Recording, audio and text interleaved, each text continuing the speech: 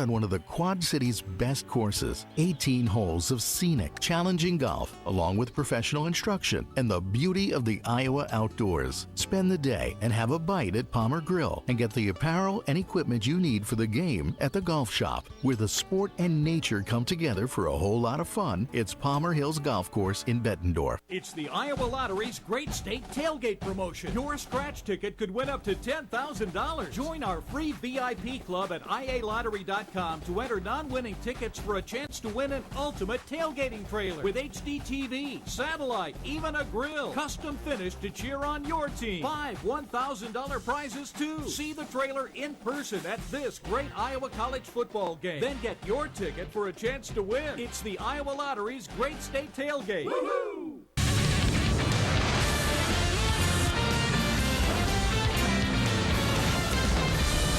This is Chevy Cubs Pregame Live. Cubs look to bounce back from last night's tough loss. They continue their series against the Mets at Citi Field. First pitch rolls your way just over half an hour from now, right here on Comcast Sportsnet. Hello, welcome to Chevy Cubs Pregame Live. Alongside Dave Otto, I'm David Kaplan. Todd Hollinsworth in the broadcast booth this weekend. Dave is here to give us some input on the pitching. Randy Wells has been red hot. 5-0 his last 7 starts, ERA of 3.06. And if you look back 2 starts ago in San Francisco, first complete game shutout of his career. Yeah, and particularly after a tough loss. I mean, the Cubs battled last night. I thought the bullpen did pretty well, with the exception of Sean Marshall with the loss. Cashner, first time back from the DL, really threw the ball well. And now you have a guy in Randy Wells who is a completely different pitcher compared to the first half after coming off that injury. He's downhill now. He's not as flat with his pitches, so hopefully he'll have a good one today. All right, before we talk about today's game, let's go back to last night. Sean Marshall has been so good for most of the season. He just didn't have it in the 9th inning last night, giving up the victory. Well, a couple of mistakes to lead off the inning. An 0-2 pitch up and out over the plate. You know, in that situation, you want to waste a pitch or get in. And then the sacrifice bunt by Tolley to get the runner in scoring position to ultimately set up the game-winning hit. Yeah, that ball was smoked to deep center. And, you know, Todd Hollinsworth was saying on the game broadcast, there's that fine line. How close can you play in so a base hit, you have a chance to throw the guy out at the plate from second, but be able to recover and make most plays? He said if you're normally, Marlin probably makes that catch if he's at normal depth, but he had to shade in. Right, and it's funny. You just look at Sean Marshall's reaction. When he threw the pitch, he thought it was a can of corn. Right. But the ball just kept carrying out to center field, and a loss for the Cubs. And the Cubs lose. Loss wiped out. A 9th inning comeback by the Cubs. Did a real nice job in the 9th to tie the ball game up. Darwin Barney, a real nice piece of hitting. Now there's the walk to Gio Soto. You go to the pinch runner. You try and do everything you can to put yourself in position to tie the game. You know, a little humpback liner there for an out, nearly a double play that would have ended the game. But Cubs finally able, Starlin Castro, a blooper that I don't know if Jason Bay hustled as hard as he could have. No. And it gave Darwin the opportunity. No, Bay got a terrible jump there. And that all sets it up for Darwin Barney. And Cap, Barney's really been struggling. But sometimes that big AB like that can jumpstart the end of the season for Barney. Tom Ricketts, a happy man out there with some friends to watch his Cubbies, but in the end, Cubs lose the ballgame 5-4. Carlos Pena continues to swing a hot bat. His 2-run homer in the 3rd. That ball may not have landed yet. It gave the Cubs a lead early. Boy, he swings hard. Talk about lifting and separating. You know, that 27 home runs, considering that Pena, Cap, I mean, his season basically started on May 3rd. Correct. In the first 25 games, he had no home runs. And he said that he hit balls that he went, those are way out of the stadium, and they would die at the track because it was very cold in the spring, and he couldn't get anything to carry. No, and April at Wrigley, with that wind blowing straight in from right field, left-handed hitters hate Wrigley in the month of April. Yeah, it's death, but since May 3rd, he's been outstanding. Cubs have been getting home runs at key times lately. Their last 5 round-trippers have either tied the game or given them the lead. And there's Carlos Pena the other day. We think back to Brian LaHare's dramatic home run with 2 outs in the bottom of the 9th when Mike Leake had taken a one-hitter into the 9th, and LaHare's as majestic a drive as we've seen. Well, when you look at Wrigley as a whole, you try and figure out, okay, what type of team do we need here to win? And I certainly believe that power has got to be a big element of whatever team you put on the field. You have to hit the ball out of the ballpark. You've got to be able to have that, but you've got to be able to do the other things. No question. No question. I mean, you need speed, but a big part of a winning ball club, in my opinion, at Wrigley Field, you got to have some thumpers. Got to have some pop. Casey Coleman started off okay, ran into a bad inning again in the 4th, lasted just 5, giving up 8 hits, 4 runs. Casey has not recorded a victory since May 19th. Yeah, we talked about a little bit on the postgame show last night, Cap. As a starting pitcher, you like to hold something back. And then later in the ball game, you show a pitch that you haven't shown the hitter earlier in the game. That's second time through for Coleman. I think he gave up 7 knocks in that 2 inning, in the 4th and the 5th inning. Everything was up, and he's a guy that has to be so fine with his pitches. He doesn't have that one overwhelming, nasty pitch to wipe guys out with. You were saying that when you pitched, you would sometimes use all your good pitches up early, cruise through the first 3 innings, and then everyone went, okay, I could spit on that one because I've seen it already. Yeah, I'll never forget. I threw Kirby Puckett a fastball, a slider, in the first inning with nobody on base, and then a forkball.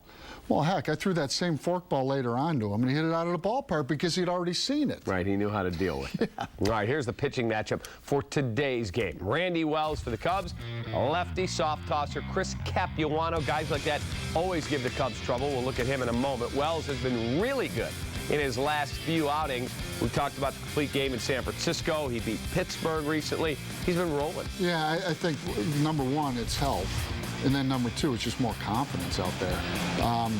And with that confidence, I mean, sometimes there are some mechanics that you have to look at. And I think lately, Randy Wells has really kept that front shoulder right on the target. And by doing that, he's more downhill. His pitches aren't as flat. And with that, his changeup has been real good. And that's been an above-average pitch for him. And when you have a good changeup, that makes that fastball that much better. Yeah, you're absolutely right. He's been able, as you say, to pitch downhill. Time now for our Joe Stonecrab What's at Stake report. And for that, we take a look at some of Randy Wells' numbers. And you see what he's done since August the 1st. 5-0 in 7 starts, 46 and 2/3 innings. Just 16 earned runs, 36 hits, 10 walks, 29 Ks. Only 2 other guys in baseball have pitched as well as him since the 1st of August. One of them is Justin Verlander. Yeah, this second half for Randy Wells is big because there are some holes in that rotation for next year, and he is pitching for next year. Absolutely right. He's trying to keep his spot in the rotation, and with Carlos Zambrano most assuredly gone, you're down to Ryan Dempster, Matt Garza, and then a whole bunch of question marks. Absolutely. So we'll see what happens. Mike Quaddy thinks Wells being healthy has been a big key in his turnaround. Let's hear from the Cubs skipper on today's starter in our Vinny's Beverage Depot from the Ballpark Report. You never know for sure. I think that has a lot to do with it. All that confidence for sure. The only way I can equate health is that his velocity's up 2 or 3 ticks, and he's also, his changeup is much improved off of coming right off the injury, and that's such an important pitch for him. So, that's the only thing I can go to, because I know as soon as he got healthy, quote unquote healthy, and came off the DL, he wanted to be successful right away and was working, and the ball just wasn't coming out of his hand, as they like to say, the way it is now. So let's hope for more of the same today. Right, Chris Capuano has had success against the Cubs in his career. 11 career starts versus Chicago. 8-3 with a .388, very solid ERA. 8 wins, the most against any opponent he's ever faced. When he was with the Brewers, he always handcuffed the Cubs. He dealt, pretty good breaking ball. And really this year for Capuano, has had a good year. He's gone deep into ball games. He's gone at least 5 innings every start, with the exception of his last start. We'll hope that the Cubs can keep that streak running in the wrong direction for Capuano. We have to take our first time out. When we come back, Dave and I will bring you the starters for both squads. And with a lefty on the mound for New York, Mike Quade again, and let's go with a righty-dominated lineup. But before we go to break, here's a look at the batting leaders in the National League. Mets shortstop Jose Reyes, the highest batting average in the league at .335, 4 points higher than Ryan Braun, the Brew Crew, Matt Kemp, Joey Votto, Michael Morse of the Nats round out the top 5.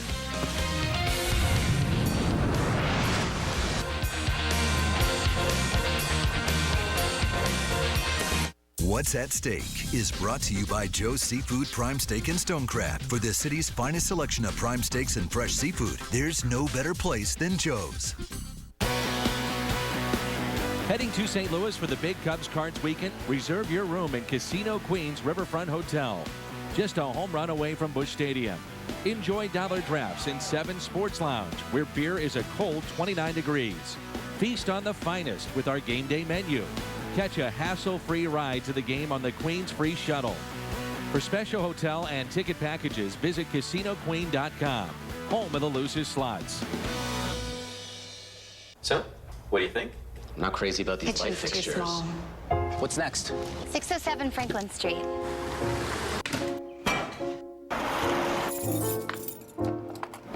Sea bass.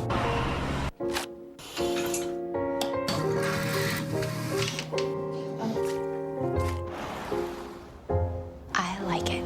Yeah, I love the kitchen. The EPA estimated 42 mpg highway Chevy Cruze Eco. Perfect for finding your way home. Why'd we switch to US Cellular? Because my mom said our last wireless company cost too much. So we switched. She says we're saving over $1,000 a year. You can do a lot of cool things with $1,000. And we still get all the good stuff. Mom's a genius. Now get this Android-powered Samsung Gem for only a penny. Just switch to US Cellular and be with the happiest customers in wireless.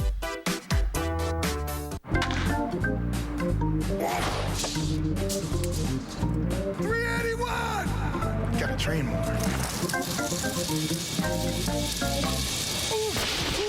Wait for me. Wait for me. You're killing me, Howard. How much more of this? Man, the way you train, you can probably eat whatever you want. You gotta eat right. Egg white and cheese with Black Forest ham on flat bread. Subway helps Ryan Howard go long with the high-protein breakfast he loves and his favorite Mega Tasty subs. Subway, the official training restaurant of Ryan Howard and athletes everywhere.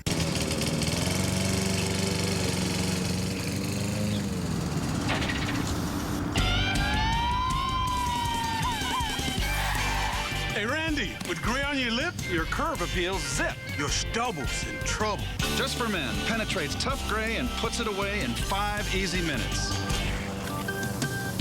Hey, watch my petunias.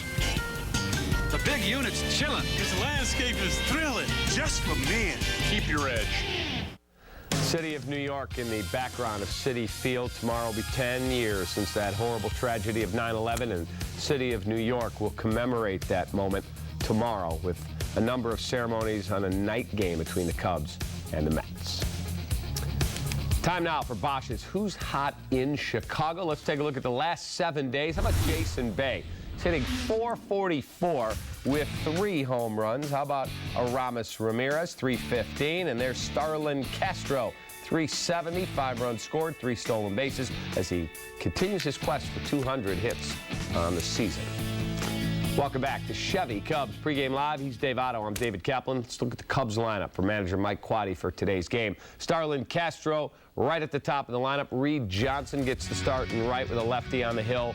Ramirez, Baker, Soriano, Bird, Pena, the lone left-hander. And I got to tell you, I'm just frustrated. Carlos Pena is hitting a .142 against lefties. Yeah, well, if you're going to put Pena in the lineup, we can go back and forth with this. I'd rather see him in the 4-hole. Even though he struggles against lefties, I don't like seeing a guy in Jeff Baker, and granted he hits left-hander as well. I think he has 2 home runs this year. I like to see Ramirez and Pena back to back at all times. I'd rather see Brian LaHare there. He triples last night, hits the big homer the other day, doubles up Aroldis Chapman, as tough a lefty as you're going to find out of the bullpen.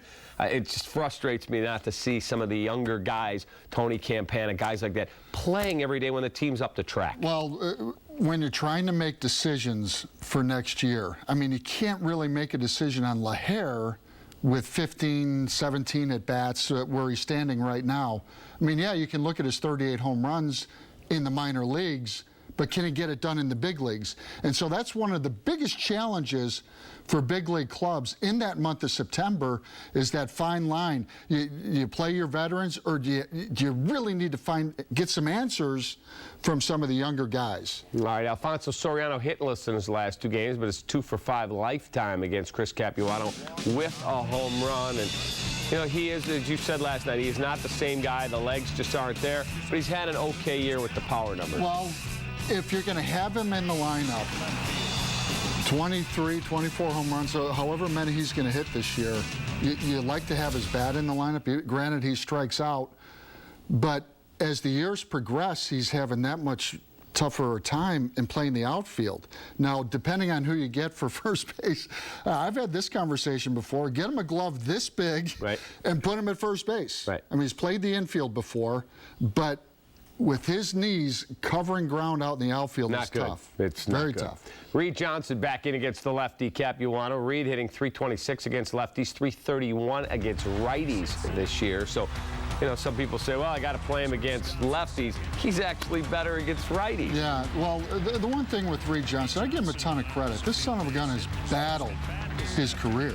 Bouncing around, he gets released by Toronto, he ends up on his feet with the Cubs, and with limited at-bats, he's able to do the job. And I think it's a lot easier for a veteran-type player not to play every day and still be productive. But when you put a young guy and you don't play every day, it's brutal. Tough spot. Here's the Mets lineup. Reyes at the top, leading again the league in hitting at .335.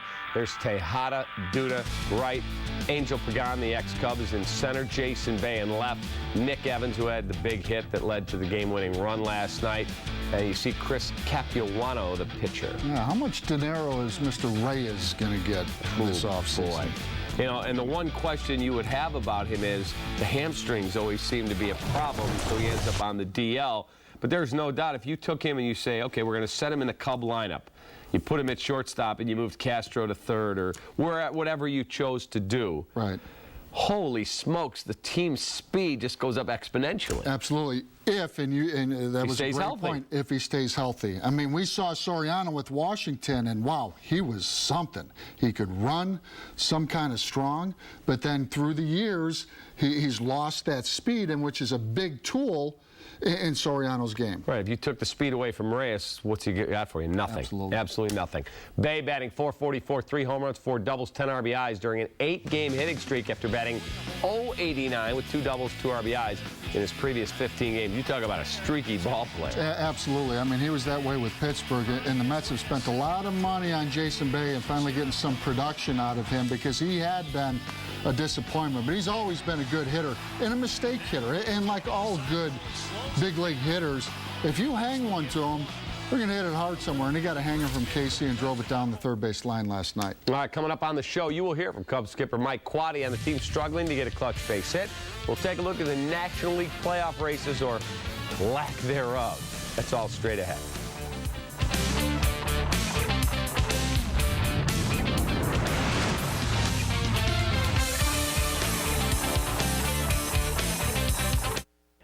Chicagoland gas prices are high. I can fix that. Chevy has 9 models that get over 30 miles per gallon.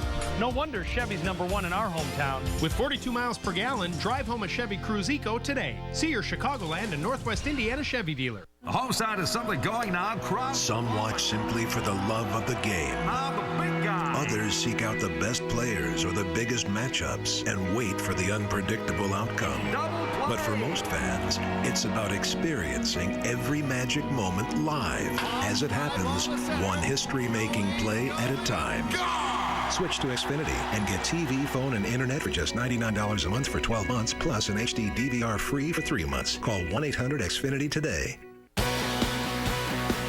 Heading to St. Louis for the big Cubs Cards weekend? Reserve your room in Casino Queens Riverfront Hotel. Just a home run away from Busch Stadium. Enjoy dollar drafts in 7 Sports Lounge, where beer is a cold 29 degrees. Feast on the finest with our game day menu. Catch a hassle-free ride to the game on the Queens Free Shuttle. For special hotel and ticket packages, visit CasinoQueen.com, home of the loosest slots. want more for our money? Look no further than the Chevy Equinox. U.S. News and World Report ranked it #1 in affordable compact SUV. Affordable value and great gas mileage make the Chevy Equinox your best choice. See your Chevy dealer today. There's only one thing better than owning a Simplicity lawn tractor or zero-turn mower, and that's purchasing it at your neighborhood Simplicity dealer. It's like getting a free outdoor power equipment expert who will help you select, operate, and maintain your equipment for years to come. So visit your local Simplicity dealer today and get a free expert with every purchase. Visit B&B in Geneseo. They are at your service.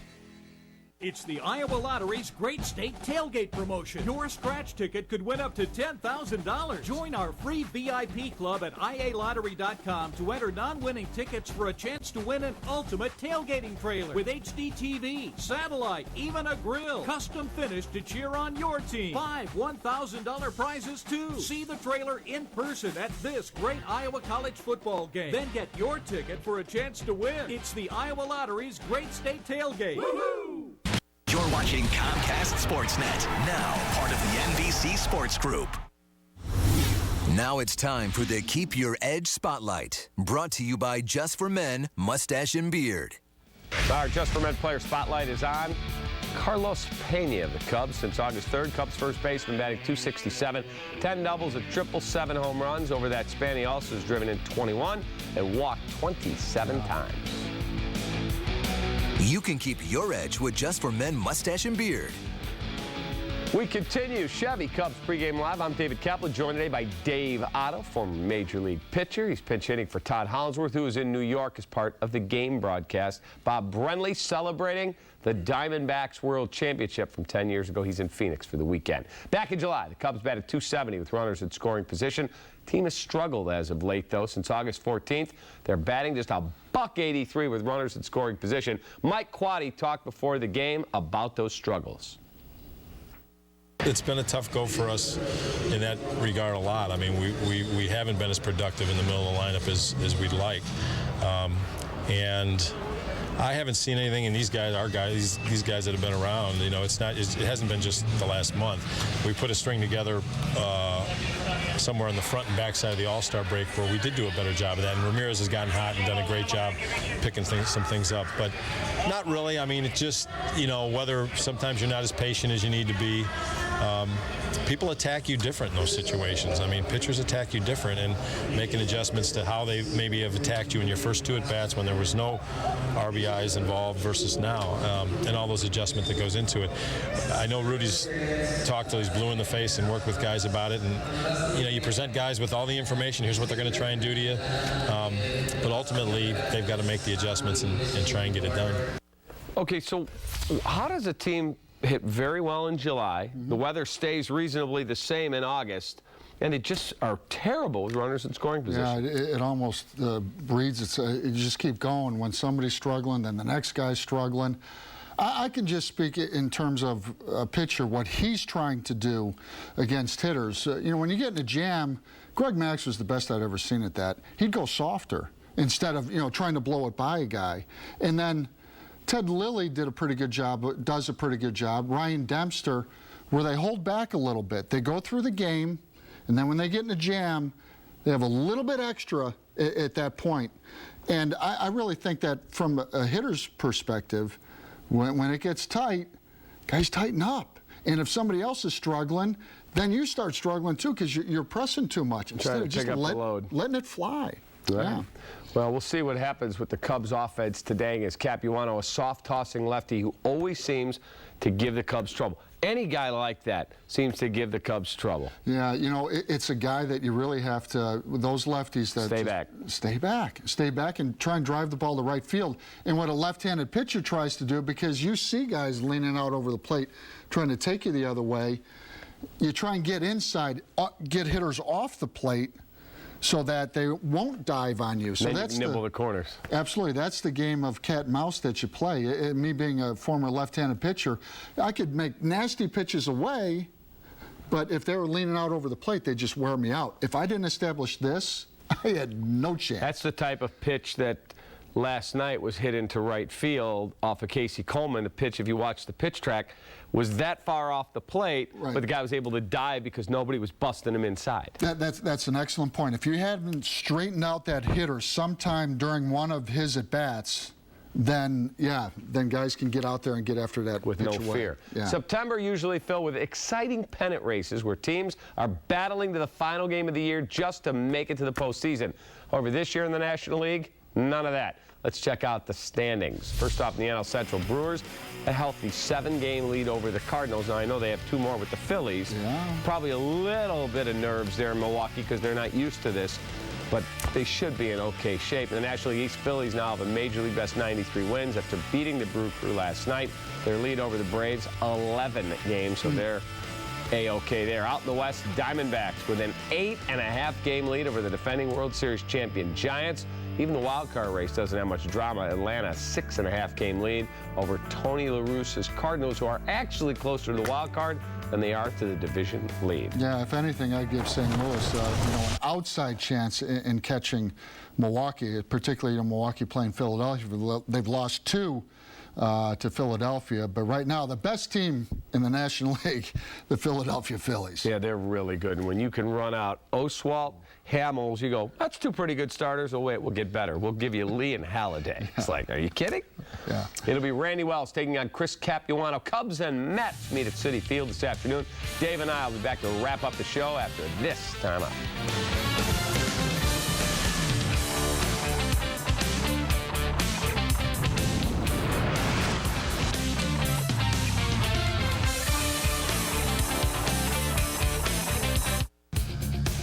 Cubs Pregame Live is presented to you by your Chicagoland and Northwest Indiana Chevy dealers. Chicagoland gas prices are high. I can fix that. Chevy has 9 models that get over 30 miles per gallon. No wonder Chevy's #1 in our hometown. With 42 miles per gallon, drive home a Chevy Cruze Eco today. See your Chicagoland and Northwest Indiana Chevy dealer. Your old air conditioner is costing you money. Put your money back in your pocket with a new energy-efficient air conditioner from 4 Seasons. And right now, get a new air conditioner from just $24.95 installed. Furnace and AC combos from just $36.95. Plus, enjoy 4 years interest-free financing. Save money on your electric bill with a new AC from 4 Seasons. For all the right reasons, call 866-4 Seasons. We've all been there, face-to-face with the list, the honey-do list. But with CLR, it's easy to cut the list down to size. Start in the bathroom with that shower head. Give it a quick dip in some CLR and see how strong it can really run. CLR is great for the washer and dishwasher, too. Same thing with a coffee maker. For its best-tasting brew, use CLR to clean your tools and make them shine. And CLR is safe for the environment. CLR has what you need to make fast work of any cleaning job around your house. CLR is available at these stores. As summer ends, winter is closing in. Are you ready? Call 866 for Feltco.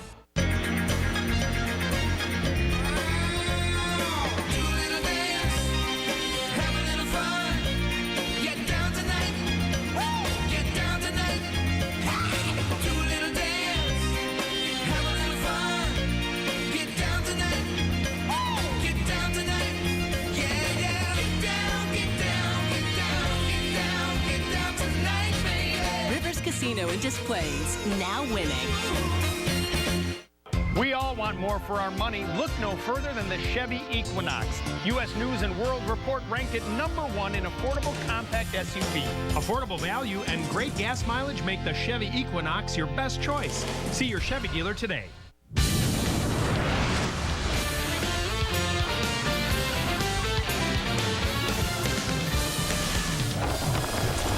Citi Field getting ready to host the Cubs and the Mets. Game 2 of a 3-game weekend series. Capuano for the hometown club. Randy Wells looking to win his 6th start in his last 8 if he can get it done today. We continue Chevy Cubs pregame live. Dave Otto, David Kaplan.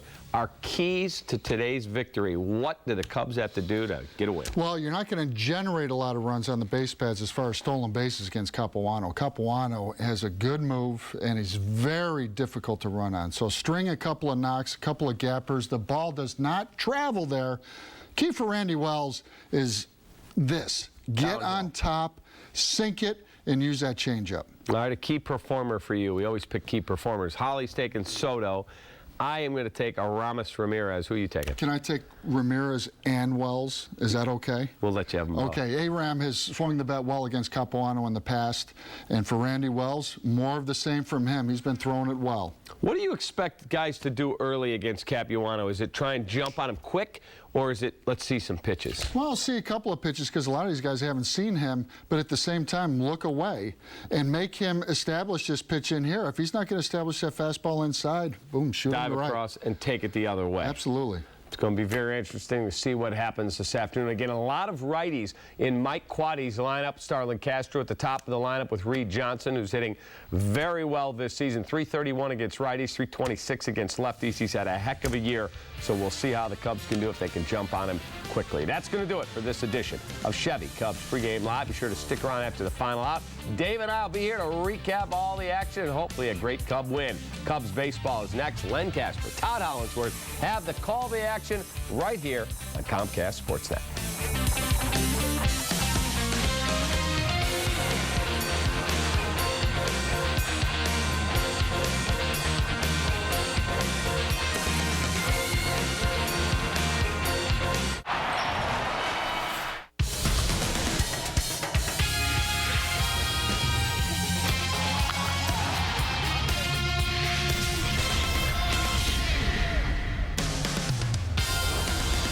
The best way to get to Citi Field if you're heading in from Manhattan is to take the 7 train, and it's busy today with the U.S. Open going on next door, and we have Cubs baseball here on Comcast Sportsnet. It's the middle game of a 3-game weekend series between the Cubs and the Mets. Hi again, everyone. Along with Todd Hollingsworth, who's in for Bob Brenly once again. I'm Len Casper. 5-4 the Mets in a last-at-bat win last night. Todd, let's talk some offense. Carlos Pena and Aramis Ramirez have really carried the offensive load in terms of the power department. And last night, we saw one of the longest home runs you'll see in this ballpark. Carlos Pena has been nothing but impressive of late, getting it done. We talk about the home runs. We talk about the doubles. Getting it done. What's the key? He's not missing his pitch. He's been very, very selective all season long, but we talk about when he goes through the ups and the downs. When he's in the downs, he's missing pitches. When he's going through the good trends like he is right now, he's getting his pitches, and he's putting a great swing on them. Armenard's big lumber stat, he's hitting the ball out of the park, and he's walking a ton. He's on a pace right now to walk 100 times, which is pretty rare, certainly in recent Cubs history. Let's talk about the pitchers for today. Randy Wells will go for his 6th consecutive win. Well, he's easily in the best stretch of his season, and over the last couple years getting it done. We talk about his fastball control. It has been really, really good of late, making big pitches in big spots. Talk about that changeup. He's throwing it more this year, getting a lot of swing and misses. But again, for me, he's managing the damage control. He's done a good job of that. You saw that in his last start as well. And left-hander Chris Capuano, remember him? Boy, he used to dominate the Cubs when he was with the Milwaukee Brewers. He's putting together a pretty decent season with the Mets. Solid season for him. But you're right, 8-3 against the Cubs in his career. It's been a while since he's seen him, but he's going to have to face an all right-handed Cubs lineup with Carlos Pena being the one lefty. He has struggled with righties this year, an OPS over 800, so they've been getting it done. Hopefully the Cubs will get it done today as well. Well, the Cubs hope to even up this series after a wild one last night. They were able to come back and tie it in the 9th before Justin Turner won it with the ground rule double in the bottom of the 9th. Game 2 is next. Phones are starting to do some really, really interesting things. You can go 3D. You can jump on a 4G network and do everything blazing fast and get some really cool Facebook integration. I am a huge fan of HTC phones. Best Buy Mobile isn't just about phones. We're about the plans, too. We carry everybody. We sit down and have a conversation to figure out the best phone and the best plan for you. Now get the Sprint HTC Evo Shift 4G and the AT&T HTC Inspire 4G for free. Smartphones, smart plans, all in one place. How can a 94-year-old green guy save you money during the recession? He can check out your comfort system for free and tell you how to save money on energy efficiency. J.L. Brady has been offering the best HVAC service in Iowa and Illinois since 1915, and they can show you how to go green and save up to 30% on heating and cooling expenses. A system like that could pay for itself in less than 2 years. They're family-owned, and after all these years, still doing it the Brady way, the right way.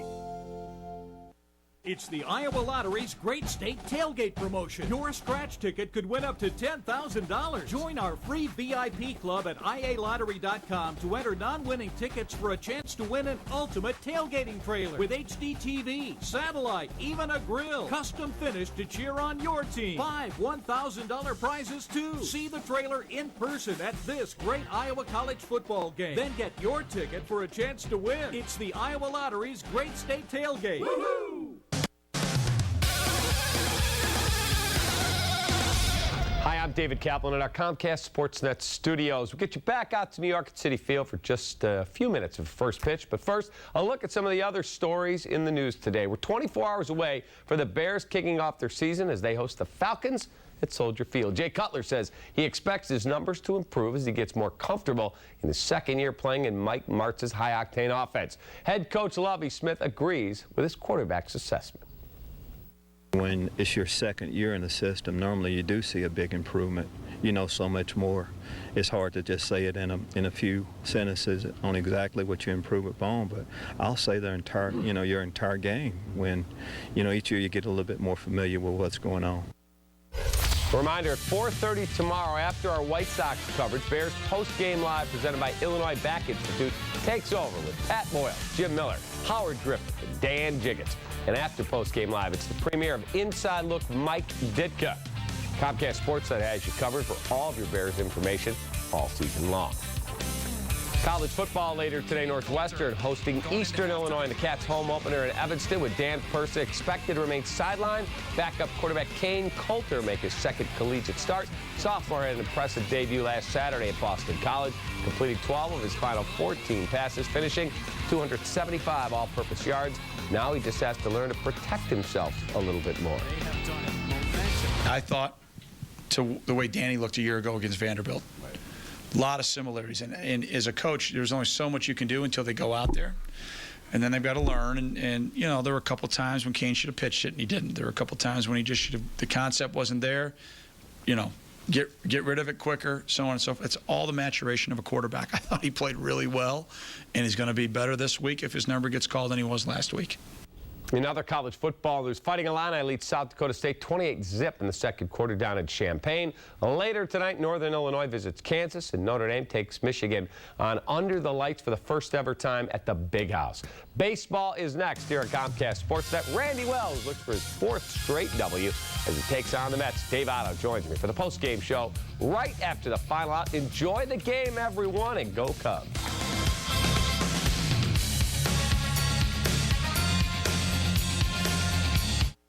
Came back strong. We got the W, and, well, we whipped them. We whipped them. Sold out for whipping cream. Sponsorship should be for folks living the high life like y'all, not that food. Get sponsored at MillerHighLife.com. The home side is something going on across. Some watch simply for the love of the game. The big guy. Others seek out the best players or the biggest matchups and wait for the unpredictable outcome. But for most fans, it's about experiencing every magic moment live.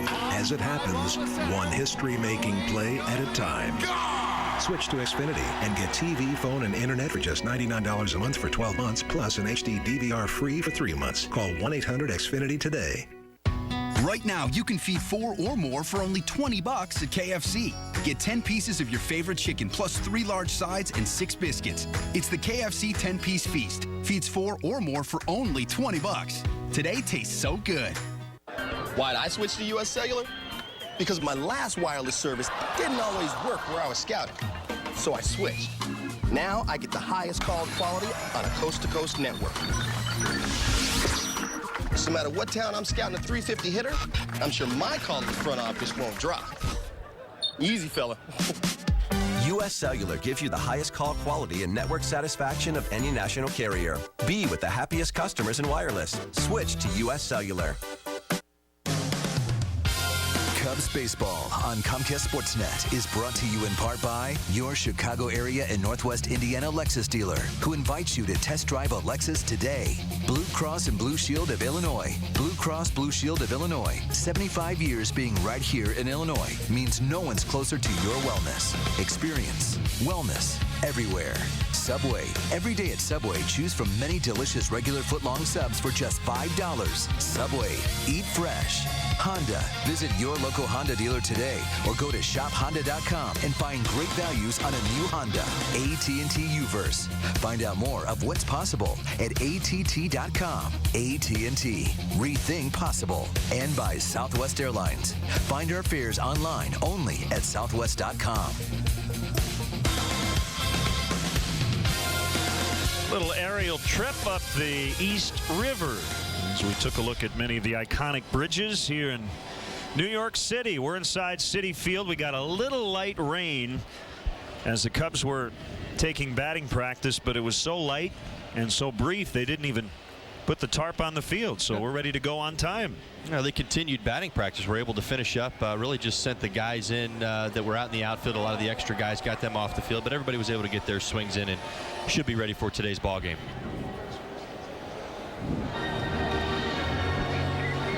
Waiting for the Mets to take the field behind lefty Chris Capuano, and we'll check in on the four men who will be in charge of making all the close calls today. The crew chief, Joe West, will get the plate. Paul Schreiber at first, Angel Campos at second, and Chad Fairchild is over at third.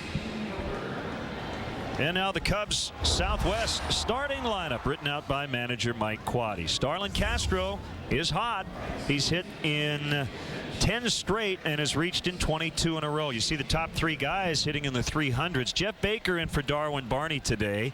Soriano in left, Marlon Byrd in center. Carlos Pena does get the nod against the lefty. Soto and Wells will make up the battery. The Mets on defense today. Jason Bay hot, swinging a hot bat. He's going to be in left field. Angel Pagan in center field. Lucas Duda will be in right field for the Mets. David Wright, Reyes, Tejada, and Evans around the infield. Nikias will be doing the catching today for lefty Chris Capuano. He's undergone Tommy John surgery twice in his career, and the last time basically cost him 2 seasons.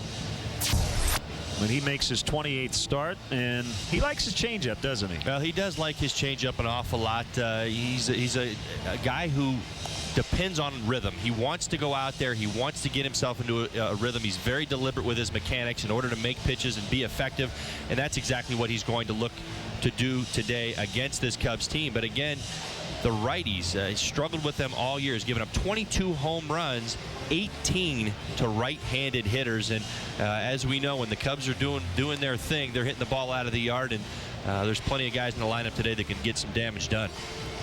Very good pickoff move as well. Oh boy, we finally know the answer. Mr. Met. Well, he's a lot younger than I thought. Certainly is. How did he pull that off for so many years? Looks like a decent crowd forming, and again a very busy weekend here in New York, and a very emotional and bittersweet day tomorrow for the Mets and their fans and everybody here in New York and throughout the country, commemorating and remembering those who died on 9/11 10 years ago, and the heroes as well, and many of them will be here at the ballpark tomorrow night. Well, it certainly will be an exciting weekend. You think about, like you said, I think for me, the heroes, moving forward from such a tragedy that we experienced 10 years ago, but to see what a great nation that we live in and how we've moved forward as a group, as a country, and supporting each other. And I think really the key word you used was remembering. And that's what tomorrow's going to be all about. And about how baseball helped this country heal. First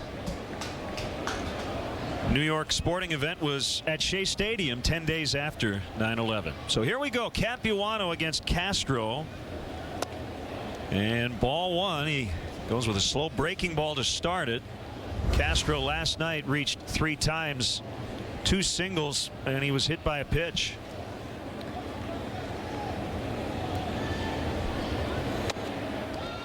I think it's safe to say Chris Capuano, one of the smartest Major League Baseball players. He went to Duke. I think most people will certainly agree with you. Knows what he's doing out there, knows how he wants to execute. Up in the air to right. Lucas Duda makes a catch. That's the first out. Now you look at what Chris brings to the table. You're talking about a fastball that sits in the high 80s. He throws a cutter. He'll throw that changeup, the slider, but he's got to be creative out there. He's got to be crafty. He's got to be putting the ball where he wants in order to get outs, and he hopes that a lot of the hitters will be over aggressive against him in hitters counts, making pitches like 2-0 pitches, and in a lot of times you're going to see changeups and sliders. Well, he got Castro on a 2-0 pitch, and now he deals to Reed Johnson. Fastball is inside. Johnson gets the start in right. All righties in this lineup, save for Carlos Pena at first. And a high fly, well hit to left. Jason Bay still going back on it, and he's not going to get it. It's off the wall. Johnson has an easy double. That's a high wall out there in left, and Bay just kind of ran out of room. Well, you see that Corona extra pitch tracks is going to show you a fastball right out over the plate. Reed jumps all over it. Just about every ballpark in the National League, that ball is gone, but not here. Citi Field not giving up the long ball. Gets himself into second base with a double.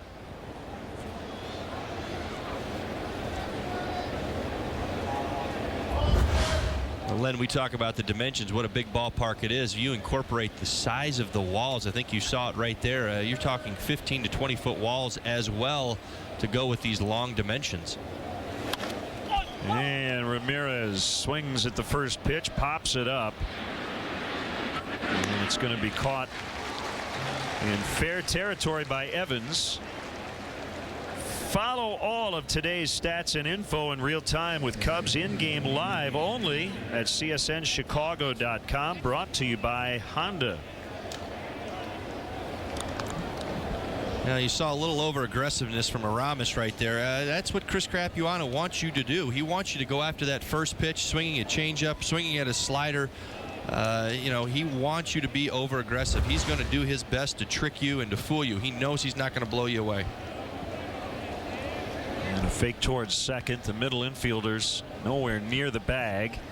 Capuano's move to first has long been one of the best in baseball, as he faces a Clemson product, Jeff Baker.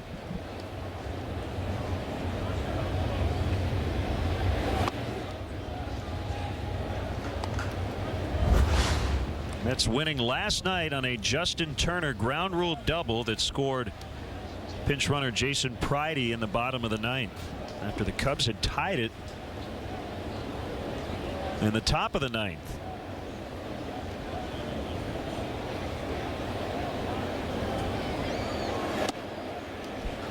Caught the inside corner.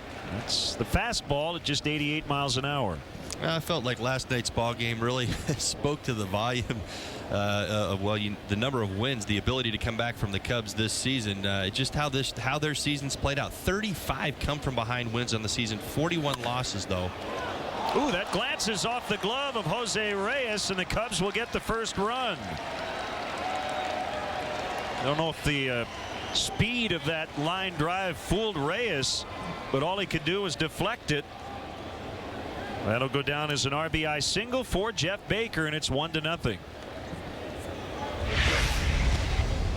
Now we're going to go to the Corona extra pitch tracks. You see right there, a changeup out over the plate again. Jeff Baker displaying patience in that situation, has handled lefties all season long. Reed Johnson getting a great 2-out jump right there and scoring the first run for the Cubs. Actually, it's not a hit. They put hit up on the board, but it's an error instead on Jose Reyes. Cubs will take it, leading 1-0. Well, that was an absolute rocket off the bat of Jeff Baker.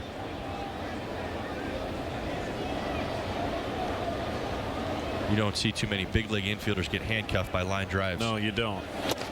Big cut and a miss. It's going to be real important today for the Cubs to be patient. We talk about them, at times wanting to be over aggressive, getting on that first fastball. But today, Chris is going to challenge you in that way. He's not going to throw strikes, too many early strikes, unless he has to. You have to force him to get out over the plate by being patient.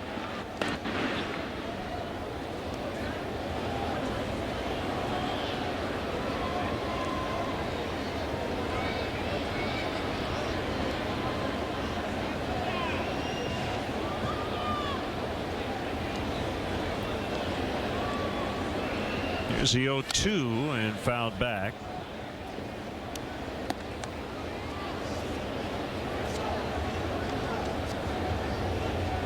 One of just 2 early starts in baseball today. Baltimore's at Toronto. And a 1-0 Orioles lead. Rick Vandenherk against Henderson Alvarez. Everything else will be later this afternoon or tonight. Soriano swings and misses to end the inning, but the Cubs get an unearned run, lead 1-0 with the Mets coming up.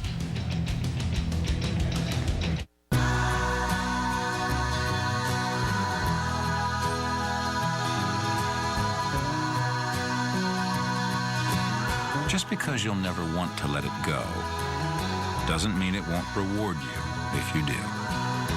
Only one car has the highest resale value in its class. Presenting the One, the 34-mile-per-gallon Accord. Look for money-saving leases and low financing at your Honda dealer. Is it really necessary to brew Coors Light down as low as 34 degrees? Does it really matter if every beer is filtered cold, aged cold, and packaged cold? Do the mountains really need to turn blue when your beer's as cold as the Rockies? Is Rocky Mountain Cold Refreshment really that important? You be the judge. Frost brewed Coors Light, the world's most refreshing beer. Save big money during the Menards Roofing and Siding Sale. Add the elegant look of stone to your exterior walls at a fraction of the cost with vinyl siding panels from Novik. Choose from brick, hand-cut stone, or stacked stone. $14.99 per piece. Complete your project and update your roof with new Owens Corning shingles. WeatherGuard shingles have the highest hail resistance and feature a 130-mile-per-hour wind warranty. Right now, only $27.99 per bundle. Save big money at Menards. Now the Mets Southwest starting lineup, written out by first-year manager Terry Collins. Reyes, Tejada, and Duda at the top. Tejada's in. Justin Turner late scratch due to a stomach virus. Wright, Pagan, and Bay in the middle. Jason Bay's been hot. Nick Evans, Mike Nickius the catcher, and Chris Capuano the pitcher. Your Cubs starting defense. Alfonso Soriano is going to be in left field. Marlon Burden center. Reed Johnson gets the start in right field today. Ramos Ramirez is going to be at third. Starlin Castro. Jeff Baker getting the start at second base today with the lefty on the mound. Carlos Pena at first base. Giovanni Soto behind the dish. Randy Wells looking for win number 6 in a row. Already a career best 5-game winning streak. And a strike on Jose Reyes. 2 starts ago, Randy, with the start of his life in San Francisco, 2-hit complete game shutout. His last time out, 6 innings, 1 run to beat the Pirates, but he threw about the same amount of pitches. So I'd like to see him be more efficient today. And a barehanded play. Starlin Castro as he gets Jose Reyes. I was watching him during batting practice, Todd. He practices that barehanded pick and throw. My goodness gracious, you just saw one of my top 3 plays of the season right there. You've got speed in the batter's box, which means you've got to be quick in getting rid of the baseball. Short hop, bare hand, throw, all in one motion. And got him by a full step. And that's about the only way you're going to get him right there. Starlin Castro, nice read, able to make the clean pick with the bare hand and get that throw off with something on it to first base. Now young Ruben Tejada, last night's hero Justin Turner, dealing with a stomach issue, so Tejada in there and trying to snap an 0 for 13. Well, you talk about Randy Wells. A lot of his ball games, a lot of his starts are all about that first inning. Ramirez will get this one. And 2 quick outs. So far, so good. His first inning ERA this year is 8.53. The rest of the ballgame from the second inning on, he's at 4.11, and that just tells you he's got to get into his rhythm. He's got to get his confidence going. He's certainly been doing it of late, but how important it is in that first inning. Lucas Duda went 1 for 4 in the opener.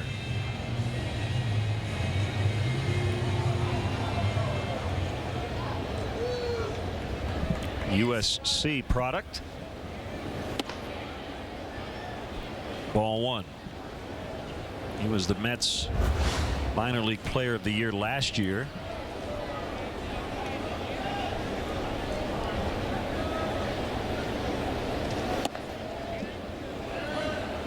He's the one player who's benefited playing time wise by the departure of Carlos Beltran, getting a lot more at bats, getting the opportunity to go out there and play every day.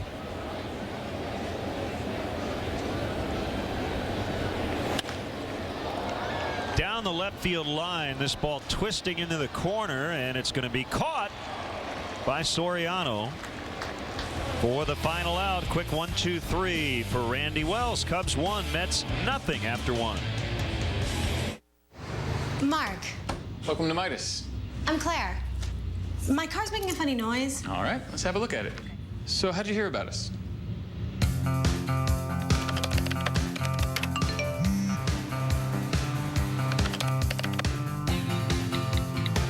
Mark at Midas. When you treat people right, word gets around. Oh, you know.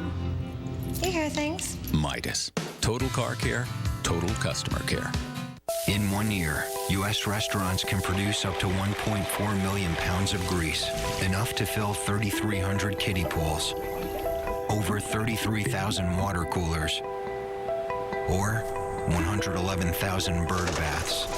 Of course, a lot of it ends up right here.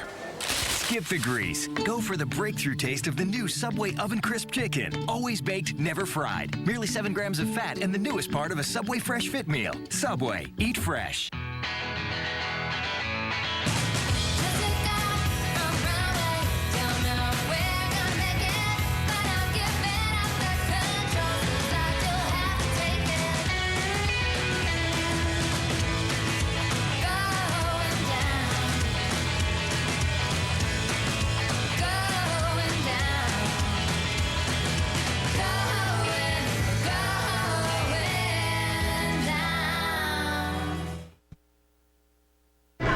You don't want to overstate things, but I mean, I thought that week, and being involved in the game, I'm biased obviously, but it was such a strange week for everybody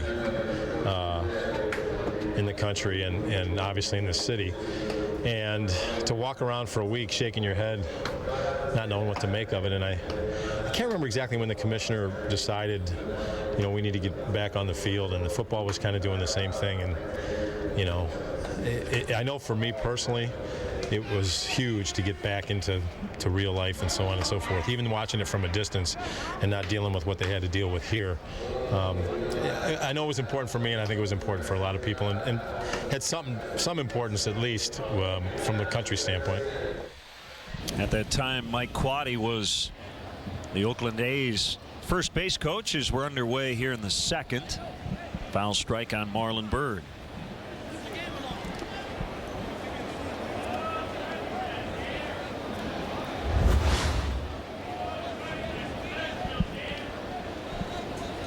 Byrd 1 for 4 with a run last night. And the 0-1. Breaking ball for a strike.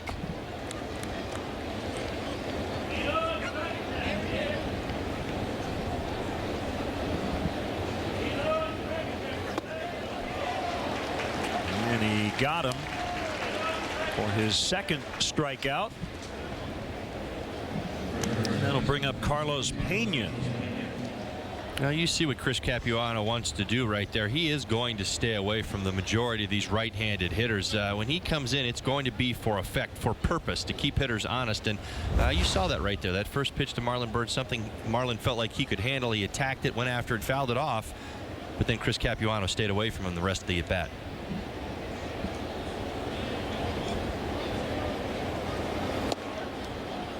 belt high fastball for a strike.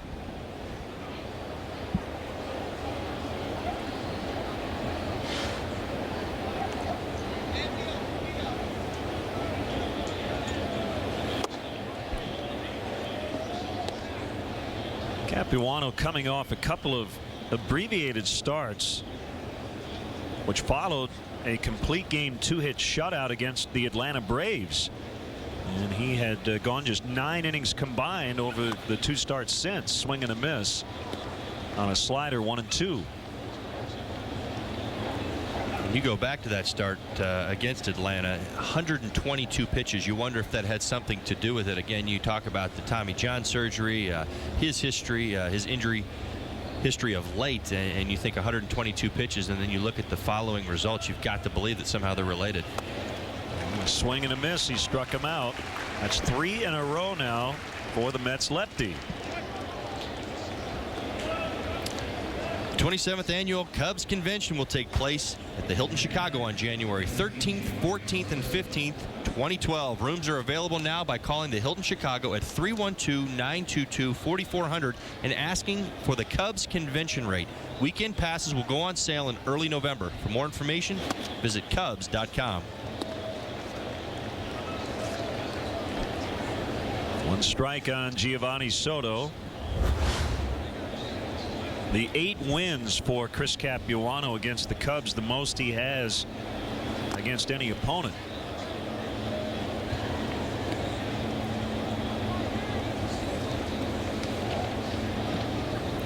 But he has not faced the Cubs since early 2007. There's a comebacker base hit into center. Keep the inning alive and get Randy Wells to the plate.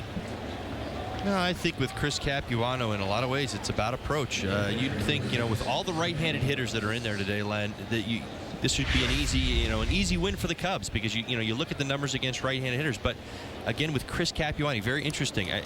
He's not strictly a fastball pitcher. I mean, he's a guy who throws his fastball less than 50% of the time.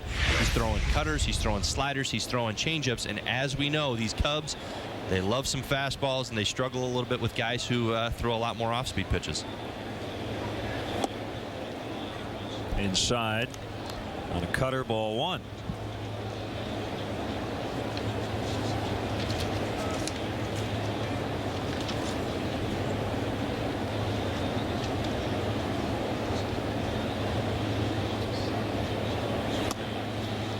That's a strike.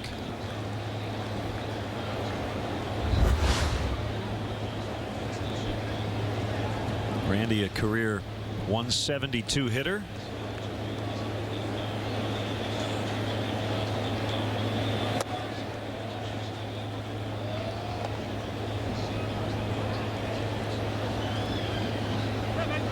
Showing a good deal of patience right here. Seeing some pitches, getting to see his 4th pitch of the at-bat. Hopefully he can do some damage. Short lead by Soto at first. And 2-2 now.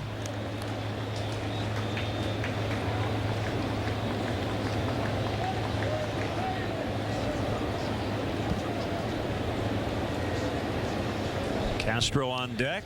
Cubs leading here in the 2nd as Capuano fires to first. I tell Randy many times, you were a catcher in the minor leagues. You ought to be a little bit better hitter than what I've seen so far. Get you on your back leg a little bit more. Swing and a miss on a changeup to end the inning.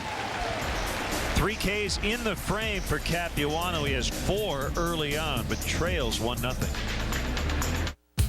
Cubs baseball on Comcast Sportsnet is brought to you by Corona Extra, who invites you to find your beach.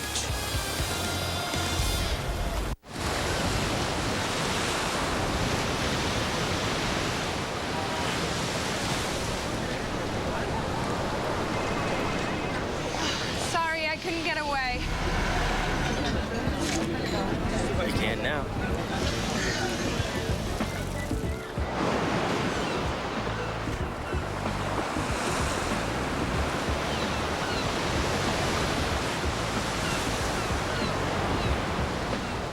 To equip the Lexus ES with standard features more like the Mercedes C300, you'd have to take out the 6-disc CD changer and leather-trimmed seats.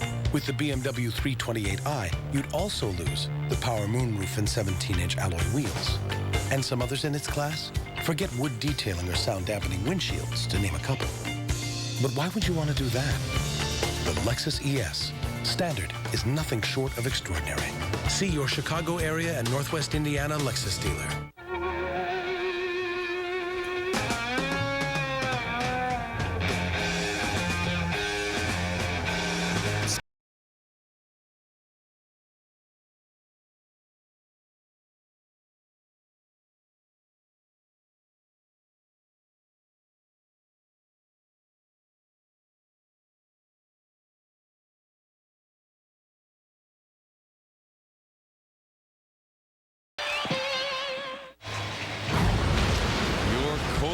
Light freeze cam spotlight.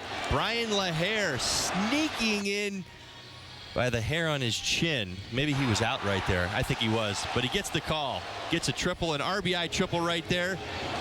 Tagging, medium deep fly ball to left. Should have been safe. Called out. So Len, maybe this play shouldn't have happened at all. Umpires went 0 for 2 in that particular inning. It's brought to you by Frost Brewed Coors Light, the world's most refreshing beer. LaHair, by the way, with his first career triple. And he's available as a pinch hitter today. You know, getting the day off as a starter, but a nice bat to have on the bench. Certainly coming off the way he's been swinging it. He's been giving them production late in ball games. Think back to the 2-out, 2-run homer against the Reds the other day. I think a lot of people are very impressed with how he's handled himself up here at the big league level. David Wright, the cleanup man, playing leadoff hitter in the Mets' second, and a foul strike. Mets are hot. Take away the doubleheader sweep on Thursday when they lost both to Atlanta, they'd be even hotter, but they've still won 11 of their last 16.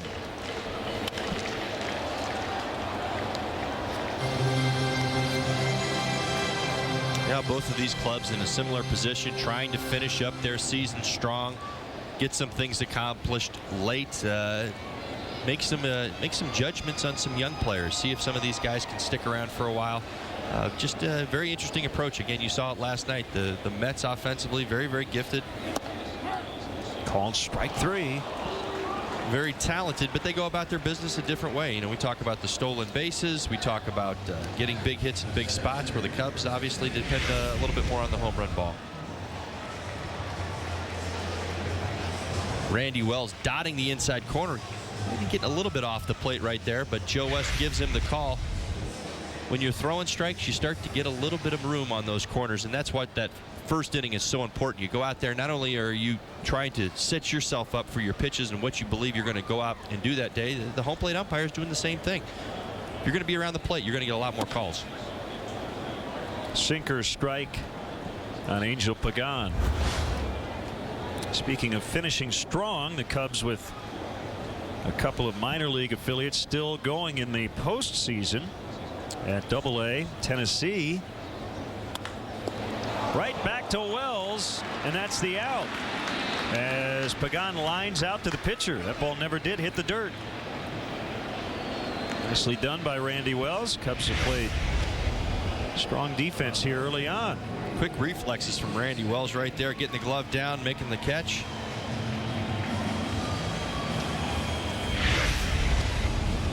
Tennessee was down 4-0 early to Chattanooga. Came back and beat them 10-4 to take a 2-0 series lead. That's the best of 5 North Division Championship Series. 4 relievers combined for 7 shutout innings after a rough start for Ryan Searle. And at High A Daytona, they're playing the Mets down in the Florida State League. 2 big runs in the bottom of the 8th for a 3-1 win over St. Lucie. And so they have a 1-0 lead in the Florida State League Championship Series. That's a best of 5. We've got ourselves an organizational doubleheader. It's So best of luck to the Smokies and the D-Cubs. Jason Bay is hot. 2 more doubles last night. And a 1-1 on the way. Now 1-2. Bay has talked recently about maybe getting away from his strength. He said he tried to become a better overall hitter by using all fields, but he wasn't hitting the ball with authority. And lately he's been able to turn on some pitches and hit them out of the ballpark. Close, but Randy Wells didn't get it. Hitters are looking for consistency, but most importantly, they're looking for results. And whatever's going to get you that result, most hitting coaches would tell you, if you could stand up there on your head and get base hits, stand up there on your head. That'll be fair. And Ramirez will throw him out. 6 up, 6 down for Randy Wells early on. It's 1-zip Cubs. Phones are starting to do some really interesting things. You can go 3D. You can jump on a 4G network and do everything blazing fast. And get some really cool Facebook integration. I am a huge fan of HTC phones. Best Buy Mobile isn't just about phones. We're about the plans, too. We carry everybody. We sit down and have a conversation to figure out the best phone and the best plan for you. Now get the Sprint HTC Evo Shift 4G and the AT&T HTC Inspire 4G for free. Smartphones, smart plans, all in one place. This copyrighted telecast is presented by authority of the Chicago Cubs and may not be reproduced or retransmitted in any form, and the accounts and descriptions of this game may not be disseminated without the express written consent of the Chicago Cubs. Vans Pizza Pub and Grill is raising the bar on the best food and fun in the Quad Cities. Get Vans made from scratch pizzas and bite down on awesome upscale appetizers. And enjoy happy hour on Monday through Saturday with discounted drinks and food. Enjoy the outdoors on Vans' incredible new outdoor patio. Vans is perfect for large parties and get-togethers. Come for the pizza and stay for the fun. Come get served at Vans Pizza Pub and Grill, 3333 North Harrison Street in Davenport. Dahl, Ford, and the Quad Cities. A perfect match for over 73 years. Ford sets the pace with industry-leading quality and cutting-edge technology. The Dahl family brings a history of integrity and guest service. And the Quad Cities has always been a great place to live and do business, especially Ford business. Dahl, Ford, and the Quad Cities. A perfect match for over 73 years. This is Dahl Ford Country, home of 120% Kelley Blue Book for your trade. Best Buy offers you the perfect match promise. Bring home the big TV of your dreams. Satisfaction guaranteed. We call the promotion today a bark in the park. And we saw a parade of canines on the warning track all around this field. And I would just say this, probably not a great idea to make a diving attempt at a catch today on the warning track. Our canine friends, they left a few gifts. They came bearing gifts, didn't they? Hey, you gotta go, you gotta go. As Castro fouls away.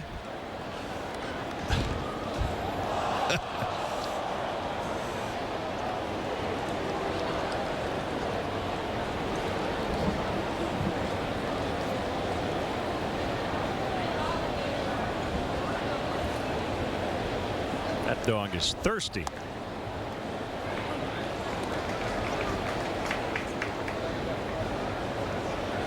We saw him earlier today, didn't we? Yes, we did.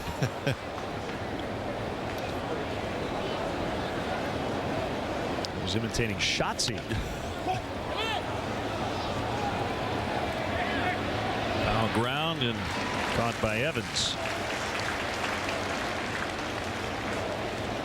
Now you have even more opportunities to visit the friendly confines. The Wrigley Field tour schedule has recently been extended to include more dates in September and October. Guided tours may include visits to the press box, the clubhouses, dugout, and even a chance to step on the field. For the entire fall schedule or to purchase tickets, call 1-800-THE-CUBS or visit Cubs.com.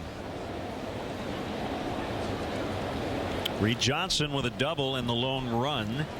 Banged one off the wall in left center in his first at bat.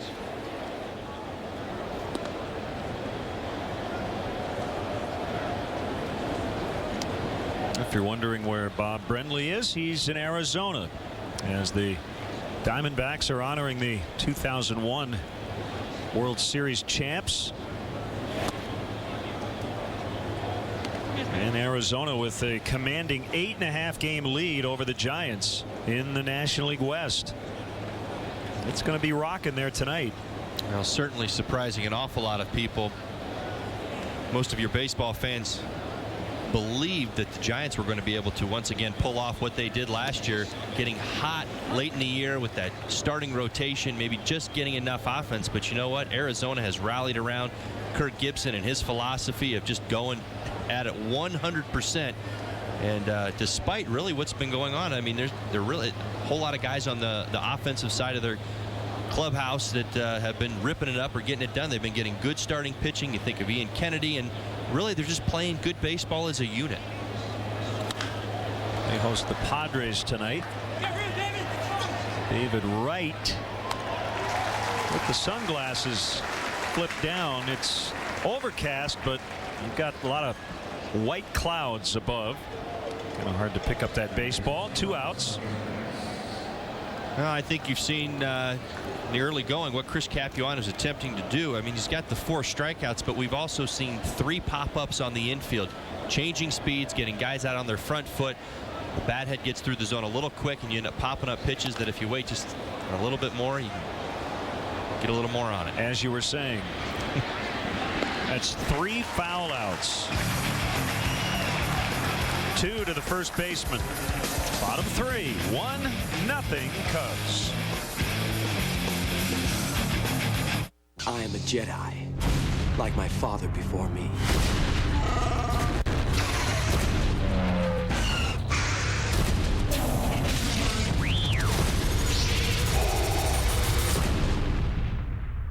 The home side is simply going now. Some watch simply for the love of the game. The big guy. Others seek out the best players or the biggest matchups and wait for the unpredictable outcome. But for most fans, it's about experiencing every magic moment live as it happens, one history-making play at a time. Switch to Xfinity and get TV, phone, and internet for just $99 a month for 12 months, plus an HD DVR free for 3 months. Call 1-800-XFINITY today. GMC Truck Month. For all those times when it's just you and your trailer. For all those times when the job demands that you stay connected. For those times when nothing comes between you and the game. We offer our best Sierra ever. During GMC Truck Month, get 0% financing for 60 months, plus $1,000 cash allowance on Sierra, plus 1 year of SiriusXM satellite radio, including every NFL game. Forget overpaid athletes. The High Life is sponsoring real folks. Nick Thompson, we want to be the official beer of you and your nostalgia game of catch. All right, thanks. Come on, Dad. Get sponsored at MillerHighLife.com.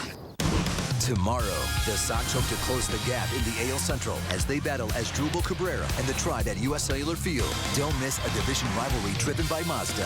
White Sox, Indians. Tomorrow at 12:30 on Comcast Sportsnet. Fans' best friend. Tonight, the excitement of Major League Soccer is on Comcast Sportsnet as the Fire will shake things up with the Earthquakes in San Jose. Don't miss a minute of the action. Fire and Earthquakes tonight at 9:30 on Comcast Sportsnet. Fans' best friend.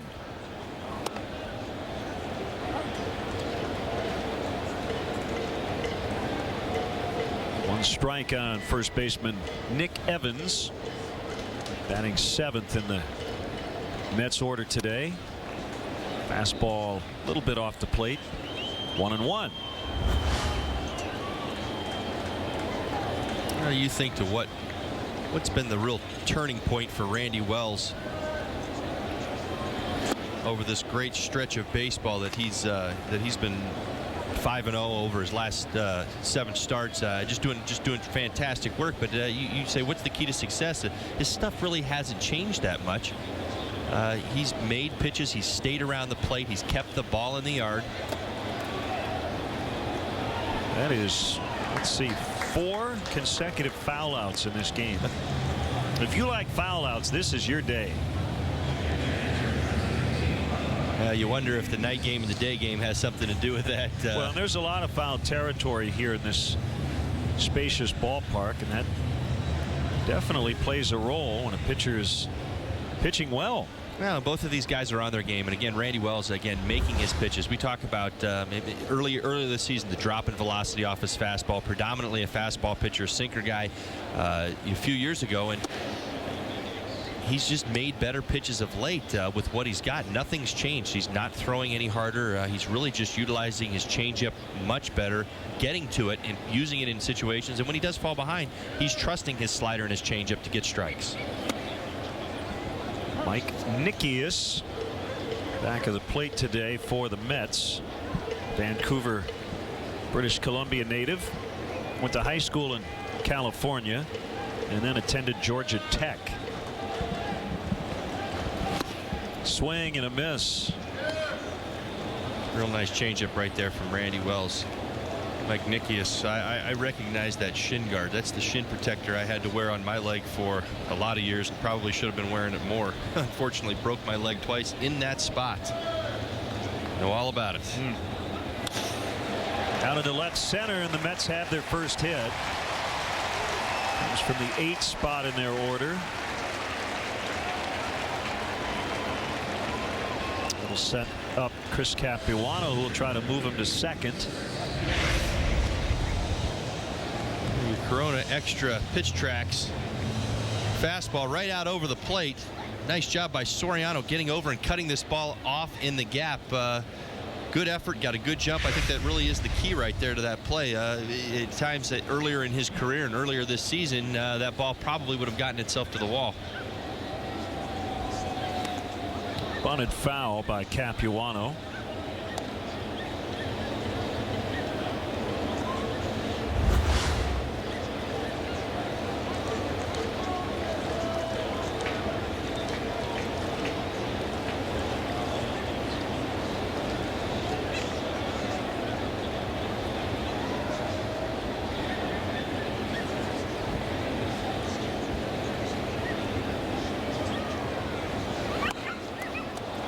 Also foul. 0-2.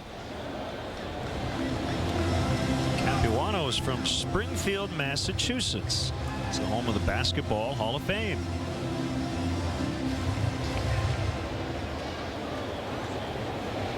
I mentioned he went to Duke. He grew up rooting for the Red Sox. Graduated from Duke with a degree in economics. And he strikes out as he bunts it foul on the 3rd attempt. I'm sure Chris is frustrated by that at bat. I felt like Randy honestly gave him a couple opportunities to lay down a bunt. He just was not able to get it done and get it down. You talk about getting those runners into scoring position. That's the kind of baseball this Mets team plays. They've got to get guys into scoring position and get the base hits. Again, this is not a team that's hitting a lot of home runs. They've got to create opportunities for their offense to score. Reyes retired on a fantastic barehanded play by Starlin Castro in the 1st inning.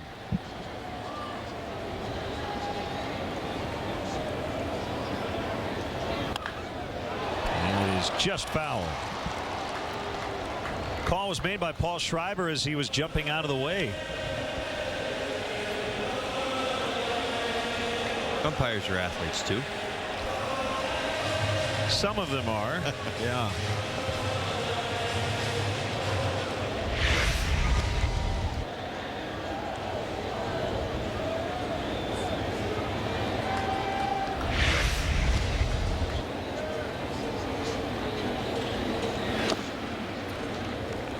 Pitch smothered by Soto.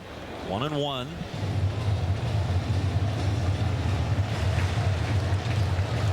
Cubs and Mets will feel like they'll have an off day before this series comes to an end. Early afternoon start today, and 8 o'clock local start tomorrow night. Well, they will have 24 hours off, so they will have that day off.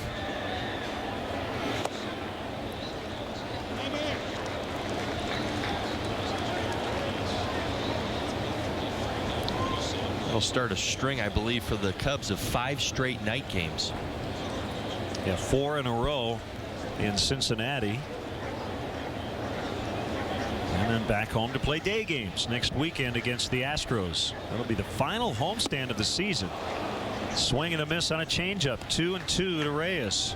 We talk about the pitches that Randy is starting to make. He certainly has been making here in the second half of the season. You just saw one of them. We're talking about your National League leading hitter right there in a hitting count, a 2-1 pitch coming. He's able to throw a changeup right down the middle of the plate. Fool Jose Reyes. He's out in front of it.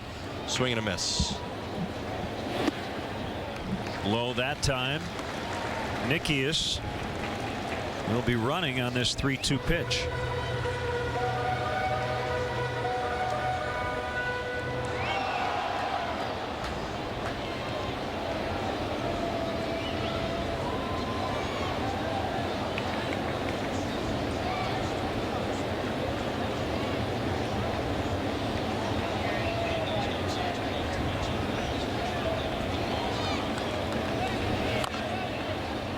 Two sliders bounced foul.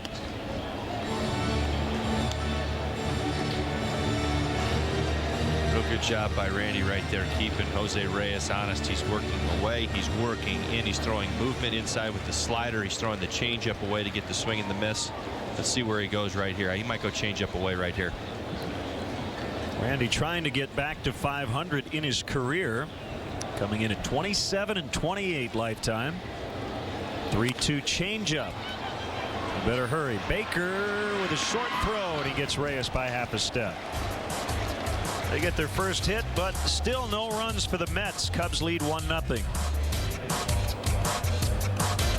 Save big money during the Menard Day sale. Pets, dirty laundry, and smoke all add to household odor. Dutch Boy Refresh adds beauty and reduces odor. It's the first and only paint to feature Arm & Hammer odor-reducing technology that beautifies and reduces odor at the same time. Also available in ceiling paint to maximize odor-reducing performance when used with Refresh wall paint. Right now, save $7 a gallon on flat and ceiling. That's $35 on 5-gallon pails. Save big money at Menards. Right now at Subway restaurants, you can get a super deal on a super meal with our $5 super combo. That's any regular 6-inch sandwich plus today's soup for only $5, but only for a limited time. Subway, eat fresh.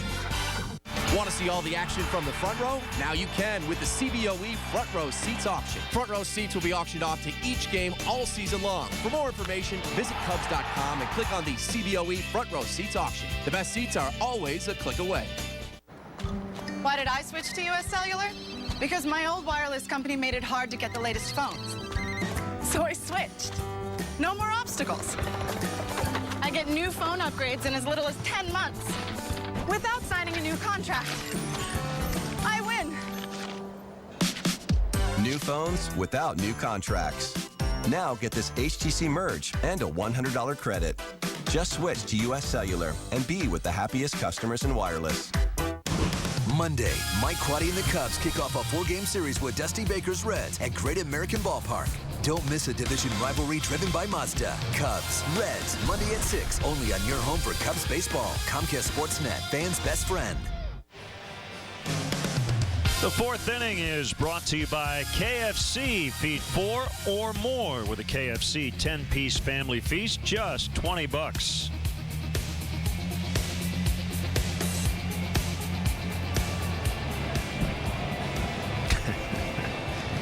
Time now for our AT&T trivia question. A little Mets trivia for you.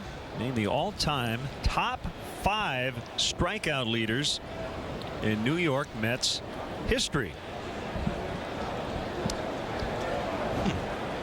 This would be pitchers, not hitters. Top 5 strikeout pitchers in Mets history. I would not want to be on that list if it were the other. Right.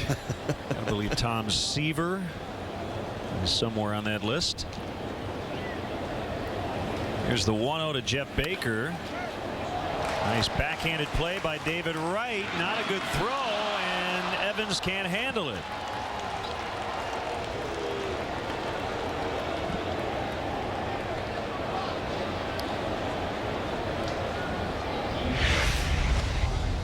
So Baker's reached twice on errors.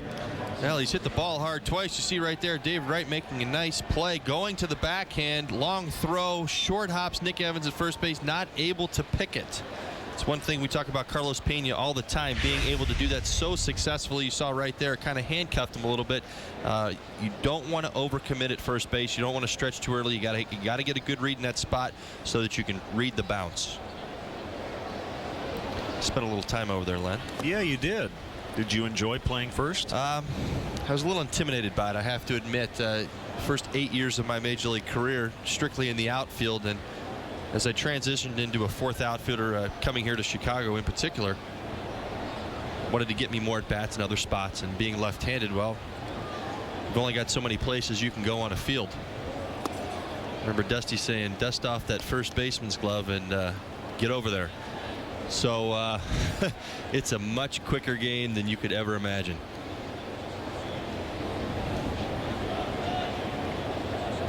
Hitters count here for Soriano, and the pitch by Capuano, fly ball, well hit, but Pagan will get it in left center. Baker back to first.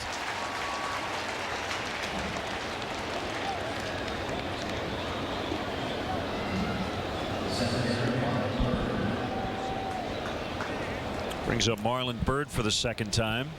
Well, you've got to have speed in the outfield to cut off the gaps.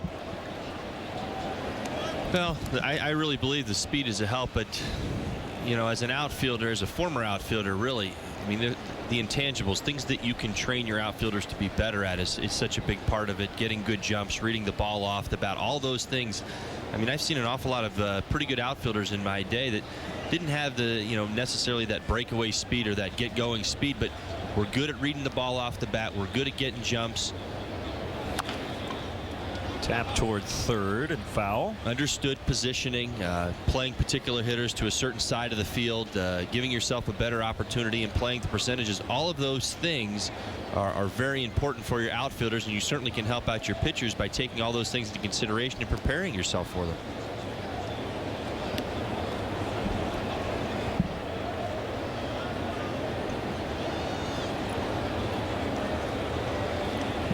The only run to this point was an unearned run in the first inning.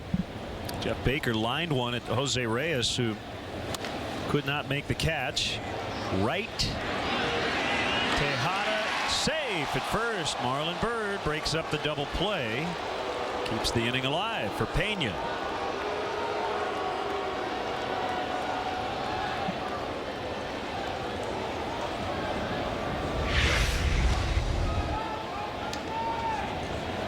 Quick turn. Marlon Byrd hustling out of the box. Really, he just beats the throw right here. Not too many things went wrong with the play. I think that the Mets are probably satisfied with how well they turned it. But again, Marlon Byrd always hustling, got himself out of the box quickly, and well, just barely beat that throw, I think.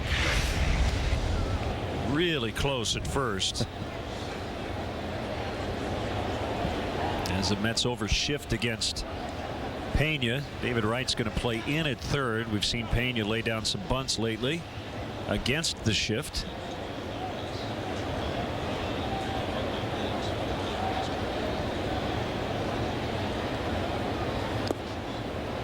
I've always felt it was a dangerous proposition to play the overshift, especially on a guy like Carlos Pena and with a left-hander on the mound. Most lefties train to try to stay on the baseball, try to stay on the slider away. That's what you see. Most left-handed starters don't want to throw changeups to left-handed hitters, so you can kind of narrow it down to two pitches, being the fastball and being the slider. But still, Chris is probably going to try and stay away from Carlos Pena. And now Wright is essentially playing shortstop.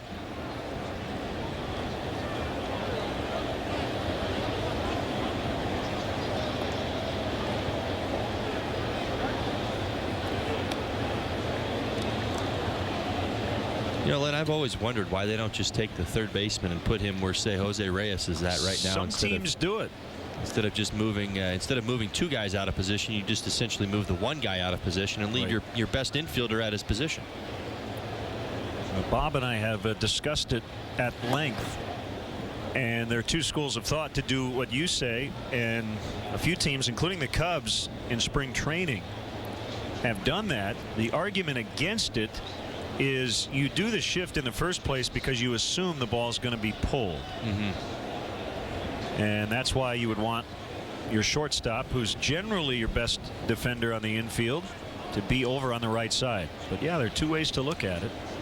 I think where it gets tricky is with fewer than 2 outs trying to turn a double play. You sometimes have a 5-6-3 double play. Yeah, you've got guys out of position ultimately, and Carlos has enough times laid down the bunt, gone the other way.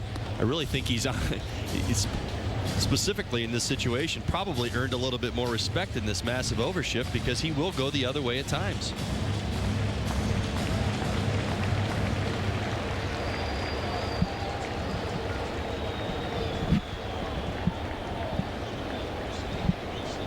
The other thing you should note about this sort of shift is that they're fairly straight up in the outfield.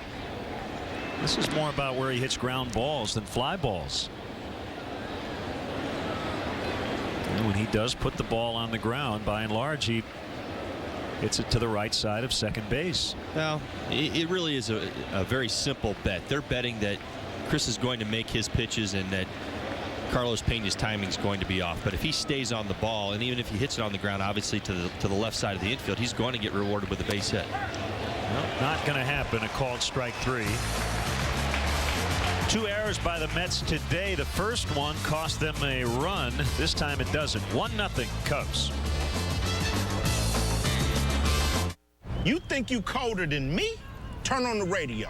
Me. Turn on the TV. Me. Turn on the movies. Me. So what you got? Coors Light? Don't mean nothing. Ice Cube is cold, but Coors Light is super cold. Oh, it's on now. Frost brewed Coors Light, the world's most refreshing beer. Phones are starting to do some really, really interesting things. You can go 3D. You can jump on a 4G network and do everything blazing fast. And get some really cool Facebook integration. I am a huge fan of HTC phones. Best Buy Mobile isn't just about phones. We're about the plans, too. We carry everybody. We sit down and have a conversation to figure out the best phone and the best plan for you. Now get the Sprint HTC Evo Shift 4G and the AT&T HTC Inspire 4G for free. Smartphones and smart plans all in one place. Welcome to Nissan. Altimas, please. There's so much to see. Nissan has a better availability of vehicles than Toyota or Honda. So you can save now. More cars, great offers, equals more savings. Now get 0% on popular models or lease Altima, just $179. Next stop, savings. Let's answer our AT&T trivia question. Mets have had some really good strikeout pitchers in their history. Can you name the top 5? Well, I don't know if Nolan Ryan was here long enough to still be in the top 5. Mentioned Tom Seaver, maybe Jerry Koosman, Sid Fernandez, David Cone, and of course Dwight Gooden. Well, I got 3 of them. I felt like Seaver was obviously going to be at the top of that list. I thought to Sid Fernandez and Dwight Gooden, but I did not come up with Jerry Koosman or David Cone. And look at Tom Seaver, the pretty big lead, over 2,500 strikeouts as a New York Met. Well, I think a lot of us, when we think of David Cone, we think of the Yankees. Sure. I believe he had a perfect game with them. He did.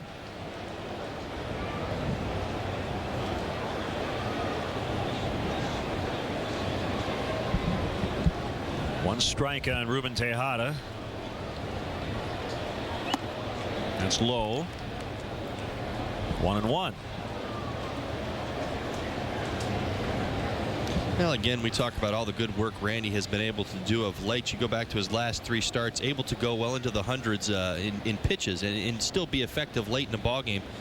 I think you're seeing it right now. His pitch count's always been such a big thing for him. 35 pitches, 26 strikes coming into the inning tells you he's throwing strikes. He's throwing strikes with all of his pitches, and he's being aggressive. Key guy here, not only the leadoff guy, but in front of Duda and Wright.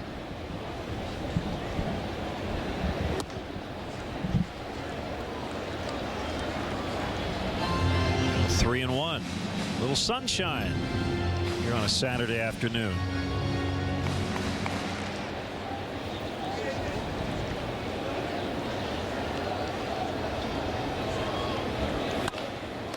Back to the mound, and Wells will run it halfway over before flipping to Pena.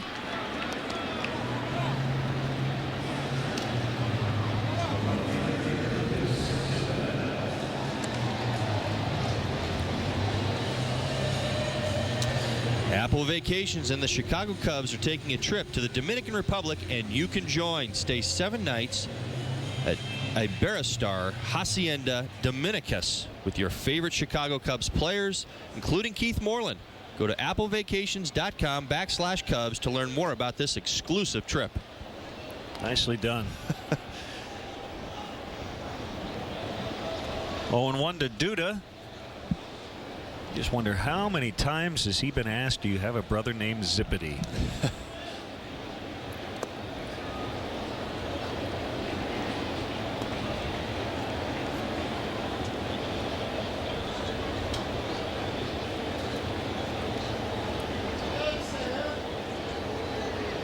Got lots of sunshine now. Started under overcast skies. Very comfortable 74 degrees. Ground ball, base hit.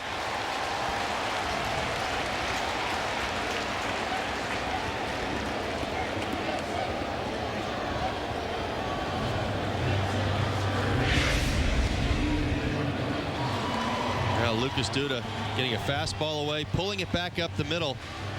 For a lot of left-handed hitters, myself, your off-field when you're in a good zone can be center field. You see the pitch away, you're covering the inside corner, especially against right-handed pitchers. A lot of lefties, boy, they like to get up on top of the plate and challenge those righties to come in on them, especially a guy like Randy Wells. He's got a lot of movement. He's not overpowering, so you maybe get yourself a little bit closer to the plate. You saw right there a fastball away. He's able to pull it back up the middle. David Wright pulls it foul.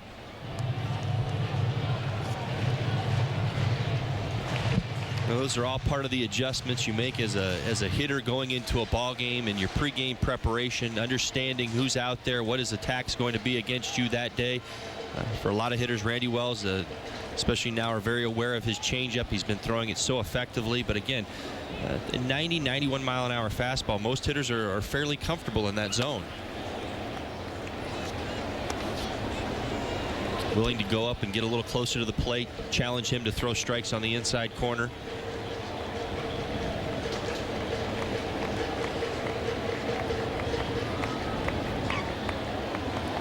David Wright grew up rooting for the Mets. He's from Norfolk, Virginia. 5-time All-Star. He's won 2 Gold Gloves, 2 Silver Slugger awards. He's the top offensive third baseman in the National League.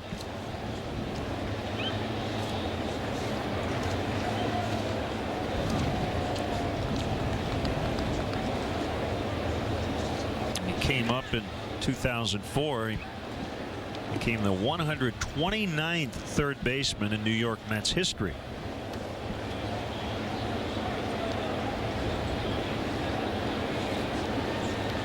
You realize how good David Wright has been in a Mets uniform.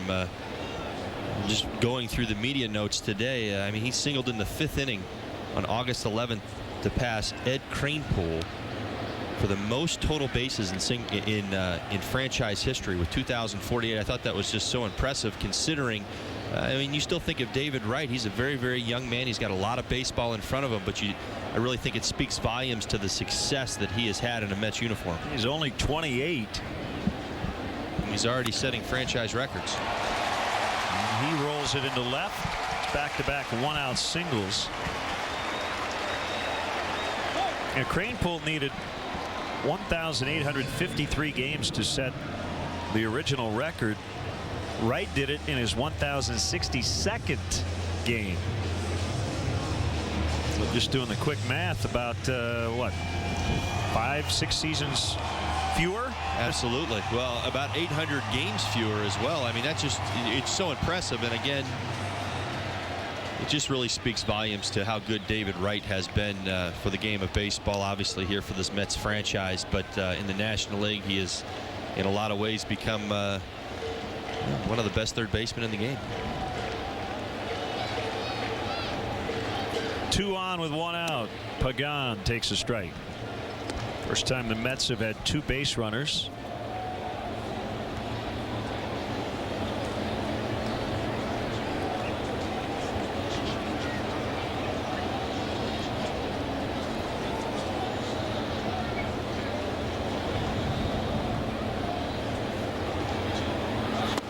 Changeup outside and low, 1-1.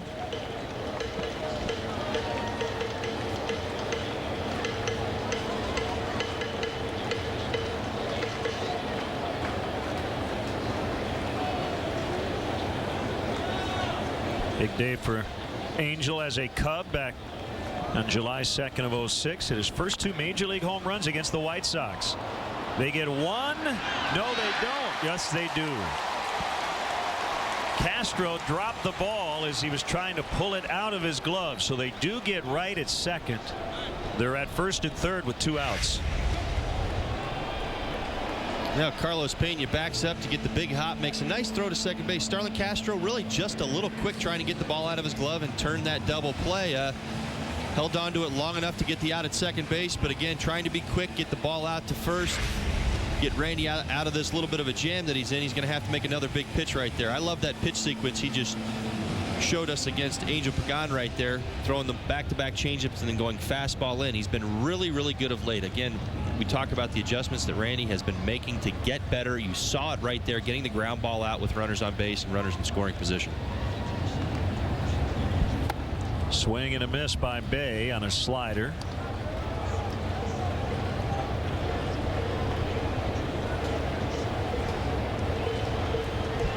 Bay signed a 4-year, $66 million deal prior to last season and dealt with injuries in his first year with the Mets. Runner goes from first, and Pagan is in with a headfirst slide. Duda holding up at third, even though that throw went through.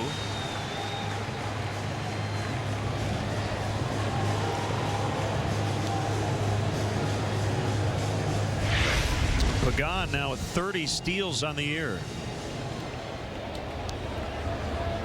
He and Jose Reyes, the main stolen base threats on this team. That's an educated steal right there. That's a position you want to do. Put a little bit of pressure on the defense. See if they throw through. Good block. Nice job by Gio right there, getting down and keeping that ball in front of him, using his body to soften the blow.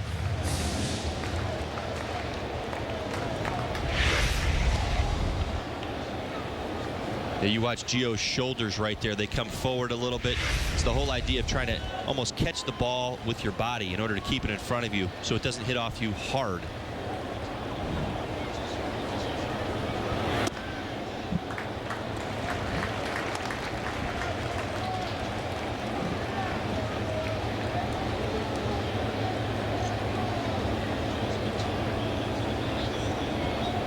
Wells laboring for the first time today.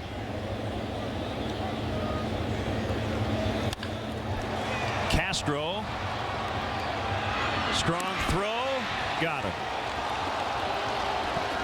And the inning is over. A couple of singles, they strand 2 in scoring position, 1-0 Cubs. The home side is something going on. Some watch simply for the love of the game. Others seek out the best players or the biggest matchups and wait for the unpredictable outcome. But for most fans, it's about experiencing every magic moment live as it happens, one history-making play at a time. Switch to Xfinity and get TV, phone, and internet for just $99 a month for 12 months, plus an HD DVR free for 3 months. Call 1-800-XFINITY today. At S.J. Smith Company Gases, Welding, Safety, and Industrial Solutions, our goal is to identify cost-effective answers to fit your unique challenges. Our repair service department is certified and the only local authorized dealer by Thermodynamics Equipment. Our on-call staff will help you minimize downtime and keep your production on target. Plus, S.J. Smith has a wide selection of rental welding machines. For short or long-term rentals, call S.J. Smith and see what we can do for you. You have the questions, S.J. Smith has the answers. Allow our expertise to work for you. Find out more at sjsmith.com.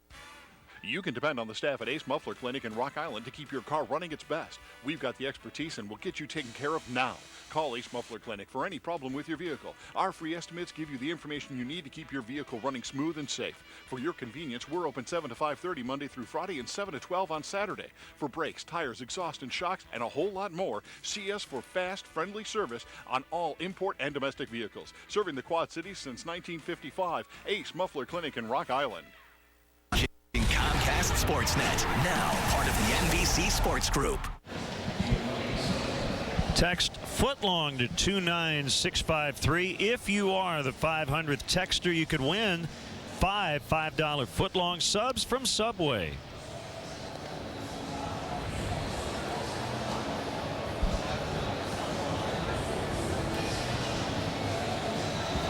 Cubs lead 1-0. An unearned run in the opening inning off Chris Capuano, whom the Cubs haven't faced since 2007 when he was with the Milwaukee Brewers.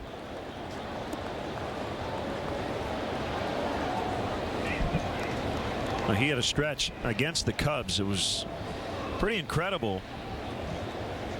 In 2006, he went 3-0 against the Cubs in 3 starts. He didn't allow a run. And according to Elias, he was the first pitcher to win 3 consecutive starts against the Cubs without allowing a run in any of those starts in a single season.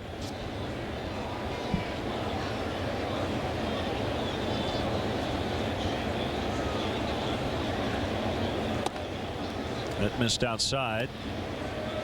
And it's 2-1 on Soto. Now, the Cubs have always been a very good fastball hitting organization. You've seen today Chris Capuano at his best, adding and subtracting a little bit here, a little bit less there. It's what he wants to do. Even in hitters counts, he's looking to go to the slider. He's looking to go to the changeup. Again, get you off balance. Not afraid to throw balls. He wants you to get yourself out.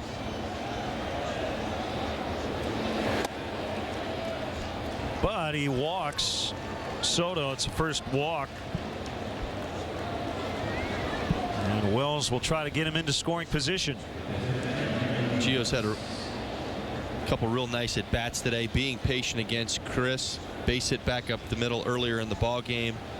Nice at bat right there, drawing the walk, giving Randy an opportunity to get him over to second base.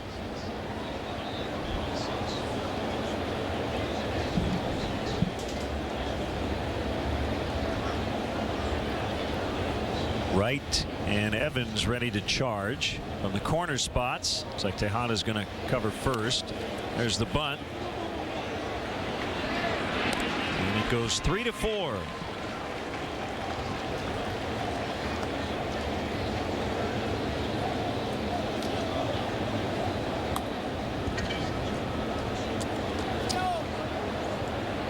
Know a newborn Cubs fan? The Newborn Fan Club is the perfect gift to showcase what it means to be a Cub for life. Receive a customized photo announcing the birth on the Wrigley Field marquee, Cubs birth certificate, Cubs baby stocking cap, and a Cubs Rookie of the Year onesie. Perfect for parents and friends alike. Visit Cubs.com for more information and to sign up today.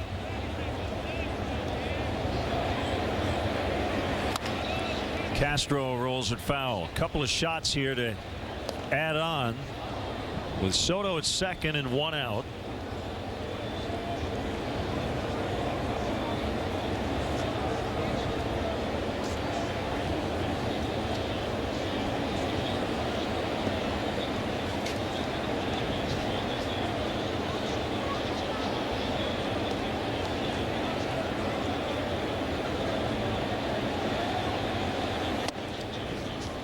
In on his hands, 1-1. Cubs need to win tonight, or today and tomorrow night, to win their first series here in New York since taking 2 of 3 at Shea back in 2006. Just 2-6 here at Citi Field since it opened in 2009. And the Cubs never played well at Shea Stadium. Well, it certainly has been a long time. That was my last year in the big leagues, and that was a few years ago. So They're playing a pretty good ball game right here. Capitalized on an early error. Randy Wells has been on his game today. Opportunity right here to add some runs. Talk about it all the time. Getting those extra runs to build that cushion. Take the pressure off your starter, off your bullpen.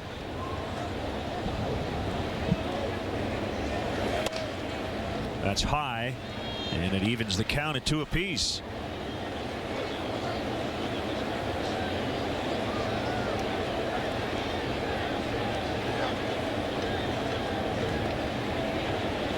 Reed Johnson on deck. Soto trying to get as big a lead as he can at second base. Tejada a little closer to the bag than Reyes is.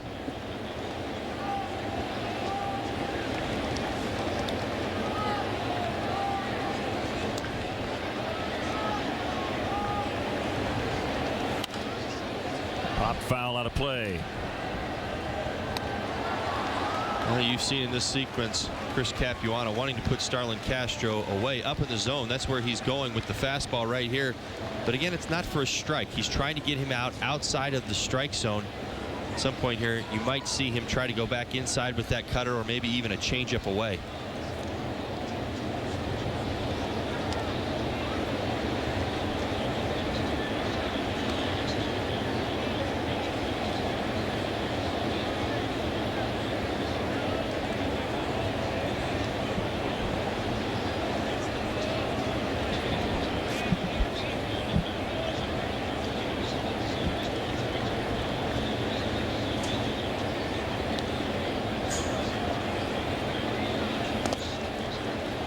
Good take there, 3-2.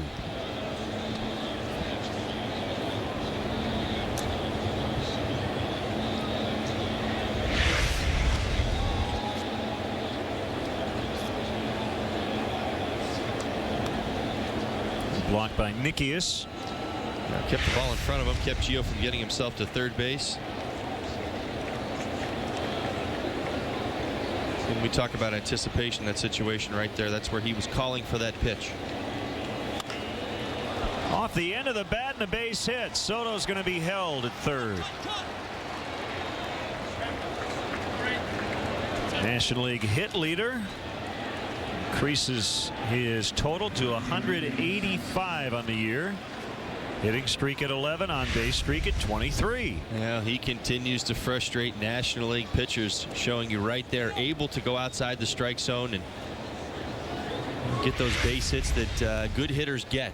Not always line drives all over the ballpark. You know, some balls off the end of the bat. You saw a little bit of it last night. He had a base hit to left field where he broke his bat, but his ability to cover the strike zone and some. He's got a little bit bigger strike zone than most because he covers the plate so very well. He has tied his career high in terms of hitting streaks with now an 11-gamer. He has 4 double-digit hitting streaks this season. First Cub to do that in a single year since Mark Grace had 4 in 1992.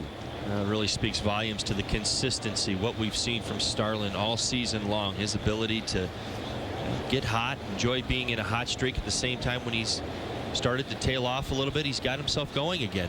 That's what good hitters are able to do. The guys who separate themselves even at the big league level from the rest of the guys at the big league level. You know, most hitters are not able to sustain that amount of success for such long periods of time like Starlin has done this year.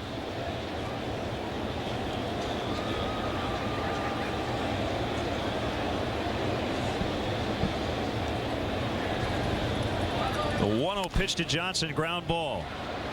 Bobbled, dropped. Reyes won't have a play anywhere. Johnson will get an RBI as Soto scores. And it's been a rough defensive day for the Mets. Now 2-0. Fielder's choice for Johnson, and an error on Reyes, his second of the day. Well, Jose Reyes has rough time getting himself into a good fielding position right here. Gets off okay, but you see right there he's a little bit late getting himself centered to the ball, almost like he was going to attempt to turn the double play as quickly as possible, but he doesn't get his right leg outside the baseball right there, getting himself centered. Doesn't do that, ends up costing him, hitting off the heel of his glove.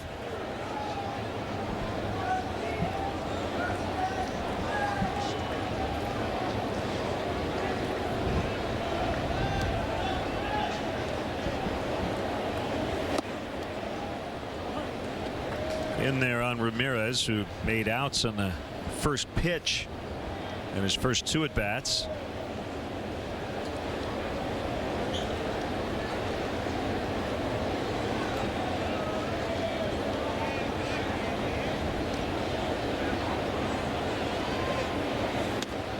That's high on a fastball, 1-1. These are the extra outs I talk about, wanting to capitalize on the mistakes that the defense is making against you. You saw that Jose Reyes committing the error, getting an extra out, getting an extra base runner, more opportunities with runners in scoring position. Reyes gets another opportunity. They get 1. That's it.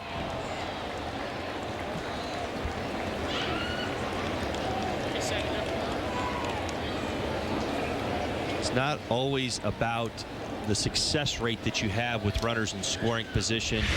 4 for 10, 4 for 12. A lot of times it's about the number of opportunities you give yourself. And when you get extra outs, going 4 for 20 in a ball game with runners in scoring position, sure, it's only 200 batting average, and everybody says that you're not getting it done with runners in scoring position. But if the opposition only had 5 opportunities that day, it really doesn't matter. It's really just how many times you come through each and every day.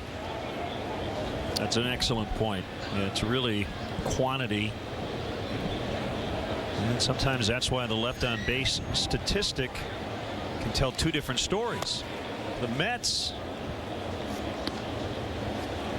I think, lead the way, right? Yes. Left on base. 1,112 runners left on base. That leads the majors. Well, part of it is they get a lot of base runners. A lot of walks. Pretty high team batting average. You can't knock them all in as much as you'd like to.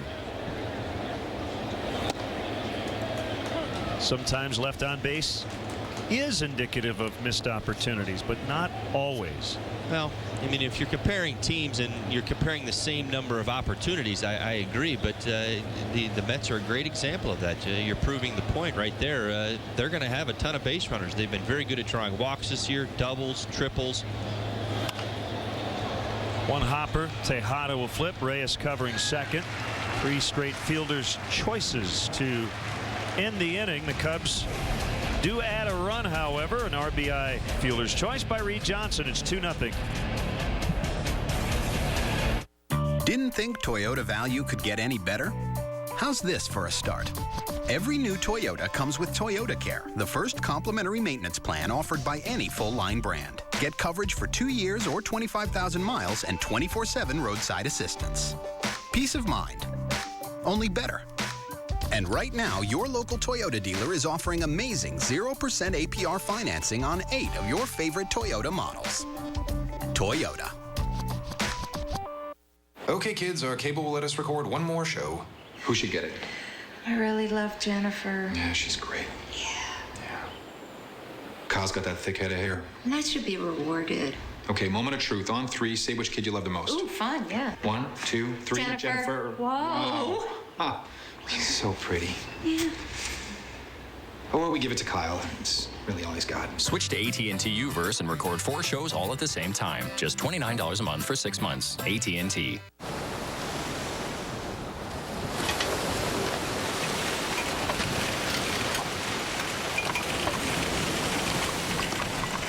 Are we doing okay here?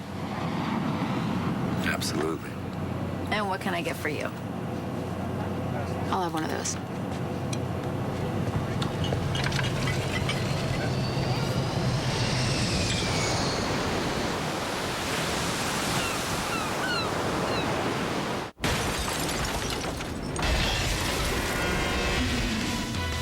Hi, I'm David Kaplan here with a Coors Light Cold Blast Sportsnet Central update. College football action today. Fighting Illini crushing South Dakota State 49-3 in the 4th. Short time from now, Northwestern takes on Eastern Illinois up at Evanston. Later tonight, Notre Dame pays a visit to Michigan, and Illinois Wesleyan leads Elm at 10-9 early 3rd. Dave Otto joins me later today on the postgame. Now back to Len and Todd in the Big Apple.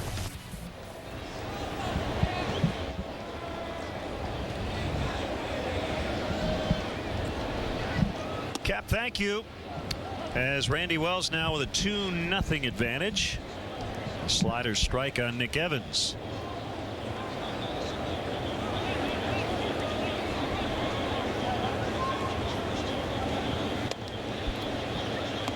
That one's high, 1-1.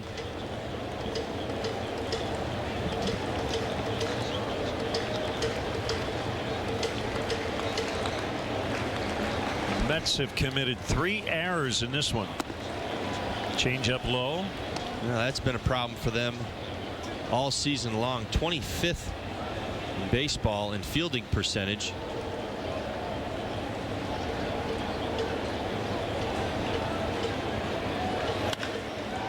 Base hit out in the right center rather for Evans.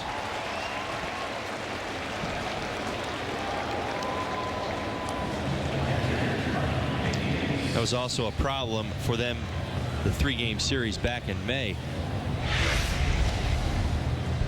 I believe they had another 3-error game as well, in which the Cubs took 2 out of 3 against them.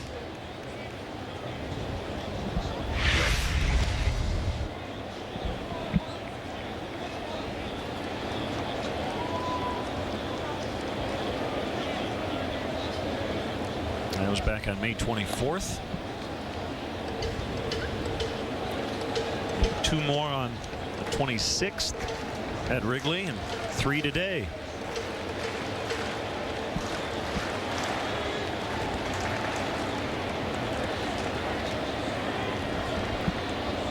Here's a pitch.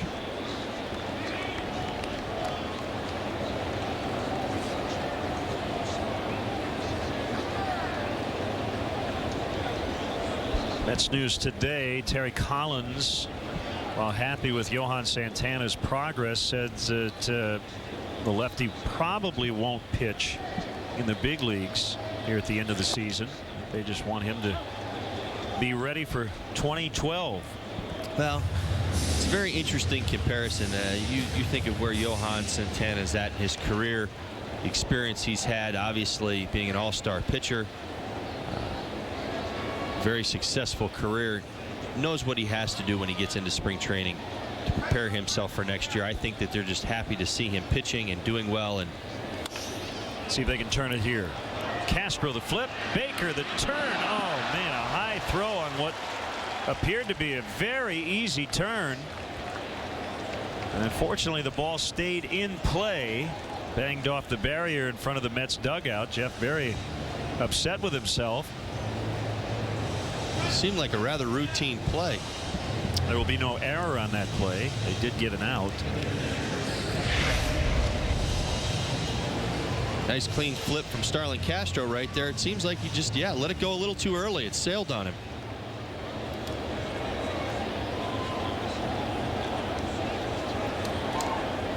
Sometimes when you get behind that baseball and you let it go out of your hand a little bit too early, that ball's going to rise on you. Capuano, in his 4th attempt to get down a bunt, has missed. He fouled off 3 in a row in his first at bat, struck out, and he just whiffed on that one. Yeah, he's struggling to get it done today.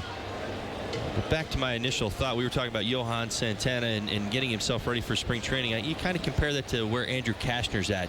I think it was vital for him to get himself back out on the mound this season so that the Cubs could see him, so that they could see where he was at in his progression. Another one, bunted foul, 0-2. Santana 3 innings last night when their single-A affiliate in the South Atlantic League, Savannah, playing in a postseason game as Santana comes back from shoulder surgery. Again, I think they're looking ahead at spring training of next year. Well, Johan knows what he needs to do to get himself ready. I think for Andrew Kashner, again, I think it was important for his confidence to get back out on the mound. Swing and a miss. A rough day for Capuano at the plate. 3rd strikeout for Wells, 2 down. Certainly not helping his cause right here. Very clearly getting away from the attempted sacrifice bunt right there. I think the first at bat showed us that he was not having a tremendous amount of success getting it done. Let him swing away right there. Randy's still able to get the strikeout.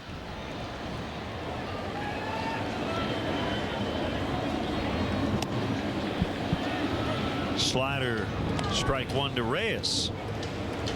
I think that's one of those situations that irritates a manager more than just about any other thing. Don't expect your hitters to typically go up there and be productive and get base hits or drive-in runs, but dropping down that sacrifice bunt, such a very big part of your job description. Not to mention, you're not helping yourself out. You're playing from behind right now. You're down 2 runs. You've had 2 opportunities to get a guy into scoring position and give the National League leader batting average a shot at driving him in, and he hasn't been able to do it today. Reyes 0 for 2, and he's down 0-2. Came in leading the league at .335 and carrying a 12-game hitting streak. But he's going to be 0 for 3 as he grounds out for the 3rd time. Mets lead 1. The Cubs lead 2-0 after 5. Hey, Nolan Ryan. How you doing? Good. You need some help on your lawn project? It needs some big league help. Scotts is the official lawn care company of Major League Baseball. And here at Lowe's, we can show you how to get winning results at home. I played on a lot of great fields in my day, and I want that same big league look for my lawn. Excuse me, can I have your autograph, please? Sure. What's your name? Actually, his autograph, if you don't mind. Visit Lowe's to pick up your Instant Win game card for a chance to win World Series tickets, compliments of Scotts. Go easy on him. He's a legend. Succeeding in today's market requires more than wishful thinking. It requires determination and decisive action. I go to E-Trade and get unbiased analyst ratings and 24/7 help from award-winning customer support to take control of my finances and my life. I tap into the power of revolutionary mobile apps to trade wherever, whenever. Life isn't fully experienced sitting idly by. Neither is investing. To equip the Lexus ES with standard features more like the Mercedes C300, you'd have to take out the 6-disc CD changer and leather-trimmed seats. With the BMW 328i, you'd also lose the power moonroof and 17-inch alloy wheels. And some others in its class? Forget wood detailing or sound-dampening windshields, to name a couple. But why would you want to do that? The Lexus ES. Standard is nothing short of extraordinary. See your Chicago area and Northwest Indiana Lexus dealer. After every Bears game. Game ends, you flip over to Comcast Sportsnet. Every single week, you watch Bears Postgame Live as Dan Jiggets, Howard Griffith, and Jim Miller break down the game with me. Bears Postgame Live, presented by Illinois Back Institute, only on Comcast Sportsnet. Tomorrow, get a complete recap of the Bears season opener on Bears Postgame Live, presented by Illinois Back Institute. Postgame press conferences, player interviews, and a full breakdown of the action. Only on Bears Postgame Live tomorrow, immediately after the game on Comcast Sportsnet. Fans' best friend.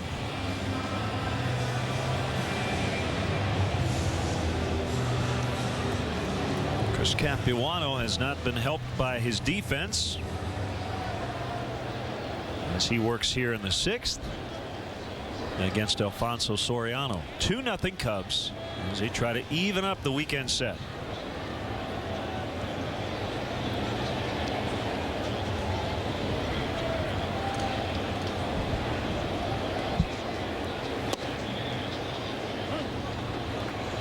Capuano recently turned 33. We're in the dog days of September. I was wondering when you were going to pull that out. That's an easy one.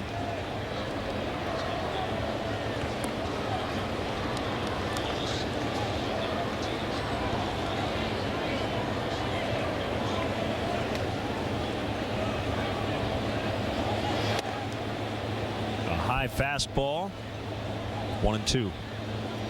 You've seen a very common pattern from Chris Capuano to the last few Cubs hitters, staying down in the zone, trying to get some swing and misses, early strikes, but then trying to elevate that fastball.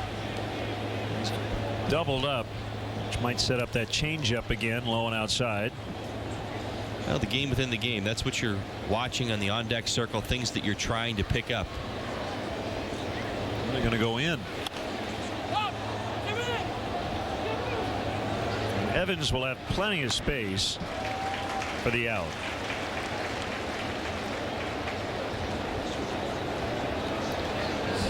I mean, you talk about the game within the game as far as the hitters are concerned. We talk about the on-deck circle. Yes, you're up there trying to get yourself loose. You're trying to get yourself into the ball game. A lot of information can be learned. I was taught at a very early age, especially when you're coming out maybe leading off an inning. You watch what that guy does out there on the mound with his first 8 pitches, his warm-up tosses. What is he working on? What is he trying to get better at or trying to establish leading into that inning? And you've seen some very, very common patterns with Chris here today. Hope that some of the Cubs hitters will pick up on that.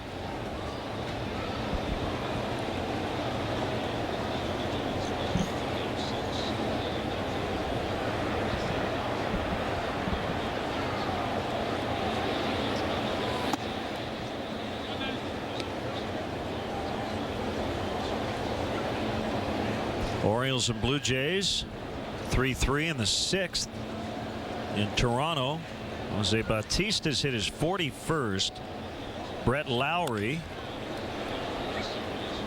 has hit his 9th for the Jays.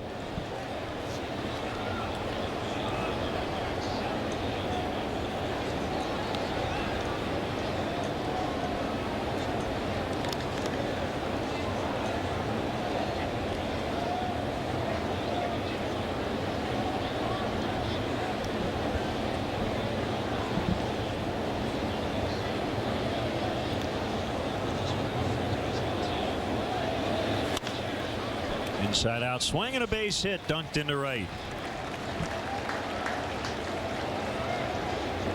A big matchup this weekend around baseball. Phillies and the Brewers, a 4-game series, and the Phillies have grabbed the first 2 in that set. They've now won 5 in a row. Roy Halladay went 8. Ryan Howard with a home run. Cliff Lee will go tonight against Randy Wolf. 6 shutouts on the year for Cliff Lee. I don't think too many fans are surprised at what the Phillies have been able to do this year with the starting pitching that they're marching out there on a daily basis. I think more people are surprised with well, how unsuccessful their offense really kind of has been up until late. You start getting home runs from some of the big boys. Speaking of which, deep to center, but Carlos Pena comes up a little short. Pagan makes a catch about a step in front of the warning track. 2 down. I think a lot of baseball fans feel, you know, the Phillies, if they start hitting, really, I mean, they're going to just create a degree of separation that's probably insurmountable for most any other team in the National League. That the real question was whether they were going to start hitting or not this year. And if they do start hitting, you start getting the home runs and the ability to manufacture more runs. That starting rotation going to make those wins stand up. Yeah, they're now 5th in the National League in runs. That's plenty good enough considering they have the best team ERA.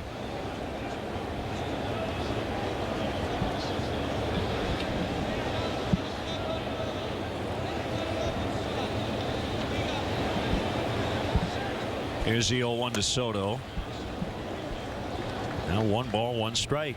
Gio's reached both times, a single and a walk. He scored in the 5th. Gio's been the one guy today to have real patient at bats against Chris, not attacking him early in the count.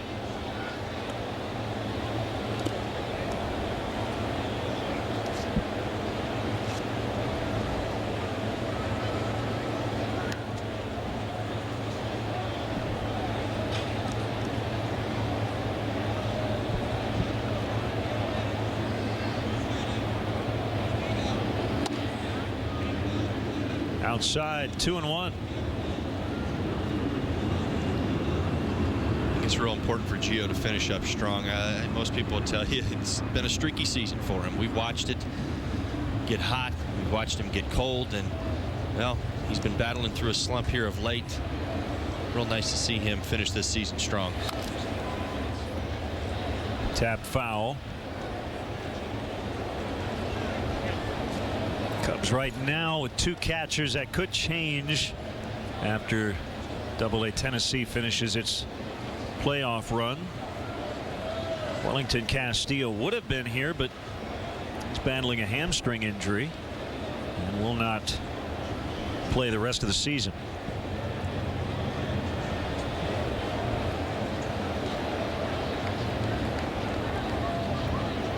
Capuano gets a sign from Nikias. Here it is. Swing and a miss, and that'll end the inning.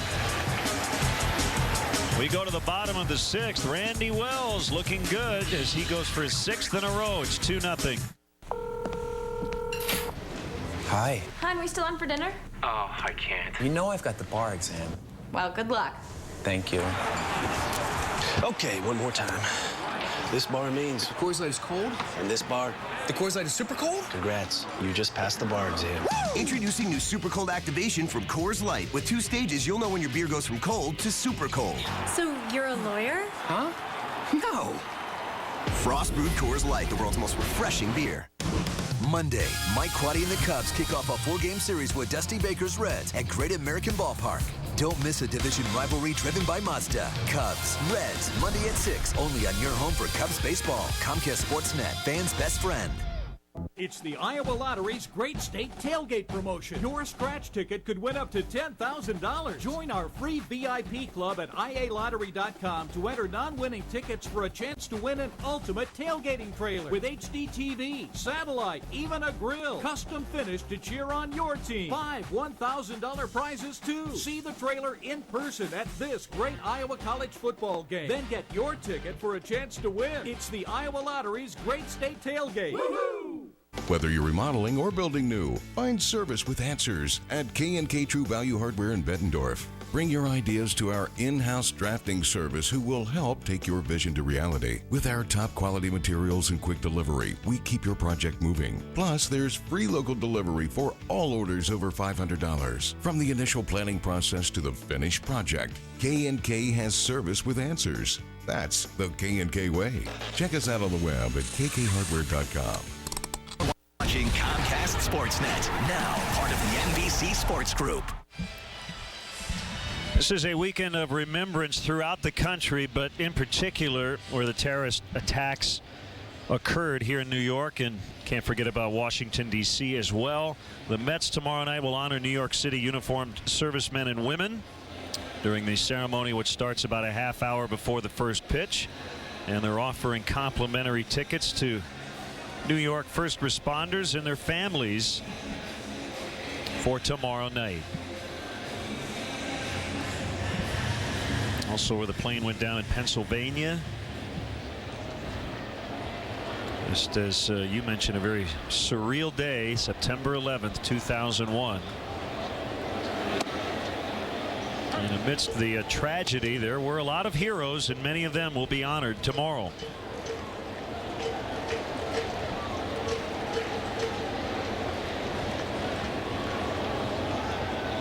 One strike on 21-year-old Ruben Tejada. 2 bounces to 21-year-old Starlin Castro. Fires a fastball to Pena for the out. Hey fans, next time you want to watch a Cubs game, head to StubHub, where you'll find the seats you want and the freedom to choose where you want to sit. StubHub is the official fan-to-fan ticket marketplace of the Chicago Cubs. For more information, visit Cubs.com/StubHub.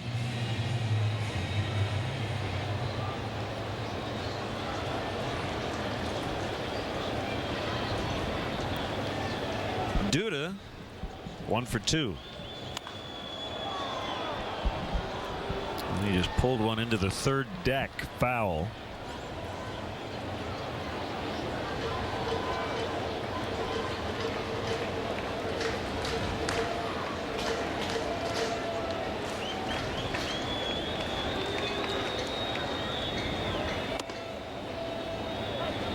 Called strike 2.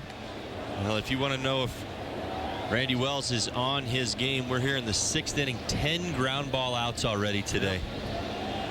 It's a good sign, and most of their base hits have been ground ball hits.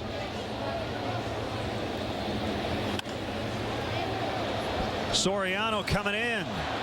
Can't get there. Duda will end up at second with a bloop double. Ball found no man's land out in the alley. And it's a 1-out double, their first extra base hit today. Lucas Duda gets a pitch up in the zone.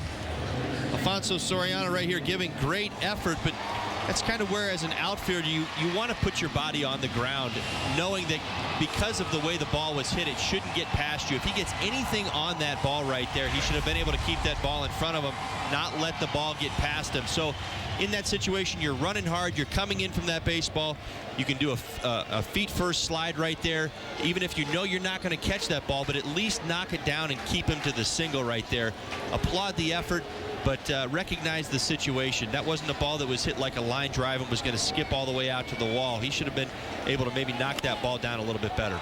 One hopper to right to Jeff Baker due to the third, but 2 outs as Wright is retired.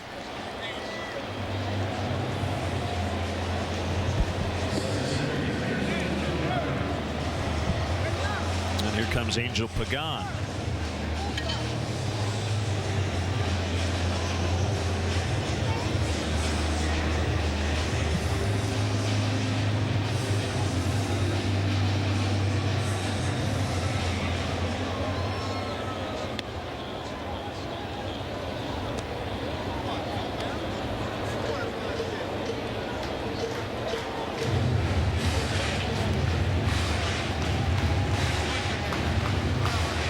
Mets are out hitting the Cubs 5-4. Cubs lead where it counts the most, 2-0.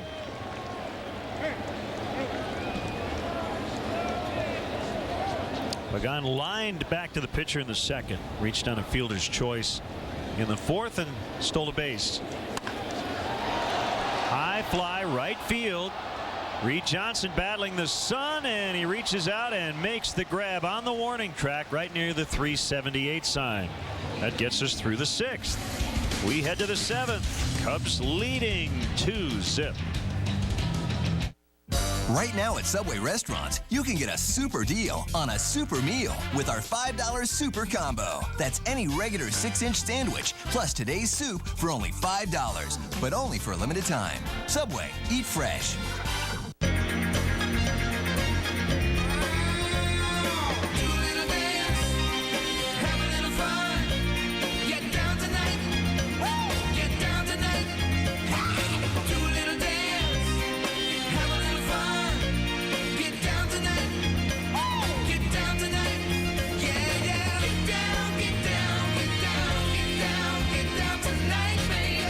Casino and Displays, now winning.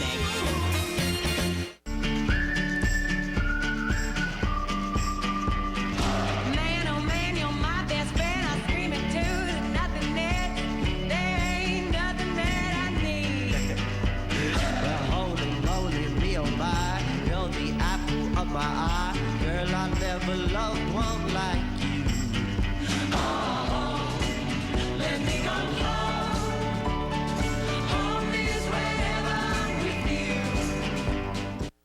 Came back strong.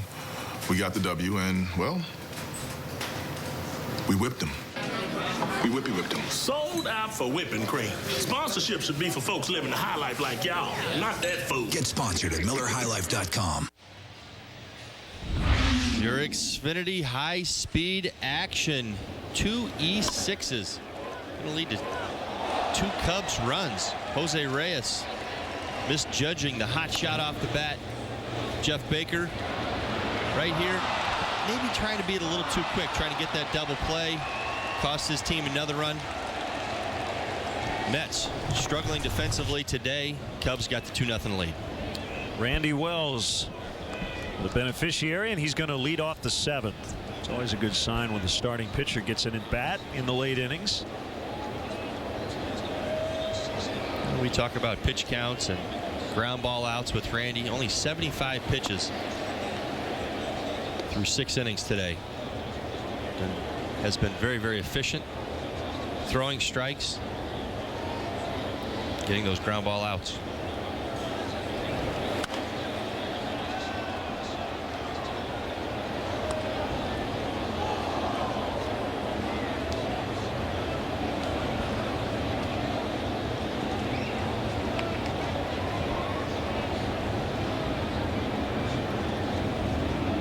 Lefty ready for a 1-1.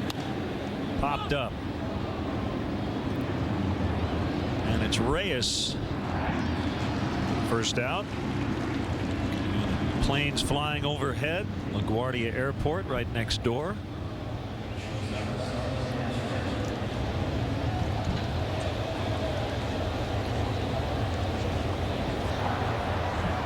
Bring up Castro with 1 out.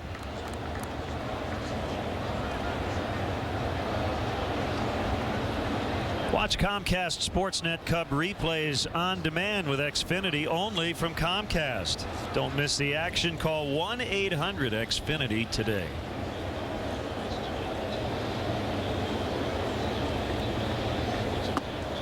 Castro could not hold up. Strike 1.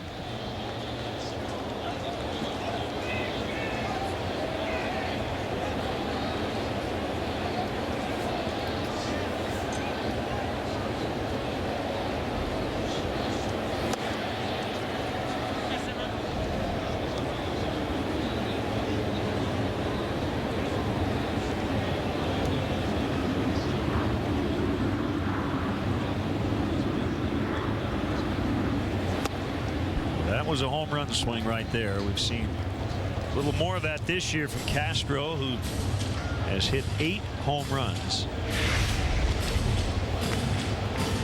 Well, that's one of the lessons that Starlin's going to learn as he gets a little bit older. You don't have to try so hard for those home runs. They're going to come naturally as he gets bigger and he gets stronger. He's such a talented hitter. Again, using all the fields so very well. Has a great idea up there. Great plate coverage.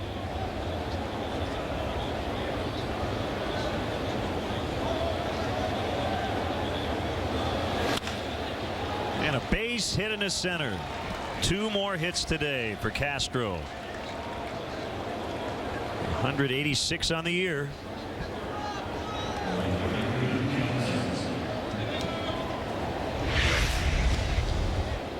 Well, after coming out of his shoes on the first 2 swings, real nice back through the middle right there. Staying through the baseball. Shortening up with 2 strikes. Real good 2-strike swing right there. That evens up the hit board at 5 apiece. And it's Reed Johnson. Key outfield assist on Wednesday against the Reds. The 7th inning. Nailed Edgar Renteria at the plate. Kept the game tied. Cubs would go on to win it on an 8th inning home run from Carlos Pena. Been a really nice year for Reed Johnson.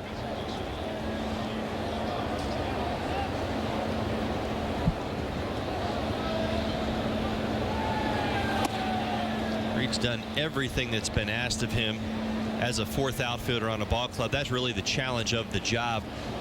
Spent 4 years of my career doing it, understanding that your playing time is not always based on the success that you're having as a hitter or as a fielder, going out there and playing good baseball. A lot of times it's to give your starters a break, but at the same time being a spark plug every time you get out there. He really realizes that he can change a game in a lot of different ways, not always just getting the big hits in the big spots. He pops out to Tejada, 2 down. You mentioned that strong throw. He's made a number of great running catches this year. A real example to the young guys on this team about how you go about your business each and every day as a role player on a baseball team.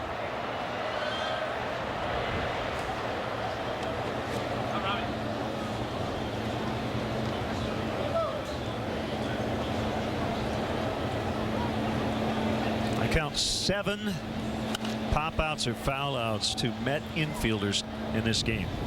That speaks to Capuano keeping the Cubs off balance. Well, that's what he's trying to do. He's going to get the strikeouts. They're going to be there at times. He's going to fool hitters with some pitchers in the dirt and sliders down and some changeups, but he really does more than anything pitch to contact, and when he does, that's what he wants. He wants hitters off balance, the barrel coming through the zone too quick or sometimes too late because they're not picking him up. You can see in his delivery that he's trying to be deceptive, throws across his body to fool the hitters, and so far today he's done a pretty good job of that. Really, the defense has just let him down. He's been on his game.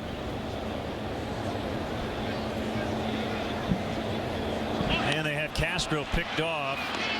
And he's tagged out by Tejada. That'll go 1 to 3 to 4 to get Castro. Stretch time in New York, 2-0 Cubs.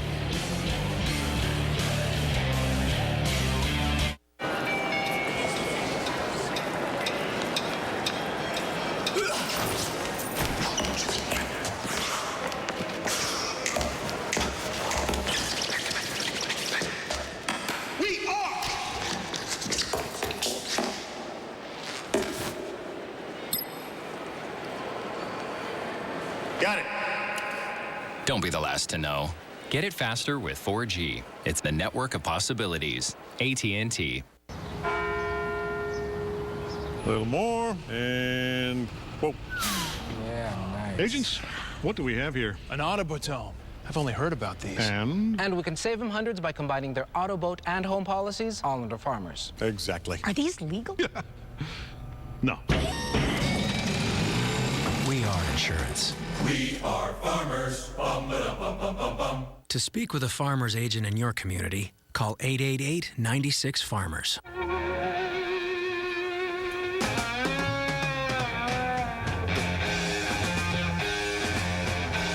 School is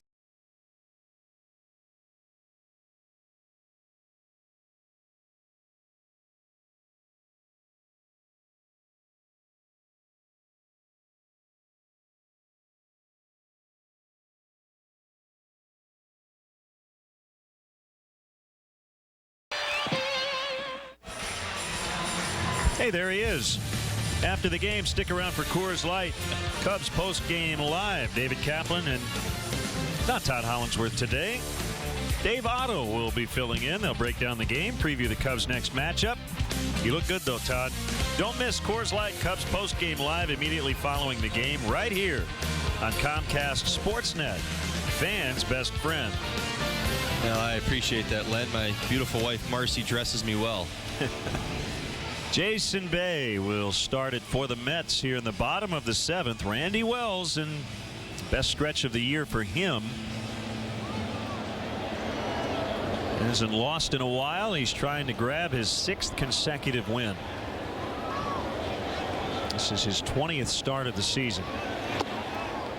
And he starts Bay off with ball 1. Well, the Cubs have to be so happy with Randy and what he's been doing lately. Sure, the numbers are easy to fall in love with, but he's been consistent. He really has saved his season in a lot of ways, and possibly his career as a Cub. But there's so many question marks in the starting rotation right now, moving forward, moving into 2012. I really feel like Randy's helping answer him.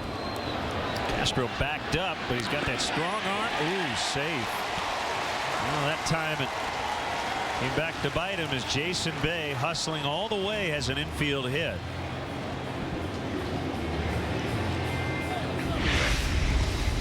Well, this is what happens sometimes when you've got a really strong arm. He doesn't do too many things wrong other than maybe being a little bit quicker getting to the baseball. And he had picked his angle where he wanted to pick that ball up and get that ball across the diamond, but that is exactly why you hustle out of the box on everything you hit. It's not the 99 times that they're probably going to throw you out. It's the one time, whereas if you always hustle, you might get an error, a ball in the dirt, or you beat it out right there in that situation. You saw that.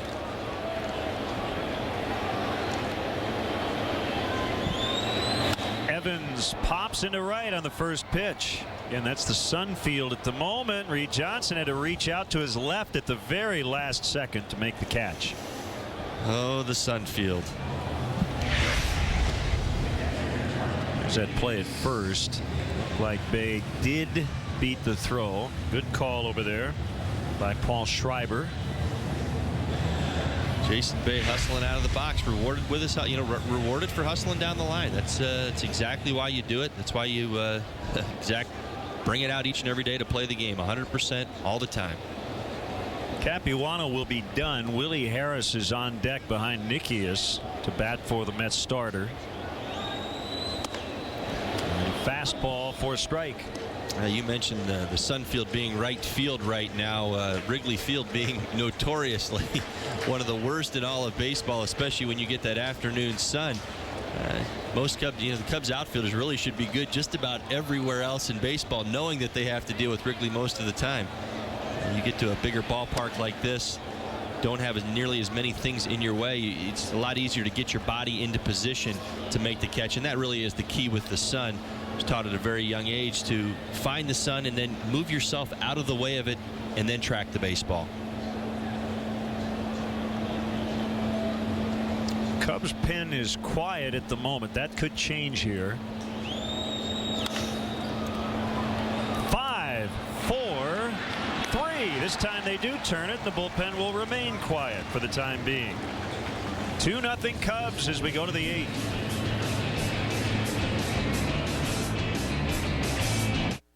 We're good at tailgating, but to be great, well, you need a little coaching. That's where I come in. Coach, are we running super cold activation today? Always, Gary. Only Coors Light tells you when your beer goes from cold to super cold. Frost brewed on 3. 1, 2, 3. Frost brewed. Ice down those Coors Lights, baby. Ice. When it comes to big refreshment, we could all use a little coaching. Nice crossing pattern, Randy. We're tailgating at the next level. Don't do it. Don't you do it. Frost brewed Coors Light, the game's most refreshing beer. A little help, guys.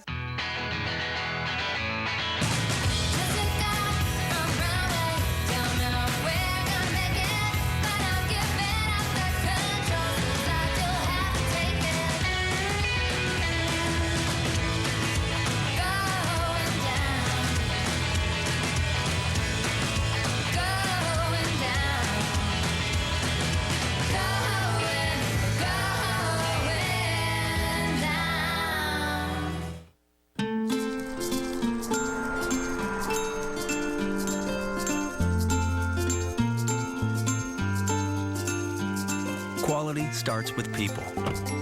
And we've got the best working for us around this country on a daily basis. Thanks to their efforts, our factories received 2 J.D. Power and Associates Awards for initial quality in 2011.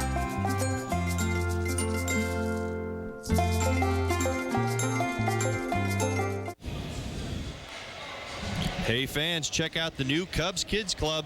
Presented by ComEd, the official kids club of the Chicago Cubs. Help your favorite young Cubs fan earn his or her pinstripes as a member of the Cubs Kids Club, and they'll receive kids-specific perks, experiences, and merchandise throughout the 2011 baseball season. Visit Cubs.com to sign up today. Japanese-born right-hander Ryota Igarashi from Chiba, Japan, and he'll make his 72nd Major League appearance. It's been a struggle for him at times. He has a career 6.05 earned run average. Walks a lot of people. 40 walks in the big leagues in just 61 innings. Well, at this season, 58 base runners, hits and walks in only 30-plus innings this year. That tells you an awful lot. Certainly not overpowering stuff. Going to try and get you out with the sinker, the slider, pitches down in the strike zone. But again, a guy you can wait out a little bit. Again, he's going to throw some balls. Hopefully the Cubs will be able to zone him up a little bit and get something good to hit. Fastball curve split finger combo. Throws the splitter a lot.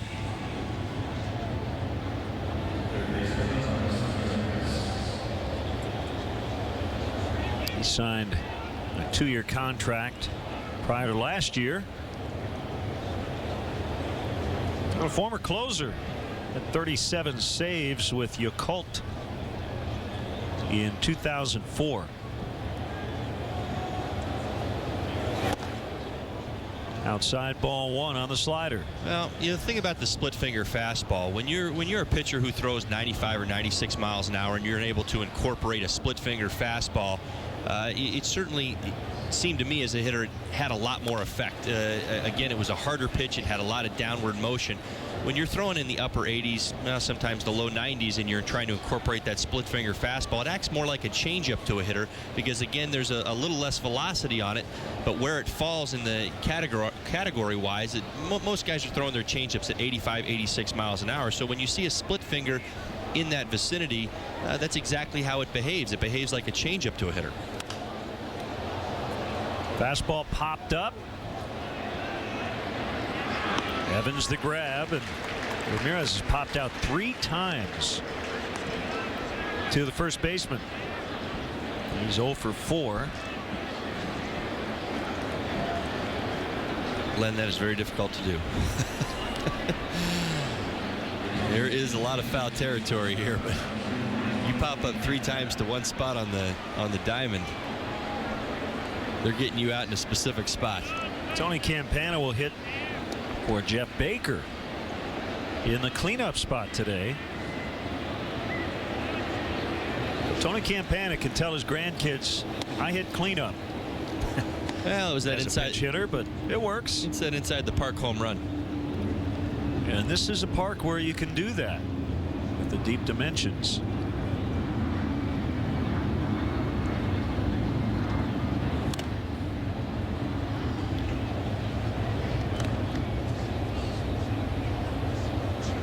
Gets a little tricky in right. I was talking with David Wright yesterday about the padding out there. You've got the fence. Depending on where it hits, the angle of the walls, it can bounce in a lot of different directions if you hit a ball that far. You've got a lot of things going on out there. You've got to be very passive aggressive as a right fielder, understanding what's going on, how the ball's hit, how it's hit over your head. And you're exactly right. What kind of carom you're going to get off the wall. If it gets and hits the fence, it's probably going to die on the warning track. If it hits some of that padding right there, it could ricochet anywhere. Well, that's a great use of passive aggressive, saying you want to be that in baseball terms. Just foul for Tony Campana. Just to the left of that chalk line.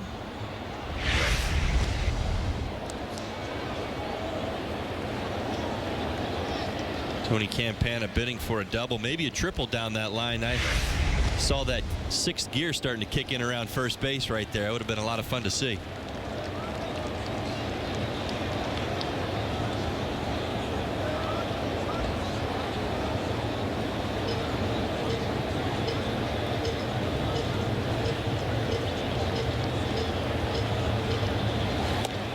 And a swing and a miss. He got him.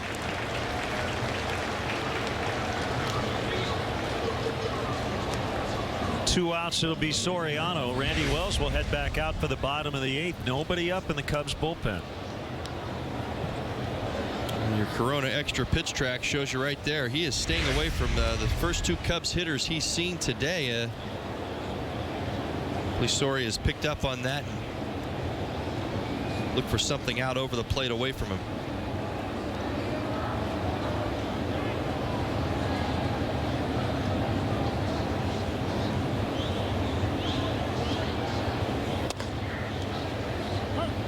Splitter caught the plate.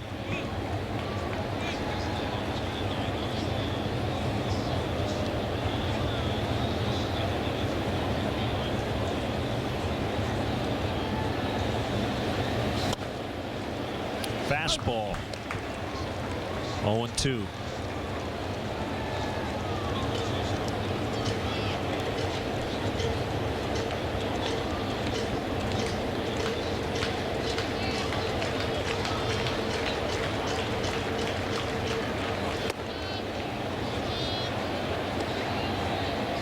She's 32 years old.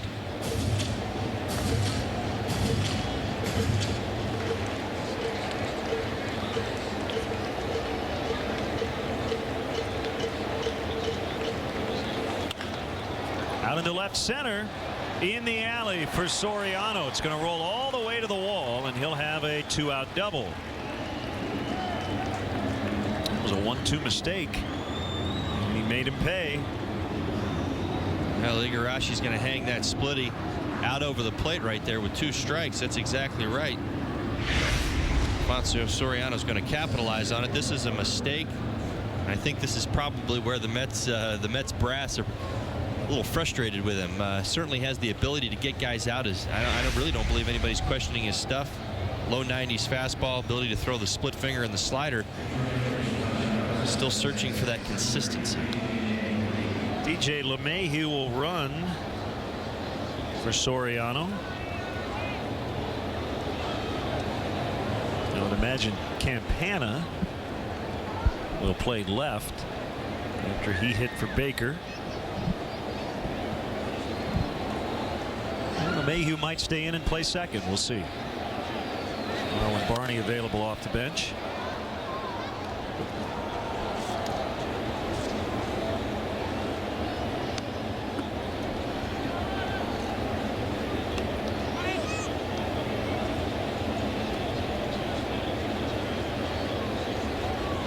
Opportunity for Marlin right here. Get a little insurance for the Cubs.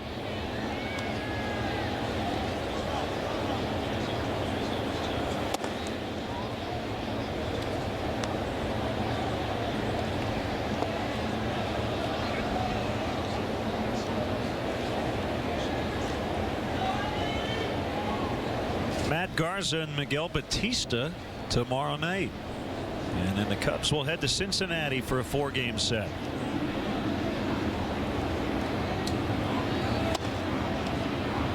Well, he hit the glove, but Nikias was set up just outside the strike zone. 2-1.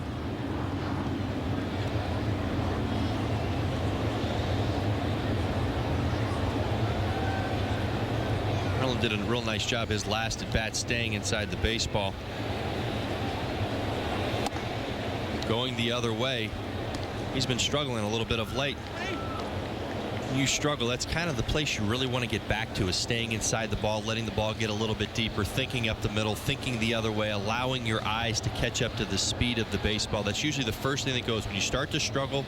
More times than not, it's not your mechanics. It's what's going on inside your head. Jason Bay chasing this one down. It's going to be off the wall. LeMahieu in. Bird has a standing double, and it's 3-0.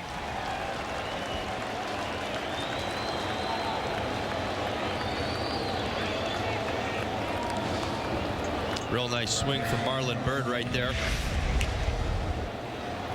He's going to get that off-speed pitch again, up, out, over the plate, able to drive it off the wall and left. Pick up that big 2-out RBI. Insurance I was talking about. And that's it for Igarashi, with Pena coming up. The Honda call to the pen. And we will be back. It is Daniel Herrera coming on.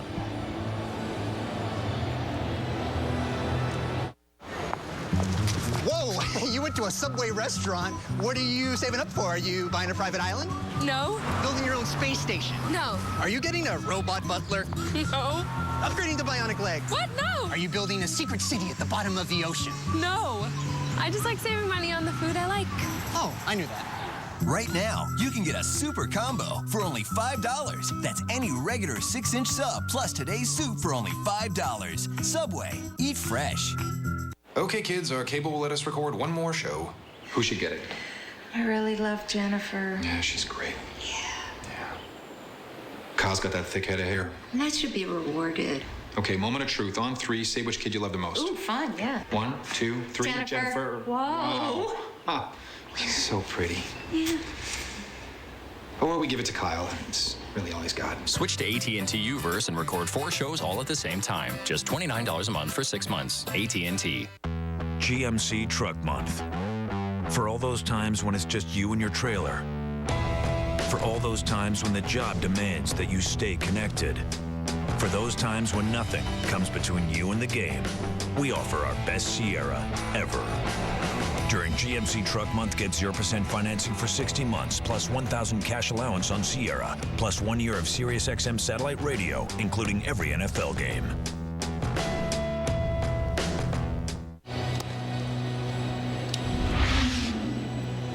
Honda call to the pen. And it's Daniel Herrera. Has bounced around the last couple of years. Former Red, former Brewer. And he came over to complete the K-Rod deal.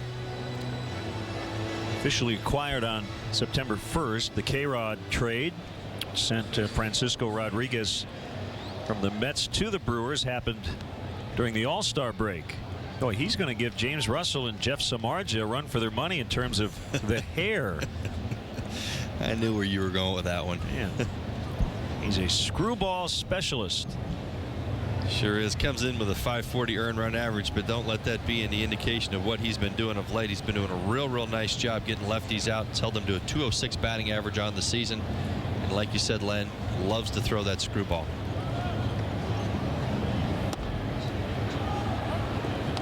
Strike one on Carlos Pena.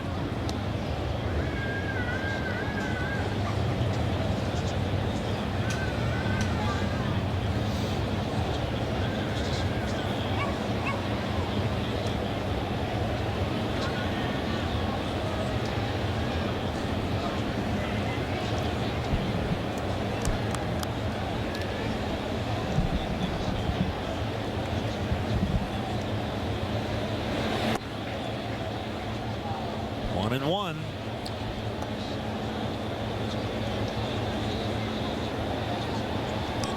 You talk about that information you get, whether it be a lefty or righty for Carlos Pena. You look at how the infield's playing him, the outfield playing him straight up. You can learn a lot as a hitter.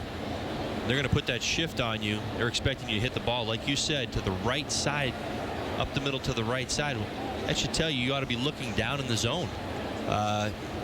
That's part of that information you get in how they set up defensively.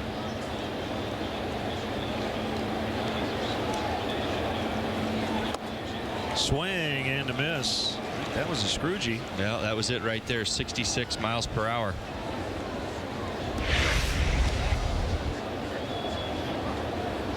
Kind of a backup breaking ball. Exactly. To a lefty. Yeah, and that's how it behaves. You see how it kind of topped out about halfway to home plate, and the bottom just falls out of it as it gets a little bit closer to the hitting zone.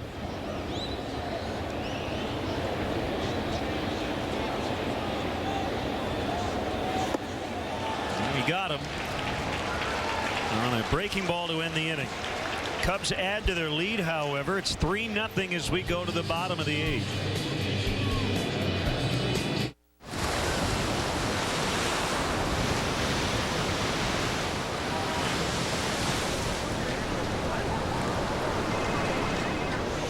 Sorry, I couldn't get away. You can now.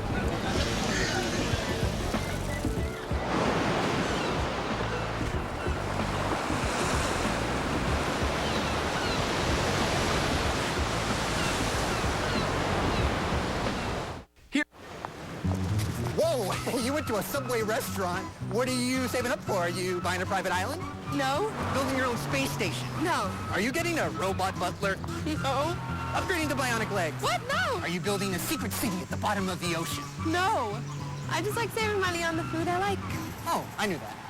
Every day after 4 p.m. and all day Sunday, you can get one of many regular footlong subs for only $5, 2 for $9, or 3 for $12. Subway, eat fresh. Do you need a resource you can rely on? DHCU is a resource you can rely on for safe, reliable financial services. With DHCU, you can rethink your monthly payments by refinancing any consumer loan, such as auto, boat, or appliance loans, and we'll lower your rate by 3%. Or reward yourself with Visa credit card rewards. Not sure if you can be a member? Reconsider. In fact, anyone within a 50-mile radius of Moline is eligible to join. DHCU Community Credit Union, a refreshing change of pace from your bank. Chicago Tribune Live, weeknights at 5:30 on Comcast Sportsnet, fans' best friend.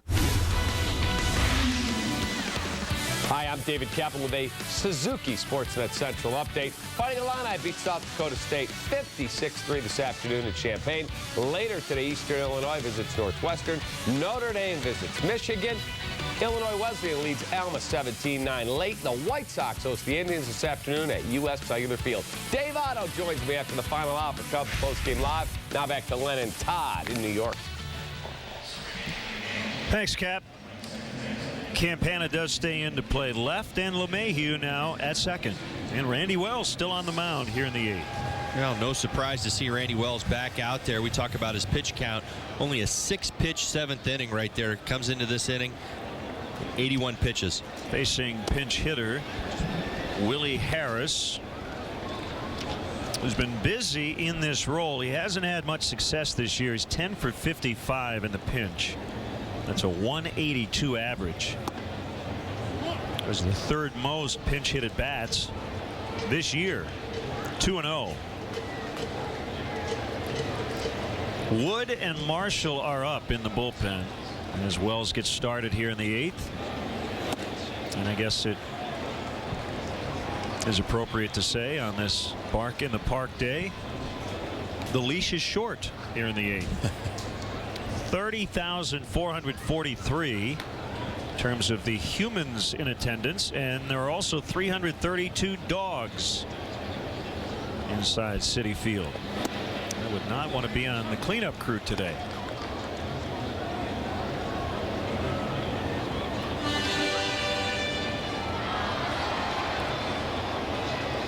The 3-1 to Harris. Leadoff walk.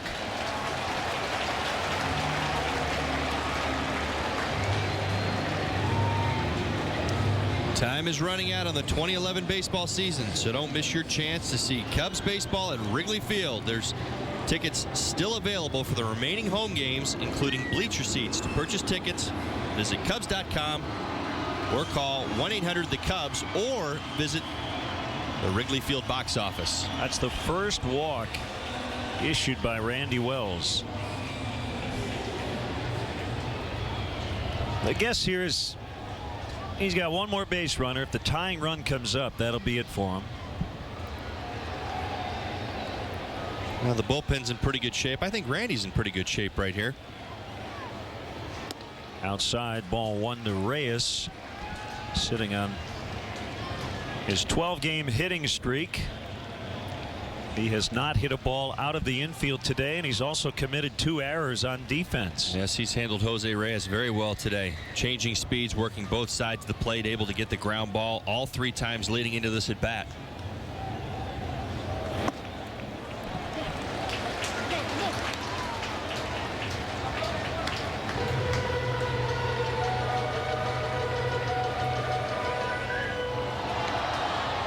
Give up some fly balls in this ballpark because of the dimensions, but his bread and butter is getting that ground ball, and it's worked well today. 2-0.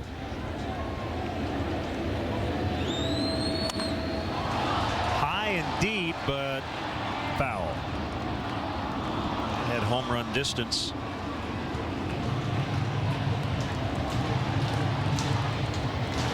Yeah. Just a long strike and a hitter's count right there. It's going to get him back into this sweet sequence. If he can make a pitch right here again, still get that ground ball, maybe that changeup away right here, the sinker away.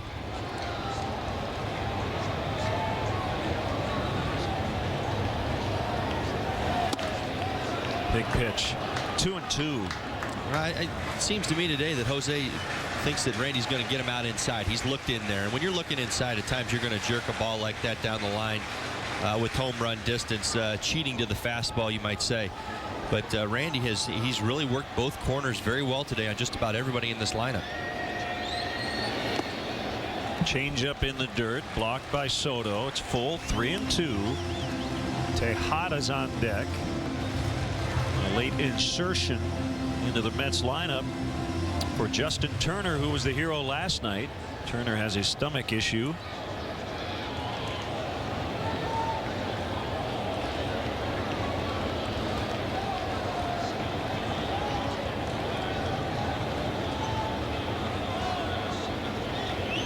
Runner goes, and a bouncer foul. Mets are going to try to stay out of that double play.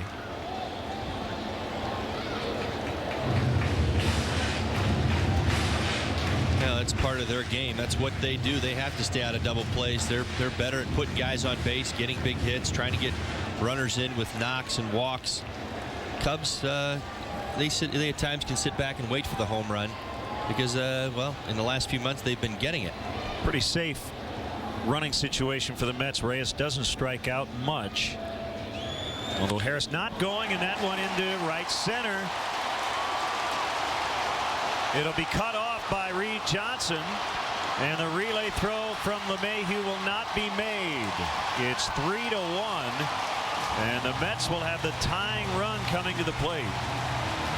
Jose Reyes with a gapper, and the Mets now threatening here. They're on the board. Now give some credit to Jose Reyes, able to wear Randy down a little bit, get that pitch out over the plate, trying to go away right there with the sinker. Stays out over the plate. He rips it into the farthest part of this ballpark, into that gap out there near the 415 sign. Get the Mets on the board with an RBI double. And that will be it for the starter, Randy Wells, who was excellent once again today. Wells will leave 7+, and it's in the hands of the bullpen the rest of the way. The Honda call to the pen. Kerry Wood is in. Chicagoland gas prices are high. I can fix that. Chevy has 9 models that get over 30 miles per gallon. No wonder Chevy's #1 in our hometown. With 42 miles per gallon, drive home a Chevy Cruze Eco today. See your Chicagoland and Northwest Indiana Chevy dealer. One Coors Light coming up. Here you go. Thanks. Bob, sweet setup. Yeah, ever since I got this Coors Light home draft, it's like having a bar at home. Thanks. What's your girlfriend gonna say? I got that covered. You're not on the list. Bob has a list? And you're not on it. The Coors Light Home Draft. CO2 pressurized for up to 30 days of fresh frost brewed draft beer right from your fridge. Big Darryl, give it up. How you doing, Sarah? Good to see you. Come on, really? Coors Light, the world's most refreshing beer. Mom, how many feathers do birds have? Honey, I'm not sure, but look, I'm recording a bunch of animal shows so we can watch it tomorrow and find out. Mom, what does your soft kiss look like? Let's look it up after school. Here. Thanks, Anita. Ooh. Dad, did you know ostriches could run faster than horses and an alligator can live up to 100 years? Answer pressing questions instantly. Get AT&T U-verse TV and high-speed internet for just $49 a month for 6 months. AT&T. Rethink possible. We all want more for our money. Look no further than the Chevy Equinox. U.S. News and World Report ranked it #1 in affordable compact SUV. Affordable value and great gas mileage make the Chevy Equinox your best choice. See your Chevy dealer today. It's a Honda call to the pen, and it's veteran right-hander Kerry Wood with Jose Reyes at second, nobody out. And Ruben Tejada at the plate. Cubs lead 3-1.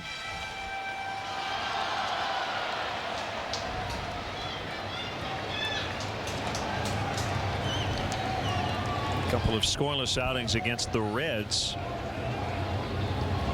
and Wood got the win 3 days ago.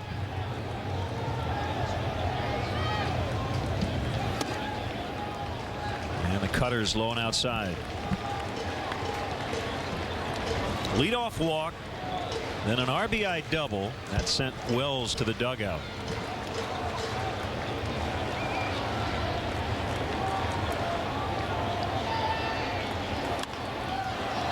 Four-seam fastball popped up. No play.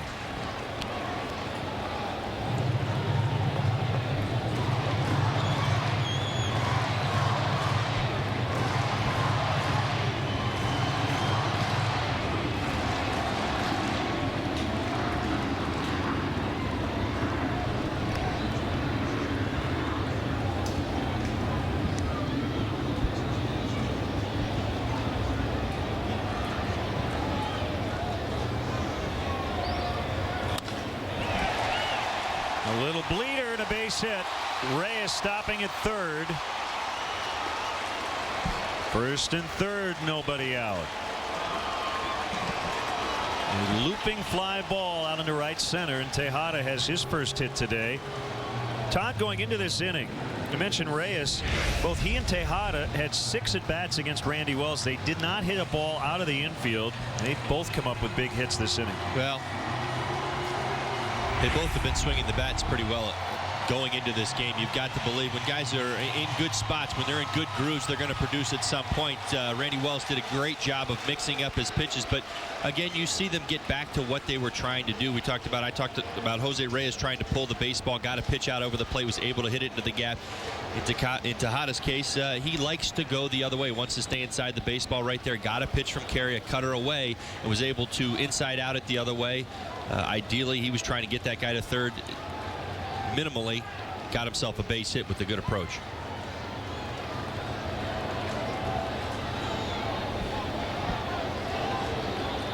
Oh, 1. Now it's 0-2 on Duda.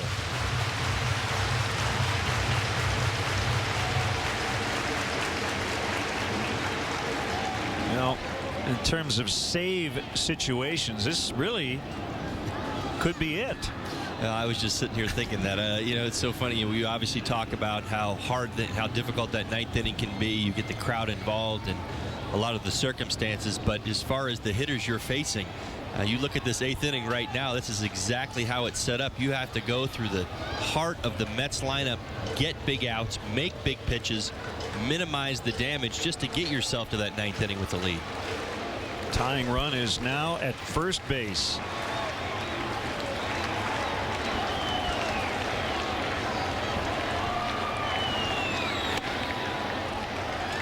High and outside on a four-seamer. 1-2. Good purpose pitch right there from Carey. Lucas didn't know he'll go up there. Get him thinking about it a little bit. It's like they're going to go with a curveball. And he got him. Nice pitch. Real That's big a big strikeout. Real big pitch right there by Carey. Hadn't shown that to him yet. And the ability to throw it for a strike, that's what you want to do, especially as a middle reliever. You come out of the bullpen, you've got your pitches working for you. It's not about deceiving the hitter and always showing multiple curveballs or multiple sliders in a row. Carey was able to save that pitch for that spot right there by throwing his cutter, by throwing his fastball up in the zone, and then just merely throwing his curveball for a strike. He gets the big strikeout right there.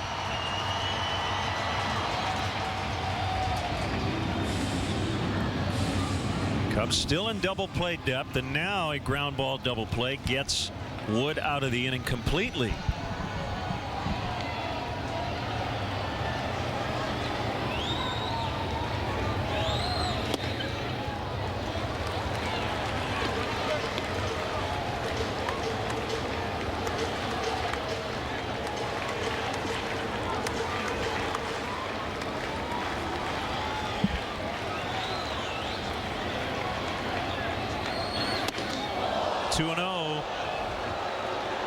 David Wright 1 for 6 against Kerry Wood.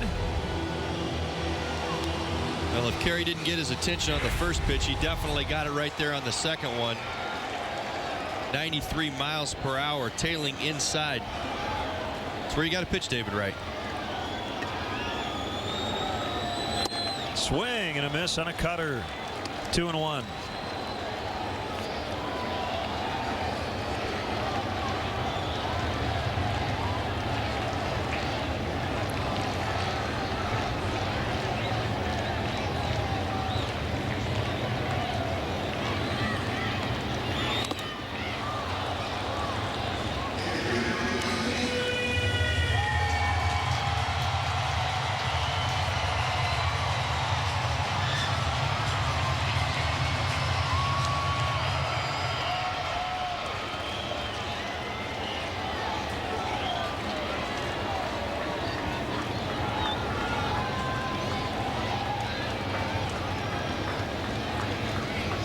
Kick and the pitch, base hit, 3-2.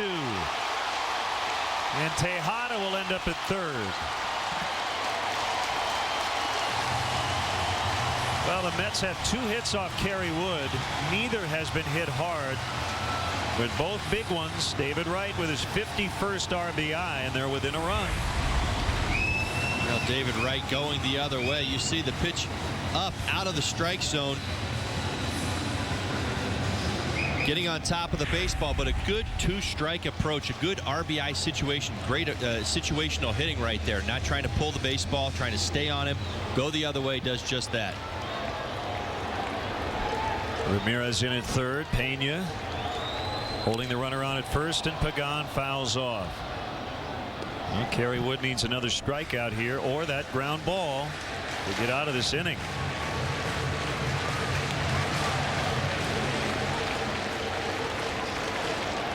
That'll close the book on Randy Wells. He gave up 2 runs. Both runs scored after, or rather 1 run scoring after he left.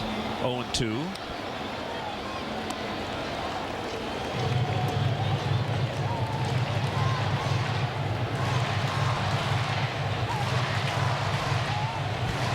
Tying run at third base. A go-ahead run now is on at first.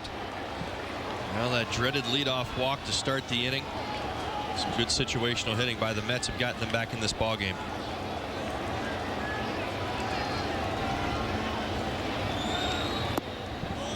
Curveball. 1-2.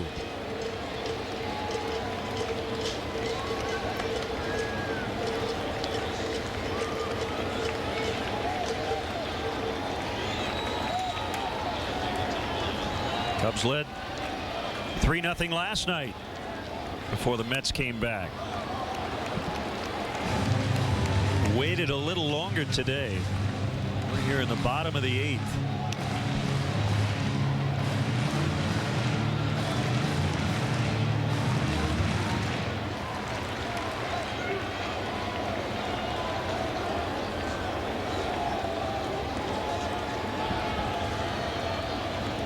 1-2 pitch outside.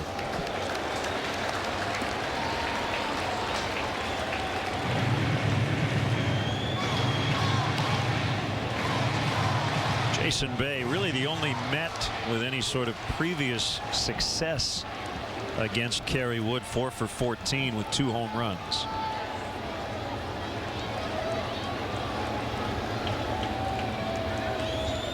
And he got him on a cutter. That's a big one. Big strikeout right there for Kerry Wood.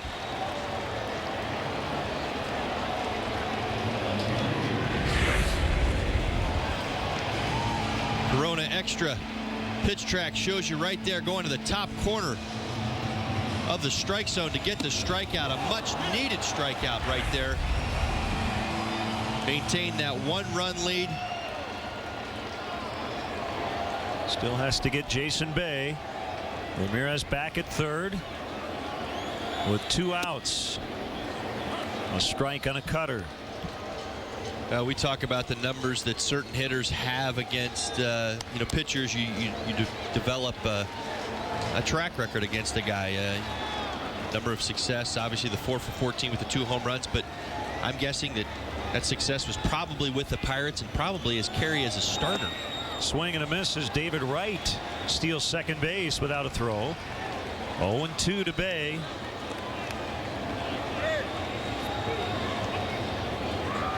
Kerry's definitely a different pitcher now than when he was a starter. He's incorporated a cutter. Velocity certainly has been there. He's able to do that pitching the 1 inning. He can bring it a little bit more. So I think the circumstances are a lot different than the history that he's had with him in the past.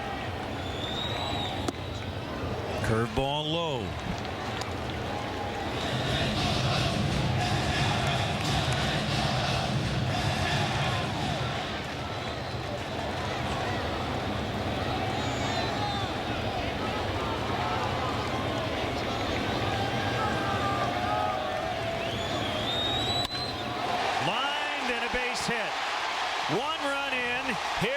A go-ahead run, and Jason Bay on a 1-2 pitch has knocked in a couple to give the Mets a 4-3 lead.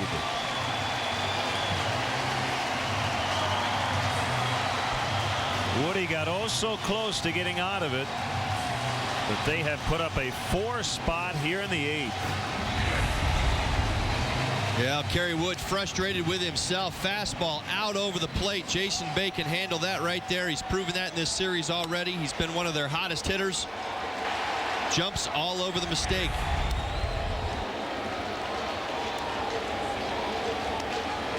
(4-3) Mets. They have their first lead of the afternoon.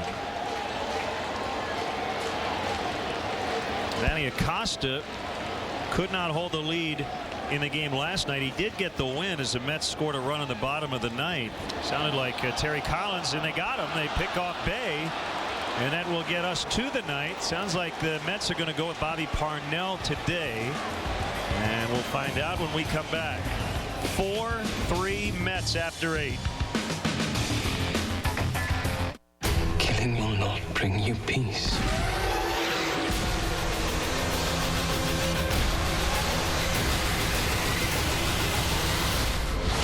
Peace was never an option. X-Men First Class. Okay, kids, our cable will let us record one more show. Who should get it? I really love Jennifer. Yeah, she's great. Yeah. Kyle's got that thick head of hair. That should be rewarded. Okay, moment of truth. On 3, say which kid you love the most. Ooh, fun, yeah. 1, 2, 3, Jennifer. Whoa. Ah, she's so pretty. Yeah. But what we give it to Kyle, it's really all he's got. Switch to AT&T U-verse and record 4 shows all at the same time. Just $29 a month for 6 months. AT&T. Forget overpaid athletes. The High Life is sponsoring real folks. Nick Thompson, we want to be the official beer you and your nostalgia game of catch. All right, thanks. Come on, Dad. Ah! Get sponsored at MillerHighLife.com. Save big money during the Menard Day sale. Relax in luxury with a new Elger Whirlpool. The Patriot features 8 fully adjustable hydrojets, $599. The Stratus features 6 fully adjustable hydrojets and 6 lumbar mini jets, $888. Complete the look of your bathroom with Sterling tub and shower doors. They're all on sale. This tub door with rain pattern glass and silver finish is $129. This clear glass tub door has a deep bronze finish, $229. Save big money at Menards. Monday, the trip continues as the Northsiders head over to Cincinnati to kick off a 4-game set against Joey Votto and the Reds. Coverage starts at 5:30 with Chicago Tribune live. Cubs and Reds Monday at 6 on Comcast Sportsnet. Fans' best friend. Well, not much went right for the Cubs in the bottom of the 8th. Looked like they did get a break to end it as Bay appeared to get his hand in before the tag. Well, I think he was out when he overcommitted, and I think that's probably what got the Cubs the call right there. One step towards first base, was definitely leaning that way. Bang, bang, play at first base. Cubs get the call. Well, it is Bobby Parnell. Musical chairs in terms of the Mets closer. He came on in the 8th inning in the game last night. Walked Soriano, got Bird on a fielder's choice to end the inning. Brian LaHare on deck as a pinch hitter. 4 runs for the Mets in the 8th to take the lead. Boy, tough no decision for Randy Wells today. He threw the ball very well today, was in complete control of this ball game other than that leadoff walk in the 8th inning. But I think you can really tell that this game to this point has been decided by the 3 consecutive hits by the Mets, all coming with 2 strikes. Inability to put hitters away with runners in scoring position. Parnell's 2-1 ground ball, backhanded, drop right. Should be another error. That would be 4 on the left side of the Mets infield. 2 apiece for Reyes and Wright. And we'll have a pinch runner. Montañez will run for Soto. Lou Montañez. Now David Wright just clanks it, backs up to get the big hop, put himself in position. Gio Soto not very quick getting down the line, but talk about the panic that kind of sets in after you knock a baseball down. You saw it right there with David Wright. He knocked it to the ground, and then in the hurry of trying to grab the baseball, unable to pick it up and even make a throw. So you have the power hitting LaHare with his, I guess now former Iowa and current Chicago Cub teammate Lou Montañez at first base. Well, the young guy's getting an opportunity to do some things late in this ballgame. Fouled away. LaHare has hit in all 5 games in which he has appeared as a Cub.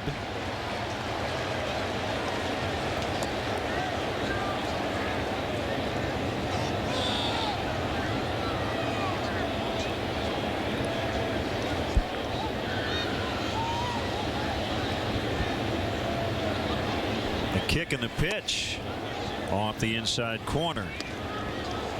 Good take right there by Bryant, trying to double up in there. Went after that pitch, just the previous pitch.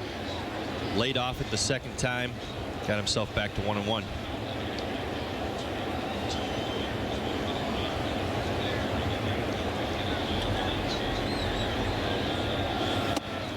Inside again.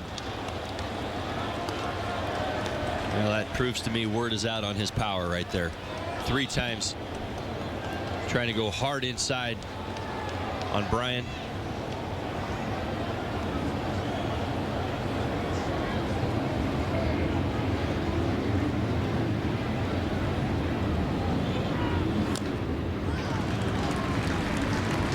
They went away that time. 2-2. Castro will hit next.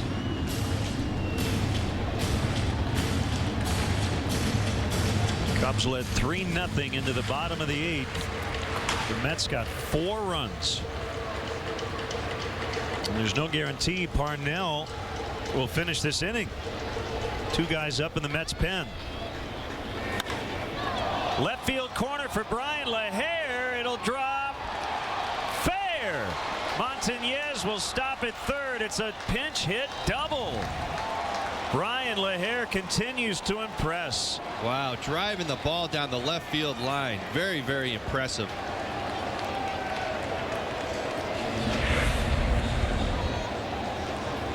Getting 3 consecutive fastballs in on his hand, knowing that at some point he's going to go away. 96 miles an hour, drops the barrel of the bat on it, smokes it down the left field line. Great piece of hitting right there. Second and third. With nobody out, Tyler Colvin will come in to run for LaHare.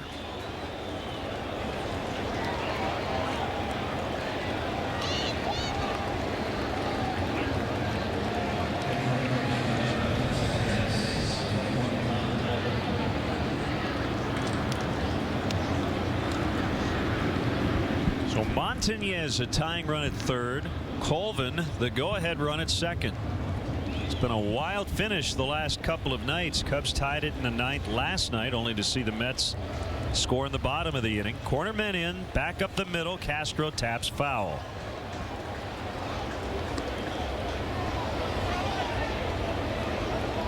Cubs going to get 3 cracks at this. Runners in scoring position right now, nobody out. Understand that productive outs are right there in front of you. Put a ball in play to the right side to the second baseman, you're going to score a run. You're going to get a guy over. Ground ball and a nice play by Parnell. So he dodges one bullet.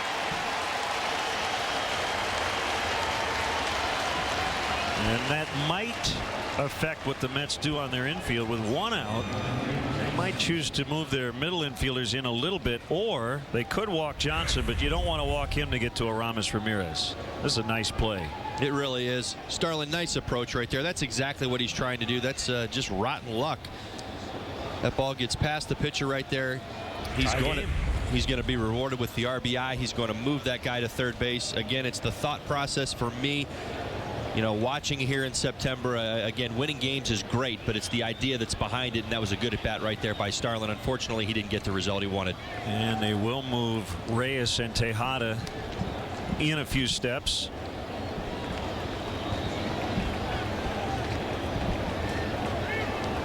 Tejada playing a little deeper than Reyes.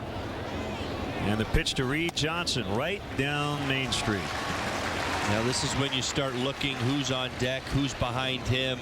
You start picking your matchups. The game's going to be decided right here for the Mets. They're going to attack Reed Johnson, go after him, try to get him out, obviously. You've got Aramis, and one of the hottest hitters in the National League waiting on deck, and a little different lineup today. You got Tony Campana sitting behind him currently. Foul tip, strike 2.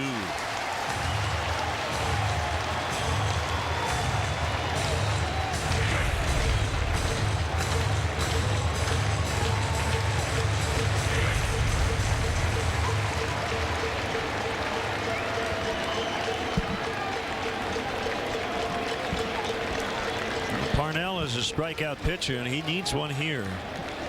Reed Johnson trying to battle down 0-2 with a tying run at second, or the tying run at third, the go-ahead run at second. Low, 1-2. Well, the Mets were able to put some 2-strike magic on the Cubs that last inning. Reed Johnson right here, down to the count, 1-2.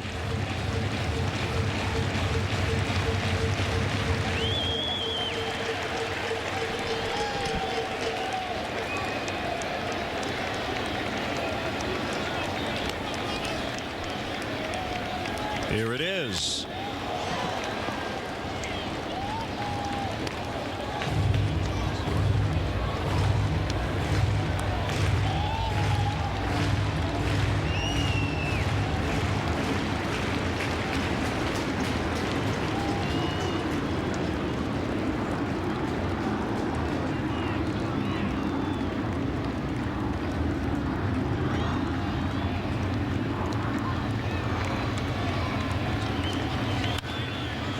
Right field and foul.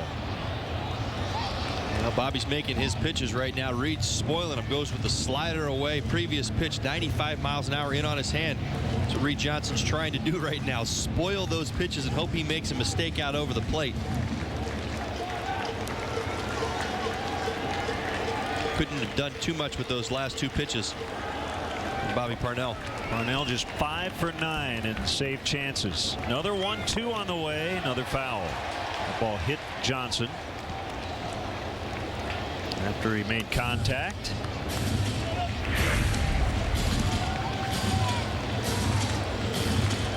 Corona extra pitch track shows you right there. Fastball tailing in on Reed Johnson, doing the best he can to foul it off. Again, pitcher's pitches. He's not going to do much with that baseball if he puts it in play. So again, he's just trying to get himself to a better count or a mistake that Bobby Parnell might make.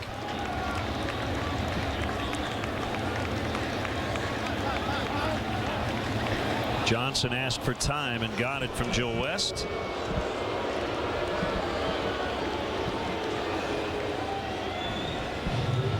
Reset the scene for you. Montañez at third, Colvin at second. They're both pinch runners. Inning started with an error, the 4th by the Mets. And Brian LaHare doubled into the left field corner. Castro grounded out. Now a 1-2 to Reed Johnson. Well, that really handcuffed Nikias. A fastball at 99, 2-2. Yeah, it looks like Nikias caught that on the way by right there, didn't he? Might have been behind his right ear.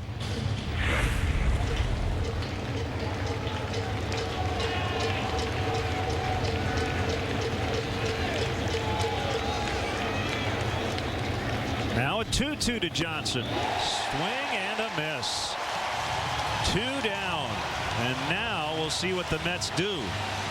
The Cubs have their best hitter coming up. First base open and Tony Campana on deck. Well, Bobby Parnell going to the bottom of the zone to get the strikeout. Fastball down there. Worst case scenario, he puts it in play. It's on the ground. Best case scenario for him, he gets the strikeout. Reed Johnson swings over the top of it.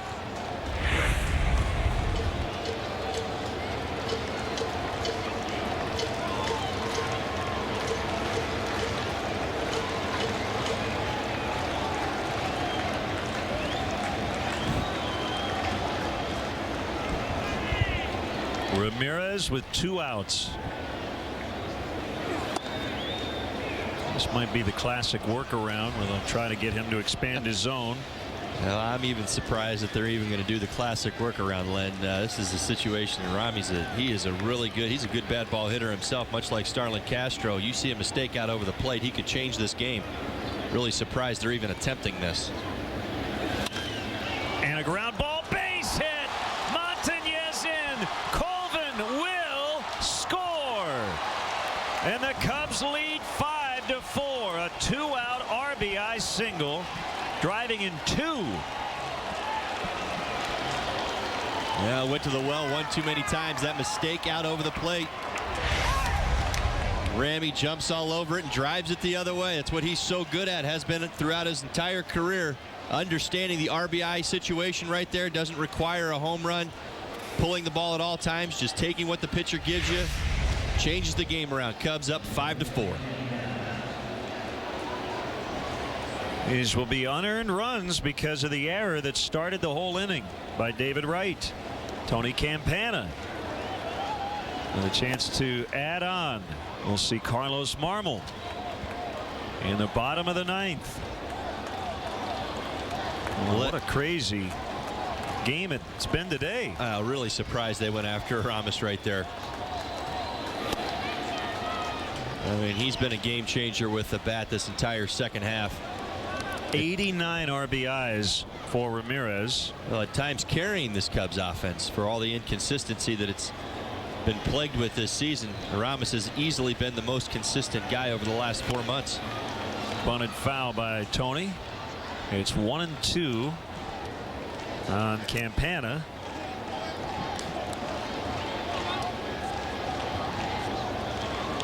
And the Mets will have the bottom of their order coming up. Kerry Wood now can get the win. Even though he gave up the go-ahead run.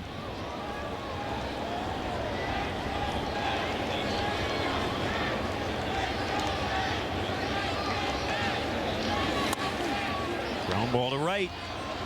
Gets rid of it quickly, and the inning's over. The Bluebirds are out because Parnell could not hold the lead. 5-4 Cubs. Mark. Welcome to Midas. I'm Claire. My car's making a funny noise. All right, let's have a look at it. So how'd you hear about us?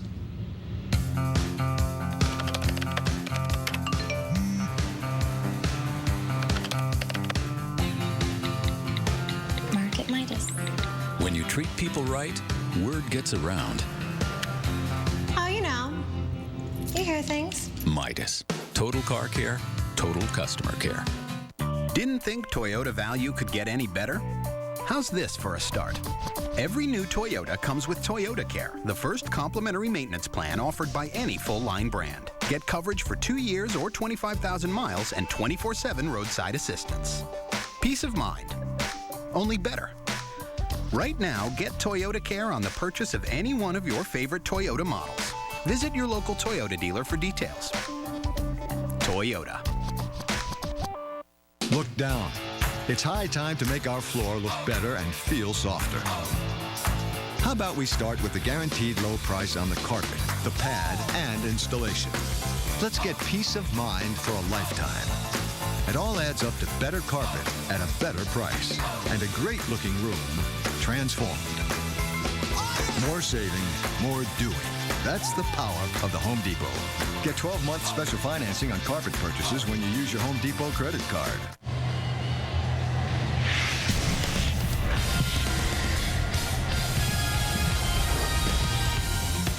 Well, you see, a lot of the runs have been scored here late. Cubs led 3-0. Mets got 4 in the 8th, capped by a 2-run single from Jason Bay.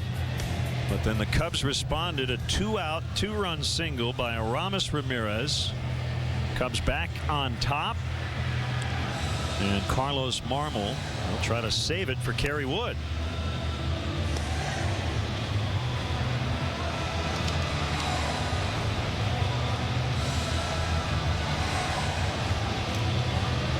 Nick Evans will start it.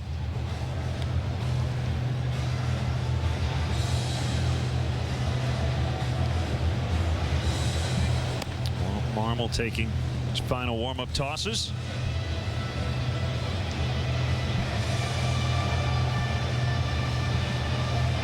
Carlos Marmol coming on looking for his 34th save of the season. Coy Hill is in to catch after Soto was removed for the pinch runner. Montañez.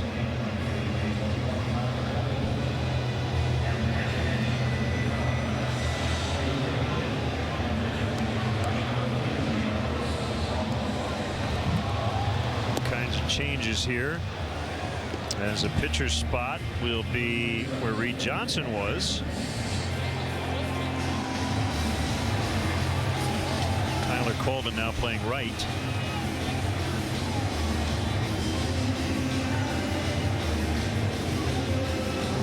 I only mentioned Coy Hill behind the plate.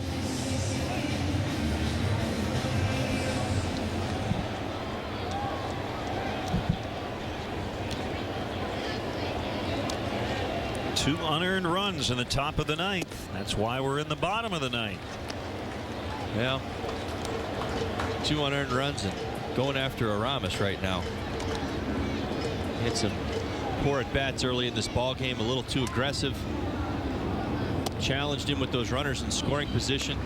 Real nice approach. Went the other way. Got the biggest hit of the day so far. The scheduled on-deck hitter is Mike Nikias, but he will not take the at-bat. Swing and a miss on a slider. Jason Pridey, a left-handed batter, will hit for Nikias, and another pinch hitter for Parnell. Ooh. Trying to front door breaking ball, just missed. 2-2. Your Corona Extra pitch tracks is going to show you right there, trying the front door on Nick Evans.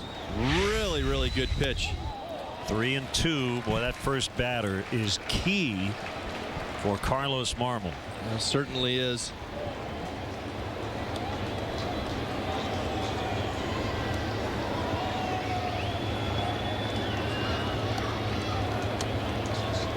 Here it is. He got him. I think on the swing, as Joe West pointed at Evans. One away. Well, either way, a really good pitch right there. Certainly you have to protect. You have to attempt to try and hit this pitch. But again, that's the key, attempting to try to swing and hit this pitch.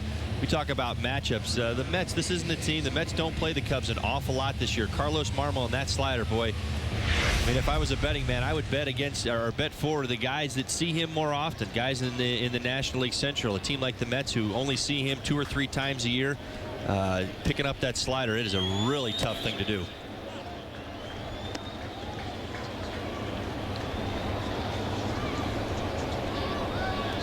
Friday, as a pinch runner last night, scored the game-winning run in the 9th.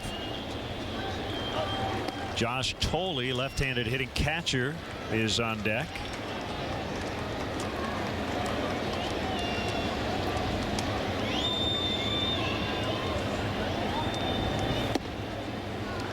Cubs have given up a couple of leads in this series, but a chance here today to pick up a comeback win.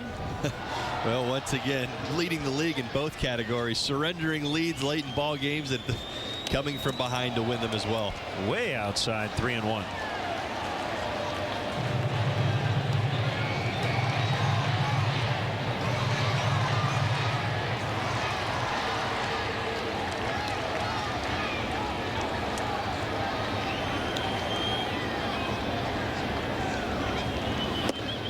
Ball 4.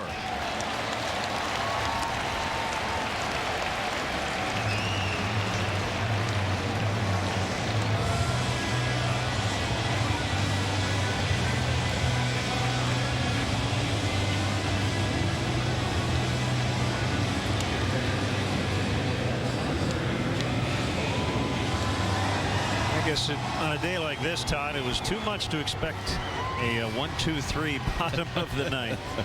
Just kind of feel like you're going to have some drama here. We've had some sloppy defense. Well, at least some questionable pitch selections, and some pitches out over the plate, some 2-strike pitches, and well, some late offense. Marmol will check on Pridey.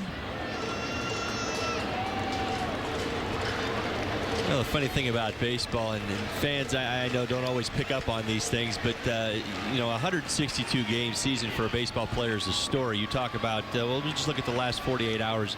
Cubs coming into New York, had a day off. They played the game last night. Less than 14 hours, they're playing another ball game today. You know, you talk about the physical beating that your body takes and the focus that has to go into all of that. And a lot of times you see games like this, they're directly related to the circumstances the ball players are under right now. Early throw, trying to keep Pridey honest. You know, most ball players last night didn't go straight back to their hotel room, go right to bed to make sure they got a great night's sleep. You have to unwind. You have to take some time with your family or talking to your wife or the meaningful others in your life. You know, you wind down, but then you're back up at 8 or 9 o'clock again in the morning to get back to the field early to get yourself ready to play another ball game. And sometimes it just catches up. You see games like this where there's errors and some mistakes that are made, and you got to play the games through them.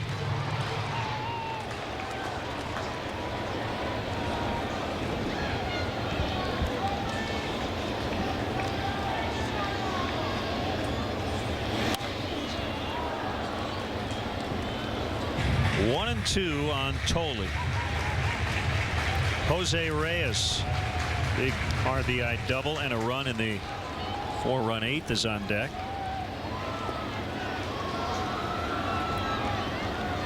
Tolley 1 for 10 as a pinch hitter. Foul tip, strike 3. 2 gone. Well, I talk about it a lot with Carlos Marmol and using that fastball. It's exactly what he did right here in this situation. He made it part of the equation. He went up in the strike zone twice with his fastball, makes this pitch right here, his slider we see an awful lot of, that much more effective against Hitters that don't see him quite as much as, well, other hitters do.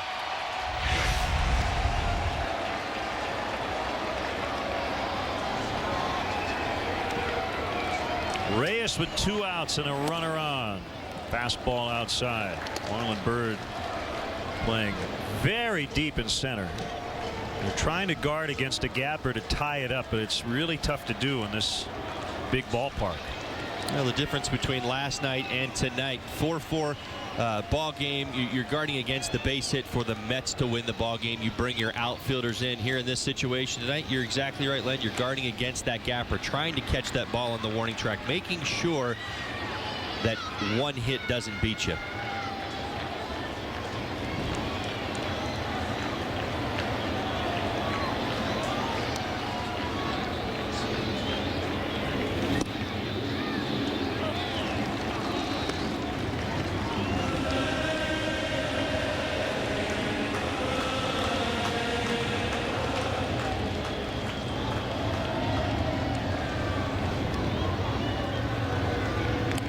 Keeping a close watch on Pridey over at first.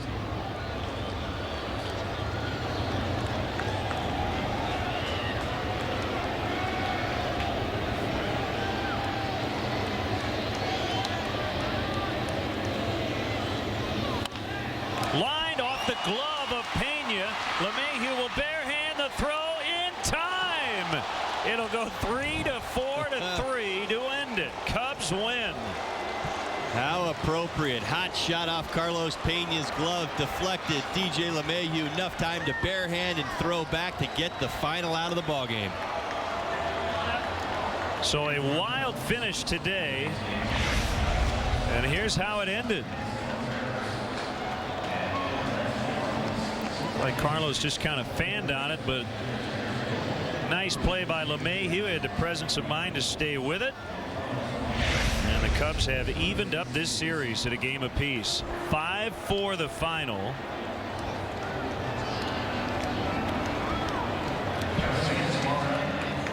Cubs can enjoy a nice dinner tonight. Come back tomorrow night. Rubber game here in New York. And our GMC player of the game, the guy who had the game-winning hit, Aramis Ramirez in the ninth. Well, a big base hit right here with the game on the line. Some quick at-bats earlier in the ball game, swinging early, some pop-ups to the first baseman, but getting it done with the game on the line. Nice approach. This is why he's been one of the best in the game for a very long time, recognizing the situation, taking what the pitcher gives him, and getting the big base hit today. Aramis Ramirez, our player of the game. Todd, thanks so much. Great working with you. Enjoy the rest of your weekend, and we always enjoy listening to your pre and post game analysis. Well, it's a privilege, Len. Thanks for having me. Nice win today. Good to see him get it done. Get some time to go back and rest and enjoy themselves here in New York, and hopefully come out and get a win tomorrow. So that'll wrap up our game coverage. Once again, the final score: the Cubs 5, the Mets 4. Our next Cubs telecast on Comcast Sportsnet Monday night, 6 o'clock from Cincinnati. In-game scoring provided by ScorePad. Now for Todd and our entire crew here in New York, this is Len Casper inviting you to stay tuned for Coors Light post-game live.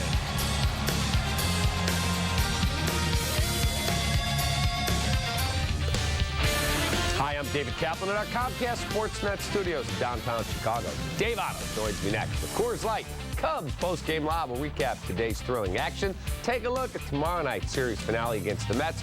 It all comes your way after this short timeout, so stick around.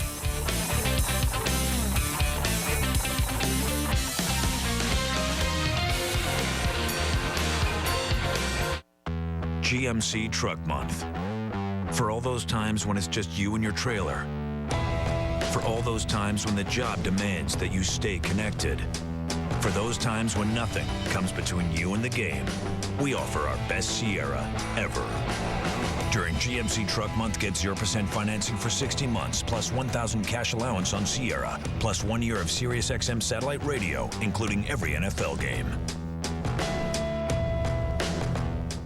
Want to see all the action from the front row? Now you can with the CBOE Front Row Seats auction. Front row seats will be auctioned off to each game all season long. For more information, visit Cubs.com and click on the CBOE Front Row Seats auction. The best seats are always a click away. Hey, Nolan Ryan. How you doing? Good. You need some help on your lawn project? It needs some big league help. Scotts is the official lawn care company of Major League Baseball. And here at Lowe's, we can show you how to get winning results at home. I played on a lot of great fields in my day, and I want that same big league look for my lawn. Excuse me, can I have your autograph, please? Sure, what's your name? Actually, his autograph, if you don't mind. Visit Lowe's to pick up your Instant Win game card for a chance to win World Series tickets, compliments of Scotts. Go easy on him. He's a legend. Woo!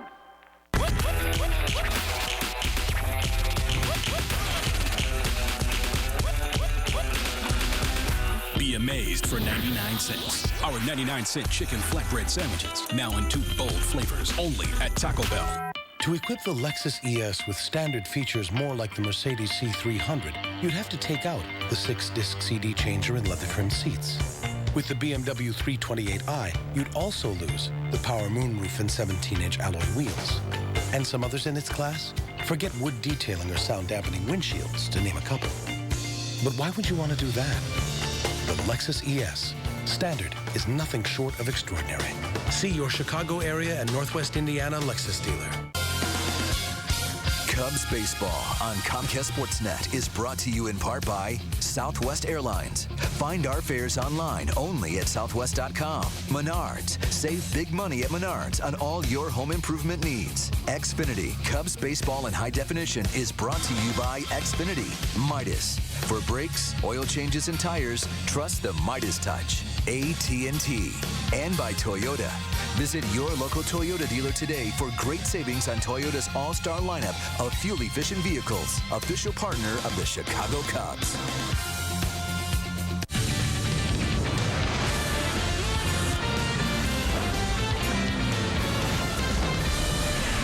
This is Coors Light Cubs postgame live.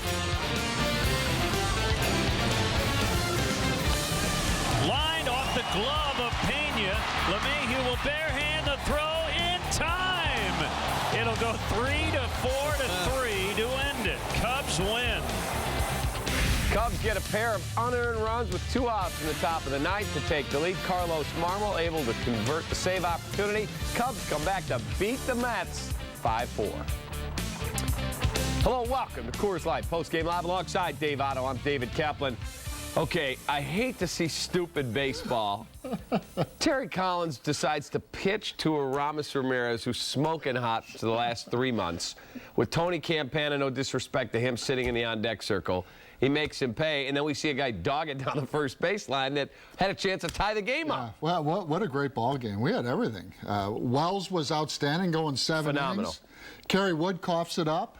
LaHare with a big knock in the 9th inning. And then I agree. You don't pitch to Ramirez there. Now, Ramirez was 0 for 4 going into that with 3 pop-outs to the first baseman.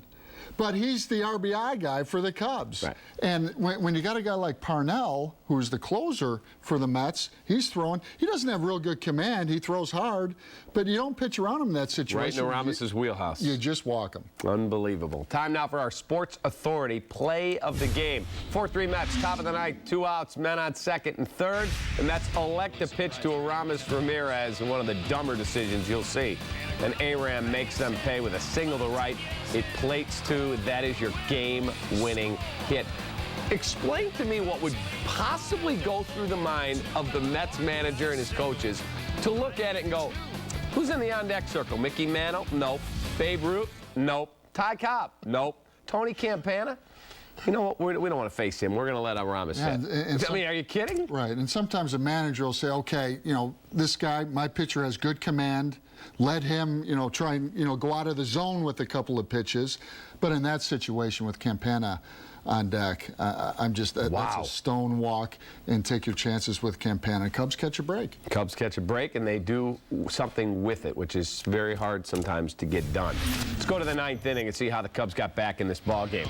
Okay, there's Gio Soto, and he hits a ground ball to David Wright. That is the 4th error by the left side of the Mets infield today. Boy, Reyes is having a real bad series, and then that error with David Wright. And a great at-bat here, Cap. by LaHare. You know, Parnell throws hard, just worked him inside, and then he got a pitch away and drove it to left field. Cubs have action. And then the Cubs get Starlin Castro to the plate. He grounds out back to the pitcher. Think, all right, got 2 more shots at it. Reed Johnson strikes out on a 2-2 pitch at 98. And they elect to pitch to Aram with first base open, and there's your ball game. Wow. Utter stupidity. And a great piece of hitting by Ramirez. You know, earlier in the ballgame, Ramirez, first 2 times up, 2 pitches he saw, couldn't get on top of it on pitches up. That time Parnell went downstairs. He was able to drop the head and drive it into right field. All right. Just a few moments ago, Aramis Ramirez spoke with Len Casper. Aramis, were you surprised that the Mets did pitch to you in the 9th with a base open?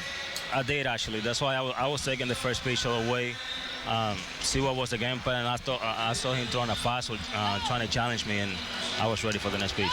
I know it was a frustrating start to your day. A couple of foul outs. Capuano had guys off balance, but you've been around this game long enough to know that you're still going to have a chance to do some damage later, and you got that opportunity. You never know, you know, until they get that 27 out. You can never get down on yourself because you never know. You might come up to the plate with like I did, you know, with the tie run on the bases and the game-winning RBI. I want to ask you about the guy who plays next to you every day, Starlin Castro, on his way to 200 hits this season. What are your thoughts on his progress this season? Unbelievable young player. I mean, he's going to be a star for a while. He worked hard. I know he's got some things to fix defensively, but he's going to be one of the greatest shortstop in the league. Last question. I know you can't really answer it, but I know you'd like to retire as a Cub. A lot of things have to happen in the offseason, but have you even considered what may happen this winter? I don't know. I mean, like I said before, we don't even have a GM right now. I don't know what's the game plan. I don't know what they have in mind. I don't know if they want to go young, if they want to bring in expensive free agents and try to go for. So I guess it all depends on what kind of game plan they have for next year. All right, strong finish here. About 2.5 weeks to go. Nice job today. Thank you. All right, Aramis Ramirez talking with Len Casper, and you know, we have had our moments where we have been critical of Aramis for whatever it is, but you cannot deny the fact that the last 3 months he's been the best hitter in baseball. Yeah, I loved his approach, swinging the bat. He was so bad in the first month, but you know, and then last year in the second half he swung the bat extremely well. One thing with Ramirez, when he is swinging the bat well, with men on base, he gets it done. He does. He loves those primetime opportunities. Yeah, and I thought he made a great point, you know, in that sequence with the first pitch. You know, you're wondering as a hitter, wow, what's going on here? Are they going to nibble and see if I'll get myself out? Exactly. But the first pitch, he challenged him with the fastball. So then in Ramirez's mind, okay, they're going to go after me here. Game on. Let's go. Yeah. And went the other way with it. Beautiful piece of hitting. The Mets' 8th inning is when they roared back. Randy Wells was outstanding again today. Got in a little trouble early. You see a man on, now he gets a walk. 2 men on, nobody out. And then he gives up the 2 RBI single. Mike Quaddy really trying to let him get through that 8th inning. He just couldn't do it. It's just so tough. You're concentrating so hard. You lose the first guy to the walk and then the base hit. And then Kerry Wood comes in, left a couple of pitches up that really hurt him. And then he got the good breaking ball there, and you almost think that he's out of it. David Wright goes the other way. The Mets play first to third. I thought a big part in this inning was, in this sequence, was a stolen base, and all of a sudden the Mets had second and third, and then the base hit by Jason Bay, as you see right here, drives in 2 runs to give the Mets the lead. They did. They roared back, and you could tell when Woody got that 1 strikeout, he had just filthy break on the slider or the curveball that he threw. Right. But the other 2 just spun up there and hung. Upstairs. You know, sometimes with that cut fastball, you get around it a little bit, and it's flat. Doesn't have that sharp break, and that was the case with Kerry Wood. And that's what's so difficult about, as a starting pitcher, you're cruising. Everything's going great. Randy Wells gets through that 7th inning, and then the leadoff guy, he hasn't walked a guy all game. He walks the leadoff guy in the 8th, and that is the kiss of death. That opened the door. Let's take a look at the pitching recap from today's game. Chris Capuano against Randy Wells, and you know, both guys did their job. Capuano just gave up the 1 earned run in 7 innings. Wells gave up 2 and was really dominant, had the lead throughout. Capuano had some issues with his defense behind him. You know, you made a great point in the pregame show about Capuano and the way he attacks hitters. He goes away. I thought the Cubs had a pretty good approach against him overall by looking out over the plate against him. But again, they only scored a couple runs against Capuano. Randy Wells, 13 ground ball outs. He did his job, exactly right. You look at Capuano right here. Yeah, and here's the point. You know, we talked in the pregame about establishing the inner half first. Well, he did it in the first inning, but he left the pitch out over the plate to Reed Johnson. Talked about hitters leaning out over the plate. Reed Johnson did just that. And against Castro, you know, he's trying to establish him, but if you're not getting that strike inside, then you can start leaning out over the plate. And that's what Castro did against Capuano. Boy, 2 hits for Castro again in today's ballgame. Laid off a couple of pitches against him. And there's that pitch away. You talked about it, leaning out over the plate, able to get the base hit. So if you don't establish the inner half of the plate, guys can start lean out over the plate against him. This is Castro in the 7th inning in this situation. You take a look at him, and again, as you said, a 2-hit day. He approaches 200. He just does such a good job at trying to spoil pitchers' pitches, and then when he got one he liked, he ripped it. Absolutely. You know, and against a guy like Capuano, your approach really has to be look out over the plate, try and drive the ball up the middle. The outs that Capuano got against the Cubs today, guys are trying to pull him too much.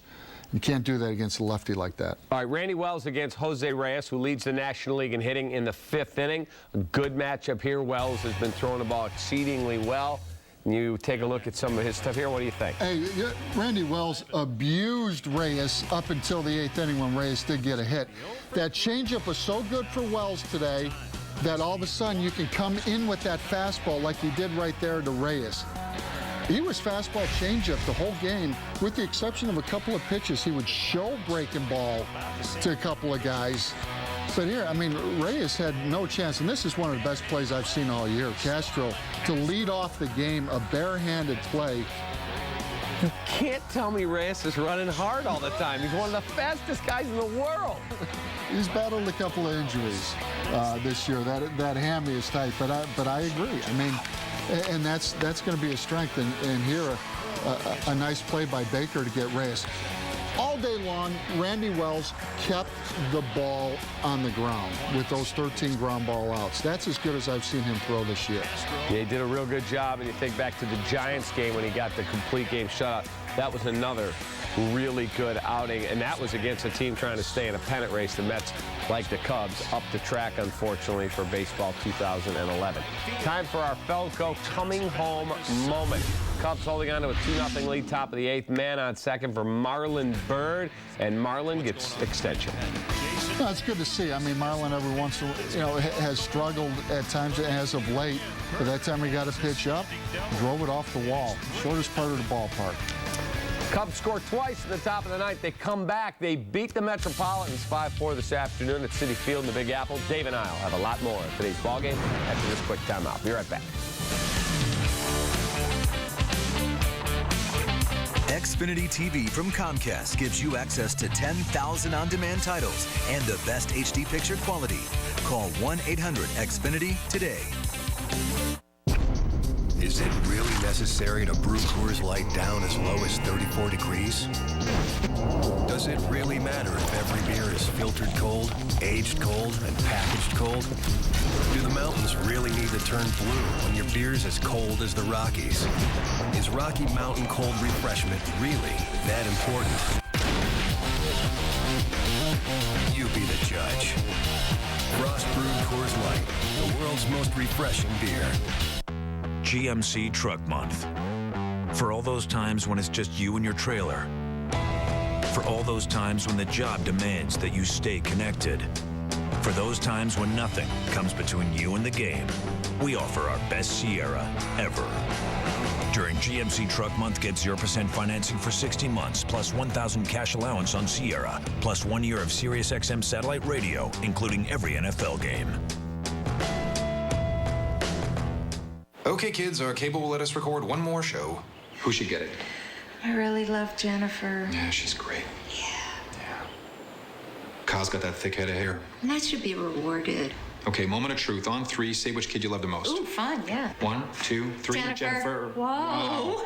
Ah, she's so pretty. Yeah. Or we give it to Kyle. It's really all he's got. Switch to AT&T U-verse and record 4 shows all at the same time. Just $29 a month for 6 months. AT&T.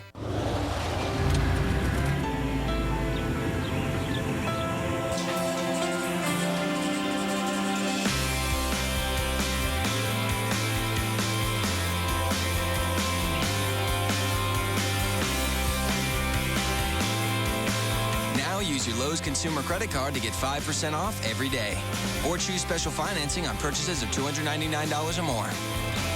Experience Lowe's. Let's build something together. I was actually out of town that day and got a call that the store was on fire. I didn't realize that we had insurance that would cover all of our employees' wages until we rebuilt. To me, that was almost as important as rebuilding the building, was being able to take care of those employees during that time. I don't know how else really to explain it, except that Pekin Insurance truly treated me like I was family. Beyond the expected, Pekin Insurance. In Davenport, contact Core Venz & Company, and in Bettendorf, Nelson Rule Agency. Chris Devoto, one of the top 10 most influential women in NASCAR and a native of Clinton, Iowa, will be the keynote speaker for the Quad City Sports Commission 15th anniversary celebration on Tuesday, September 13th. Buffet lunch starts at 11:30 a.m. and the green flag on the program waves at 12 noon at the Starlight Ballroom on the Mississippi Valley Fairgrounds. Cost is $15 per person. Go to visitquadcities.com to register online. The Quad City Sports Commission brings youth and amateur sporting events to the Quad Cities. See Chris Devoto at the Starlight Ballroom on September 13th. Comcast Sportsnet, now part of the NBC Sports Group. Best Buy offers you the perfect match promise. Bring home the big TV of your dreams. Satisfaction guaranteed. Time now for our Four Seasons Heating and Air Conditioning. Who's hot and who's not so hot? Albert Pujols. How about those numbers? 567 against Capuano. 4 bombs, 11 RBIs. Brandon Phillips, 462. And Miggy Cabrera, 409 with 4 taters and 8 knocked in. Who do you not want to have it beat the streak against Capuano? How about Scott Rowland, just 200, 6 for 30. Hanley Ramirez, a .90 and 4 Ks. And Ronnie Cedeno, 130, 3 for 23, a couple of punch-outs. Now time for the Autotrader.com Head and Heart Player of the Game. And our player of today's game, Cubs starter Randy Wells, who went 7 innings, charged with a pair of runs, 7 hits, struck out 3, turned in yet another strong outing. Autotrader.com. Find a brand spanking new car your head and heart can agree on. We continue on Coors Light Cubs post-game live alongside Dave Otto, former Major League pitcher. I'm David Kaplan. Time now for the Subway winning box score. You take a look at the Cubs box score. They get the W today. And Dave, what jumps out at you here? I know you got a couple more knocks for Starlin Castro. Oh, I love the way he's swinging the bat. How about Randy Wells sitting in the clubhouse after the game, most likely, sitting next to Kerry Wood, going, you son of a gun, you got the win, Kerry Wood. You gave up 1 of my runs. You gave up 2 more runs. You gave up the lead. I pitched 7 innings. I only gave up that 1, or actually 2 runs. I get nothing, and you get the win. But that's baseball. Yeah, I don't like that part of the statistical record keeping that they have. Still to come on the show, we'll look ahead to the finale of the series. Mike Quaddy talks about the special ceremony the Mets will hold prior to first pitch tomorrow night.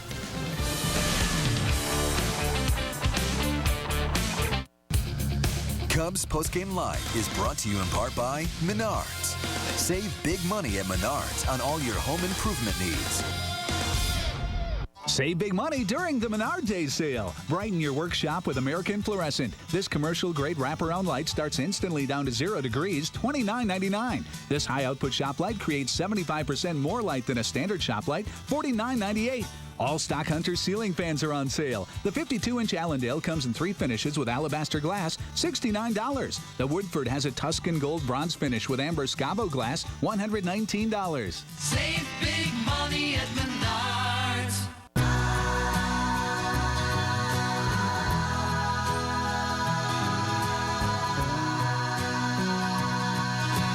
Just because you'll never want to let it go doesn't mean it won't reward you if you do. Only one car has the highest resale value in its class. Presenting the One, the 34-mile-per-gallon Accord. Look for money-saving leases and low financing at your Honda dealer.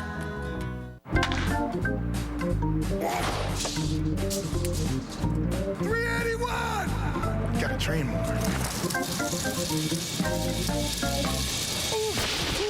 Wait for me. Wait for me. You're killing me, Howard. How much more of this? Man, the way you train, you can probably eat whatever you want. You gotta eat right. Egg white and cheese with Black Forest ham on flat bread. Subway helps Ryan Howard go long with the high-protein breakfast he loves and his favorite Mega Tasty subs. Subway, the official training restaurant of Ryan Howard and athletes everywhere. I didn't know AutoTrader.com had new cars. But what kind of deal can I get? On AutoTrader.com, you can now compare brand spanking new cars and special offers. That one. So you can find the one new car your head and heart can agree on. Whoa. AutoTrader.com. The home side is simply going non-crop. Some watch simply for the love of the game. The big guy. Others seek out the best players or the biggest matchups and wait for the unpredictable outcome. But for most fans, it's about experiencing every magic moment live. As it happens, one history-making play at a time. Switch to Xfinity and get TV, phone, and internet for just $99 a month for 12 months, plus an HD DVR free for 3 months. Call 1-800-XFINITY today. It's the bottom of the ninth. Full count. It all comes down to this pitch. Darryl steps up to the plate. It could be. It could be. It's gone.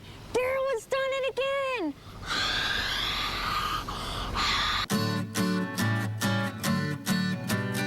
Everything baseball. Sports Authority. All things sporting good. Proud supporter of Backyard Dreams and the Chicago Cubs.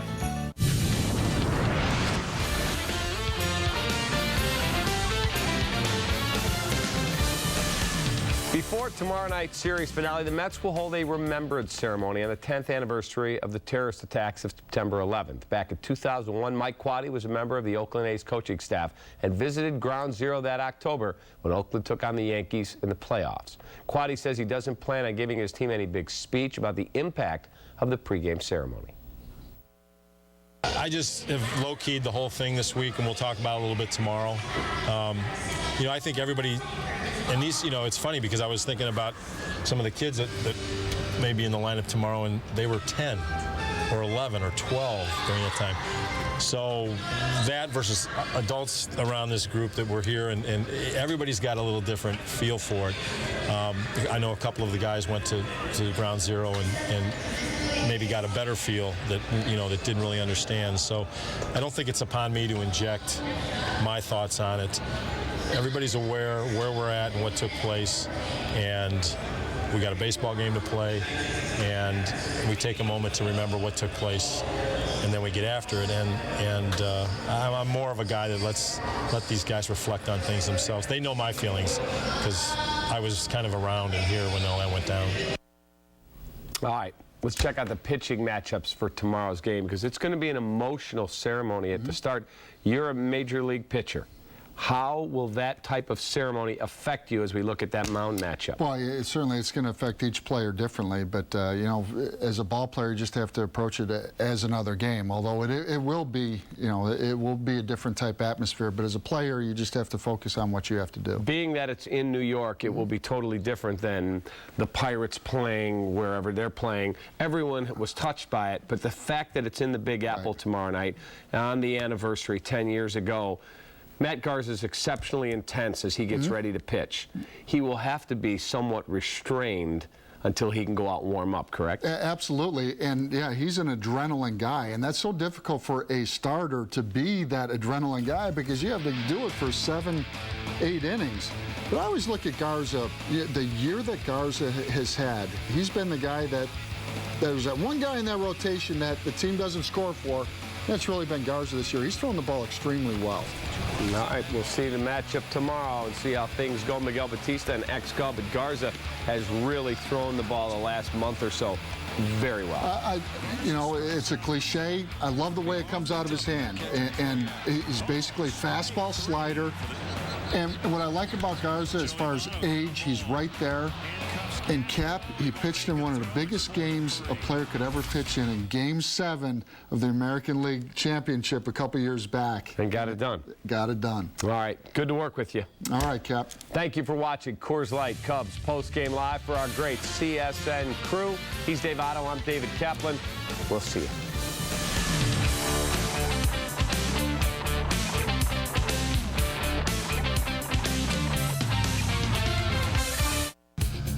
Cubs Postgame Live is presented to you by Coors Light, the world's most refreshing beer.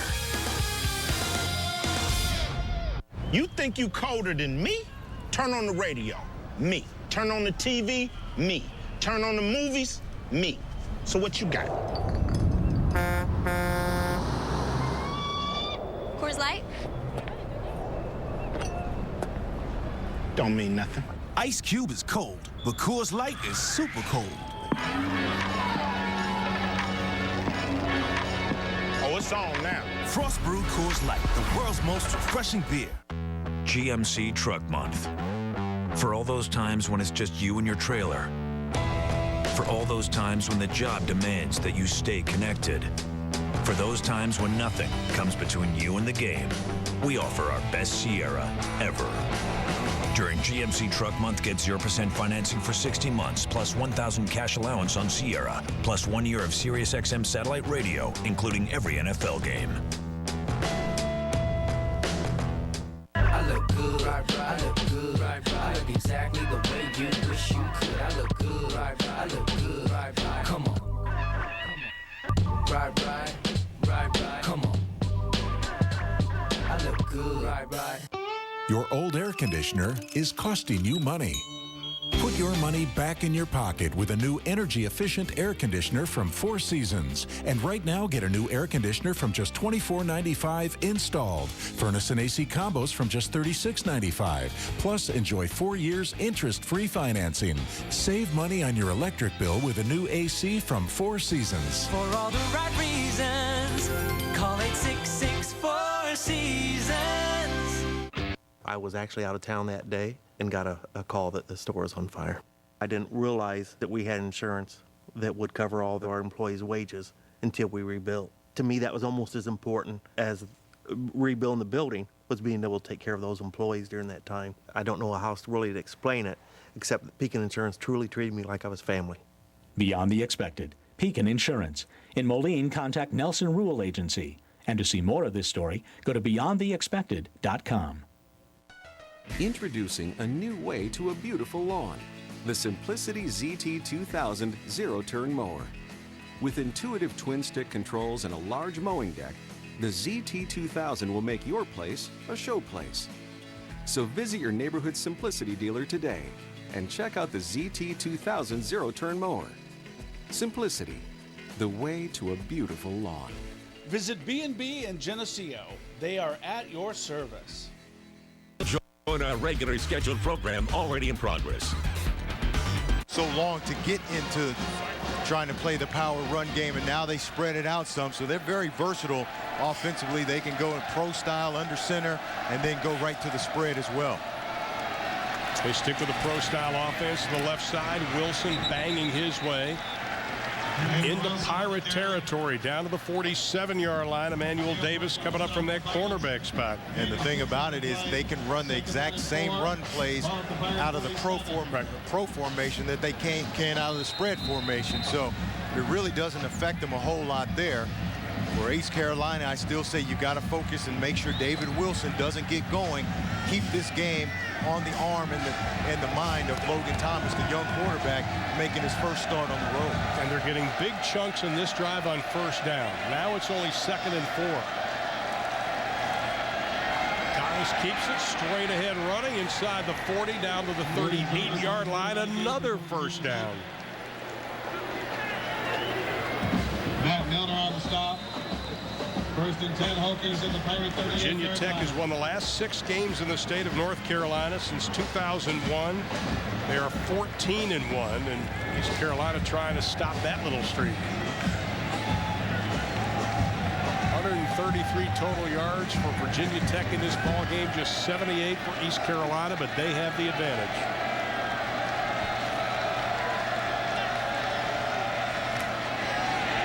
Wilson trying to string this play out. Still does a great job of making something out of nothing. Yeah, looked like he was going to be stopped for no gain and gets positive yards, but you can see that they've come out this series and made a concerted effort to run the ball. You can see, looked like he was going to get tackled behind the line of scrimmage and just jumps up and gets a 2-yard gain. You know, when we talked to the offensive coordinator yesterday, Ron, he didn't come out and say it, but I really felt that he thought that they were the bigger, stronger team, but they've got to line up and do it. And that's what they're doing in this drive. Ryan Steinspring, the offensive coordinator for Virginia Tech. Now Oglesby in the backfield behind Thomas. Oglesby, he puts his head down, powers inside the 30-yard line, down to the 27. It'll be close to the first down.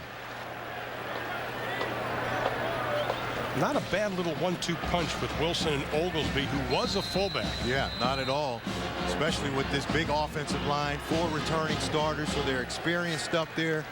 Virginia Tech has always been able to run the football, and that's what they've got to get back to doing, especially against this ECU defense. Gave up 220 yards rushing last week. To South Carolina, was one of the worst statistically in the country last year, so you got to test those guys and see how good they are now. Was good enough for a first down. They are just going to keep the ball on the ground as we close in, close to 4 minutes left in the half. Logan Thomas, another carry. That is his 10th carry of the ball game. And what this does also, Ron, is it wears that defense down. You can see some guys that were out there with their hands on their hips.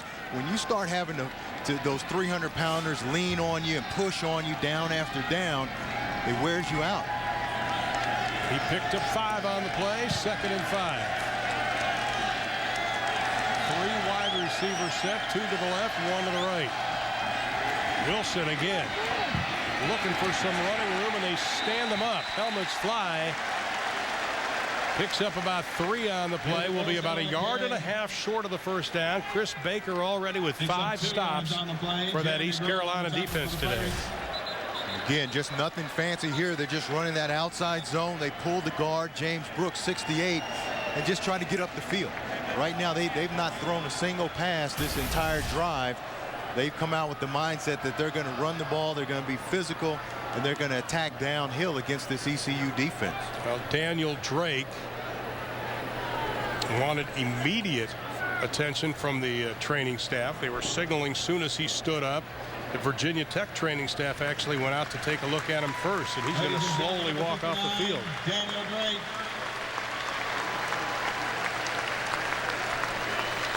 Good look at Frank Beamer in his 25th year at Virginia Tech. And you can take a look at the winningest active coaches in college football right now. And Frank right behind Joe Paterno and Matt Brown behind him. Yeah, he's got a great program. He just doesn't have great teams from time to time. He has a great program. The way they do things, the way it's structured, great recruiting, great developing of these players. Every play on this drive has been a run, and they'll keep that streak going. Dave Wilson, oh my, trips up, 3